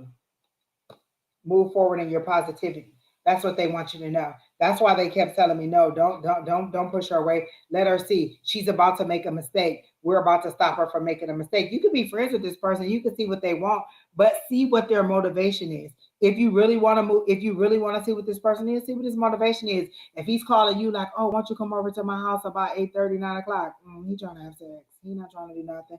If he's inviting you to his house or he's trying to get to your house and y'all just met and y'all just getting to know each other, he's trying to have sex with you, honey. If he really wants to get to know you, you'll have a couple conversations. You'll go out and have coffee or dinner or go to a movie or do some kind of activity. You'll move forward. You're not just gonna end up over his house in his bed and in between his and in between and him in between your legs. Understand the motivation. Understand the words that they're using. Decipher what they're saying. You have the power to control the relationship. You decide how it goes forward. You decide what your yes and your no's are. No, like I said, I was talking to this guy today and he was like, oh, what are you doing there? I was like, oh, I'm thinking about cooking enchiladas. Oh, you could bring me a plate. No, I can't. I don't even know you like that. We just met. I can't bring you a plate and you can't come to my house and have a plate. We just met online today. This is our first text message conversation and you think I'm about to bring you a plate of food? Sir, you don't get husband services at some party I just met. We're not doing that. We're not coming over. You're not coming to my house. Oh, what you about to do? I'm about to go to bed. Oh, I could be in the bed with you. No, you couldn't because you don't know me like that. No, you couldn't. You set the tone for how you want it to be. You set the tone. You set the way that this is going to be, and you can figure out what he's trying to get from you, and you can decide whether you want to move forward. Hey, if you're looking for that too, if you're just looking for a good time and not a long time, then you can move forward with it by all means. You're an adult. And you can do that. You don't have to be like, oh, okay, well, I'm not looking for a long term. I'm just looking for some fun right now. Then go ahead, move forward with this person by all means if you're looking for a good time and not a long time. But don't fool yourself into thinking that that's what he wants too and then set yourself up for a heartbreak. Your higher power is saying, know your worth, know what you want, and get yourself out of that so you can concentrate and focus on what is supposed to become. Are you in school? Because they're saying focus on your finals or focus on your testing or focus on your curriculum. Are you in school in some kind of way? Or are you like they want you to focus on your career and you're not? That's what they want to know. Are you in school? Is that right? You're a medic. Oh, okay. So that's what they're saying. Focus on your finals. That's the word I heard. You're letting this overshadow you in the possibility of what it could be because it's giddy and it gets you out of that study mode and it's something fun and it's something. Listen, if you just need to blow off some steam because the studying is hard, by all means, go ahead and do it. I don't watch Grey's Anatomy. I see how they be begging it out in the back room. So if that's what you need, then know that that's what it is. Don't go into it looking for a relationship and then just get a wham bam. Thank you, man. If you just need to blow off some steam and you just need to have a good time, you just need to wet your whistle, then go ahead and do that. But know that that's what that is before you get into it and set that as in your mind's eye and know that that's what it is. Because I do feel like you're a little bit stressed about school and about studies and about making your grades. Is that the other thing that you're also worried about too? Because there's a lot of worry and anguish on your mind. You're really worried about a whole bunch of things, and they want you to focus. Focus on your finals, and that's what they're saying. Drown everything else out. You need to go into that hermit mode, is what they're telling me. You need to drown everything else out and focus on that. And when that's over, then you can play. When that part is done, then you can play. Then you can have a good time. But again, if you just need to wet your whistle and you just need to blow off some steam, then by all means, go ahead and bang it out. But know that before you get into it. Don't go looking for a relationship and get a wham bam, thank you, ma'am. That's all I'm trying to say. Is know what you're getting into and be okay with that. But again, they said focus on your finals and make sure that you're up to par on that and that you know what you supposed to know. Even if you have to get a study group with some other friends and study that way, but focus on your finals. And then when that's all done, because penis don't pay your tuition unless you're on like OnlyFans or something like that. But penis don't pay for tuition. So know what you're looking for or what's important to you right now. So that's all I'm saying. But I hope that did help you out. I am seeing positivity for you.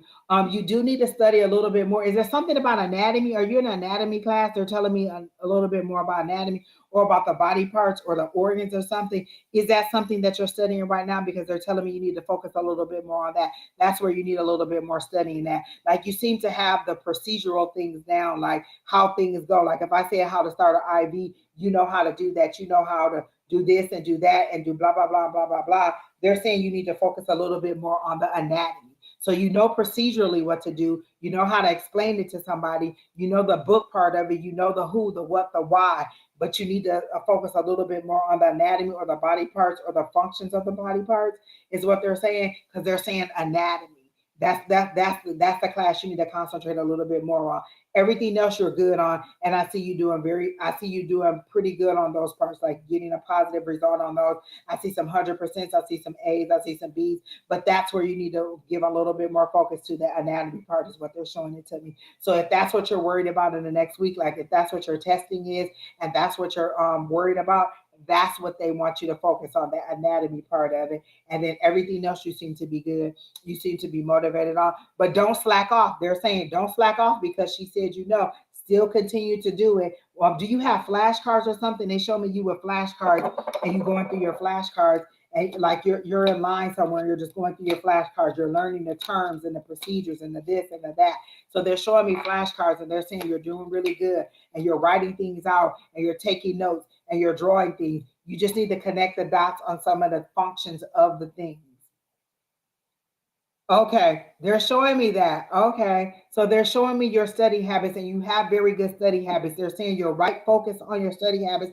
You're doing good, and they're showing me that you're really doing really good, and that you need to they're telling me that you need to focus on just that anatomy part, something about the organs or the inside of the body, and knowing like where they go or how they function and how one affects the other or something like that. That's what your focus needs to be on, like something like that. But procedurally, you have everything down. Like you know how to do the procedures, you know the who, what, when, and why of that. But you need to know the motivation or the function of some of the organs and how they work together or what causes this to happen. So that's kind of where they need you to be. Okay. So but again, much success on your thing. I'm going to send you positive energy on that, positive success on that. And I see you doing very well. I see you making it through to the next semester with good grades. They're saying you decide, you see yourself getting your test results and see yourself getting the grade that you want. Not that, what I'm saying, see yourself getting the A 100%, whatever it is that you need to stay with it. Is there something about a scholarship or you staying academically like it's something about like there's something that's weighing heavily on you getting good grades on this. So it's either a scholarship or you having academic merits or something like being on the dean's list. There's something you're striving for and you're really focused on getting very good grades and keeping a 3.5 GPA. Is that something that you're trying to do? 3.5 or higher? Is that what you're trying to do? And they're showing me success in that. They're definitely showing me gold course and things like that. So you are going to stay there in that higher range. Thank you, T Dollar. So is that what it is? You're trying to get a certain goal or a certain goal thing, or are you trying to get some kind of grade point? There's something that they're showing me, but you're going to achieve it if you stay focused and you stay motivated on that testing, on that final exam, is how they're showing it to me, and just study the part that they said. But you're going to get whatever it is. You're going to get the merits that you want. You're going to stay in wherever you're supposed to be. They're showing me that success. Just stay focused right there where you need to be. Okay. So that's it for you. Ty Dollar or T Dollar, what is your question really quick? I'm going to go ahead and get you and then I'm going to be done because I'm almost 4 hours in and I have to hurry up and get off. What is your question, T Dollar?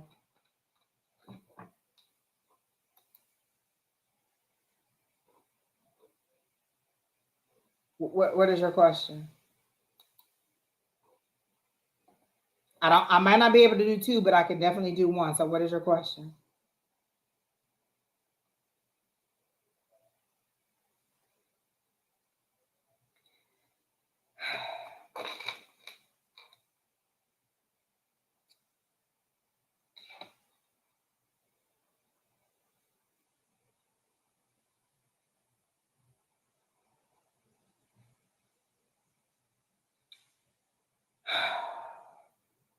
I'm just going to ask the pendulum this question because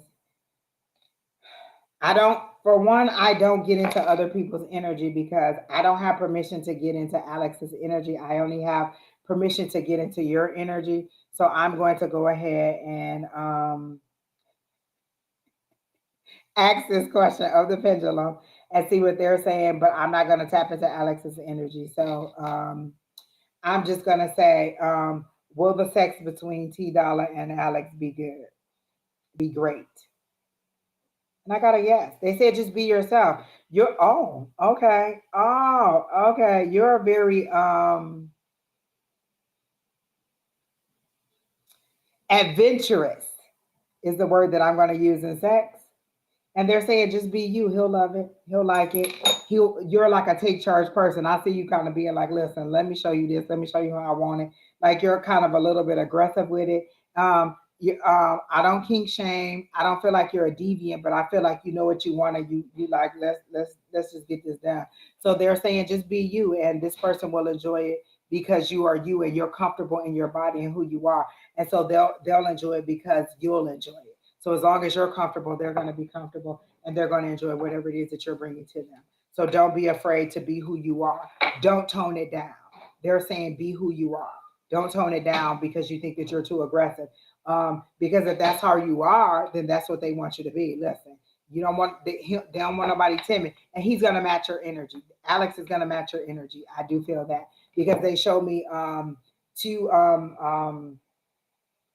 two gosh, how are they showing it to two energies matching, like they're showing me the two colors matching each other, and so they're gonna match your energy. If you give it to them, they're gonna give it to you. I feel like y'all gonna have some drinks or something before y'all do it, and that's gonna kind of help y'all relax or something like that. Like I feel like y'all gonna need some mood enhancements, and once y'all do, y'all just gonna let it rip. Because has it been a while for y'all? Like what is the problem here? Because y'all really both seem like, or you listen. Woo! Turn the music on and just let it go. Turn the music on and just let it go. And they're saying, don't hold back. This is you trying to hold back and think like, well, maybe I shouldn't. They like, girl, go ahead and let it go. Don't hold back. Don't hold back. This is you thinking that maybe I shouldn't. They like, go ahead and do it. Go ahead and do it. Just they gonna match your energy. You will get exactly what you want. Um, and don't be, and there it's gonna be refreshing to this person that you are so comfortable with your sexuality. Exactly. That's what I'm saying.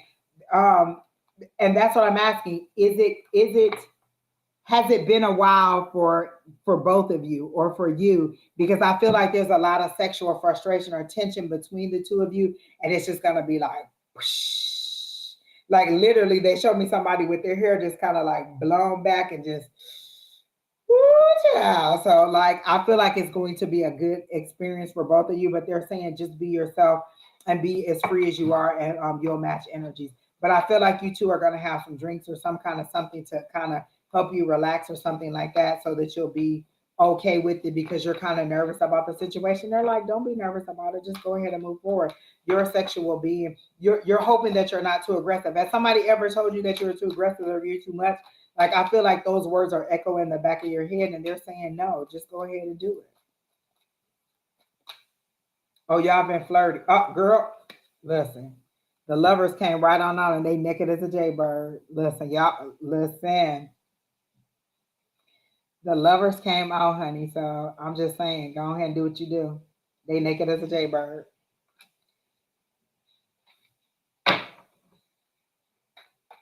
Okay, so listen, don't put too much pressure on it. Just go ahead and you know what I'm saying. Just let let let things flow naturally and don't be too nervous about it. Like I said, if you need to take a couple shots in order to get the kundalini flowing and get the juices flowing and get the get the whatever, get the nerves out or whatever you need to do, just go ahead and do it and then go ahead and let it happen because you're a little bit you feel a little bit stuck, like you're not exactly sure, like should I move forward with this, should we do it or should we not go do it, is it gonna turn out good, and you're in that hangman energy, and this is what they're showing for me. They're giving me this lovers card. Get out of this. This is where you're feeling. This is what you're feeling. Should I hold back? Is it gonna be good? Should I move forward with it? You don't know what decision to make. You're in that hangman energy. I don't know if I should or shouldn't. And this is what they're showing me. The Lover's card. You're with it. Go ahead and go for it. And then the overall energy I got is the Three of Pentacles. That's that collaboration. That's that go ahead and release. Go ahead and let it happen. So you're good. Don't feel nervous about it. And I did the pendulum too, and they gave you a yes. So you're all good. You're all good. You're worried about nothing. They're saying, I don't know if you two are really good friends and you're worried about the friendship, but the sex is going to be amazing, obviously. Where? You're saying where? Where what? Where should y'all do it at?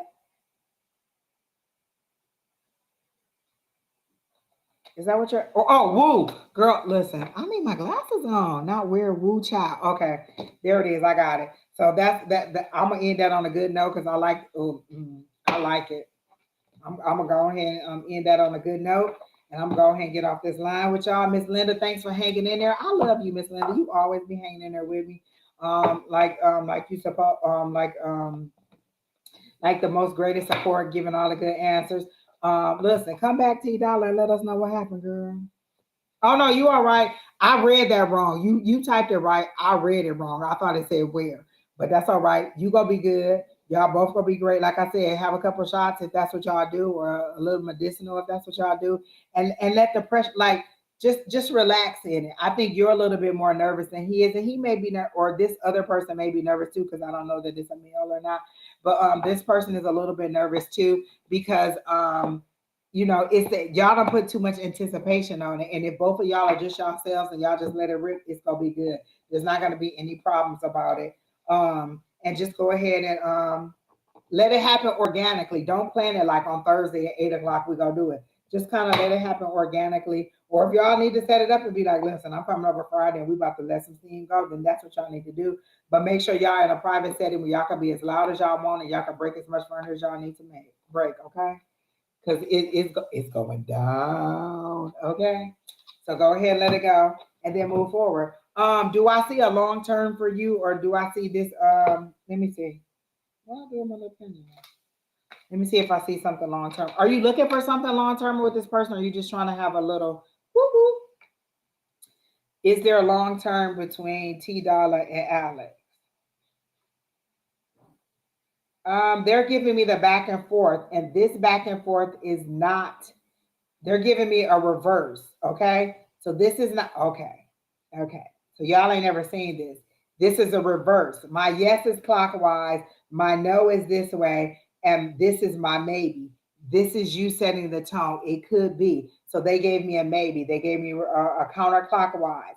That's my maybe. So if you two decide how you want to move forward. Is it just gonna be a friends with benefits thing, or are we gonna try to move forward? You two decide how you want to be. So it's a maybe for you right now at this stage. You could decide what you want it to be, and if you want it to be that, or if y'all just want to secret lovers, it could just be that. But you decide how you want it to be. So right now you're at a stage where let's just see how this work out. But I'm getting a good vibe on this, and they're saying don't worry about it. Stop being nervous about it, and just be naturally who you are, and you'll both like it. As long as you both are coming into it for just what it is. Like we just about to bang it out.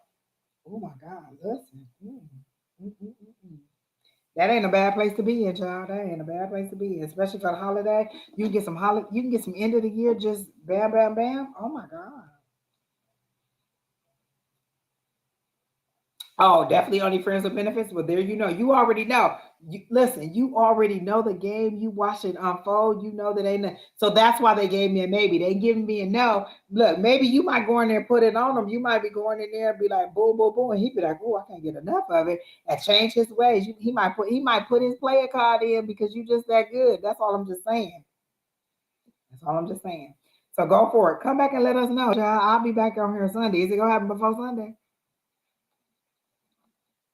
That's what I want to know. Is it gonna happen before Sunday?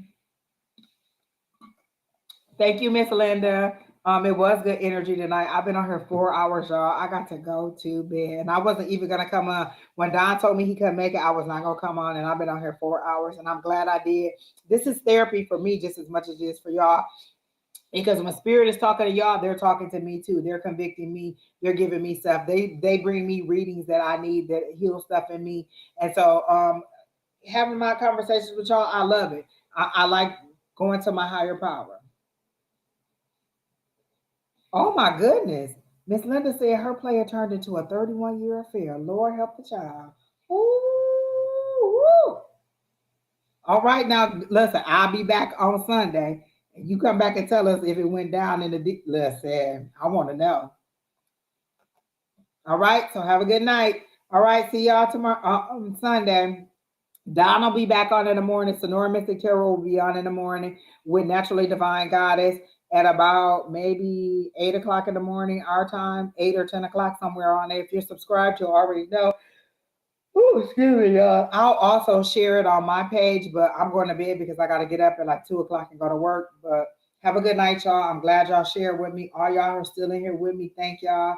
It was great to see y'all, Miss Linda. I can't wait to see you in 2024. Have a great holiday, but I know I'll see you a couple more times online. So we'll be in the comments together tomorrow. So have a good night, all y'all. Thank y'all. Bye.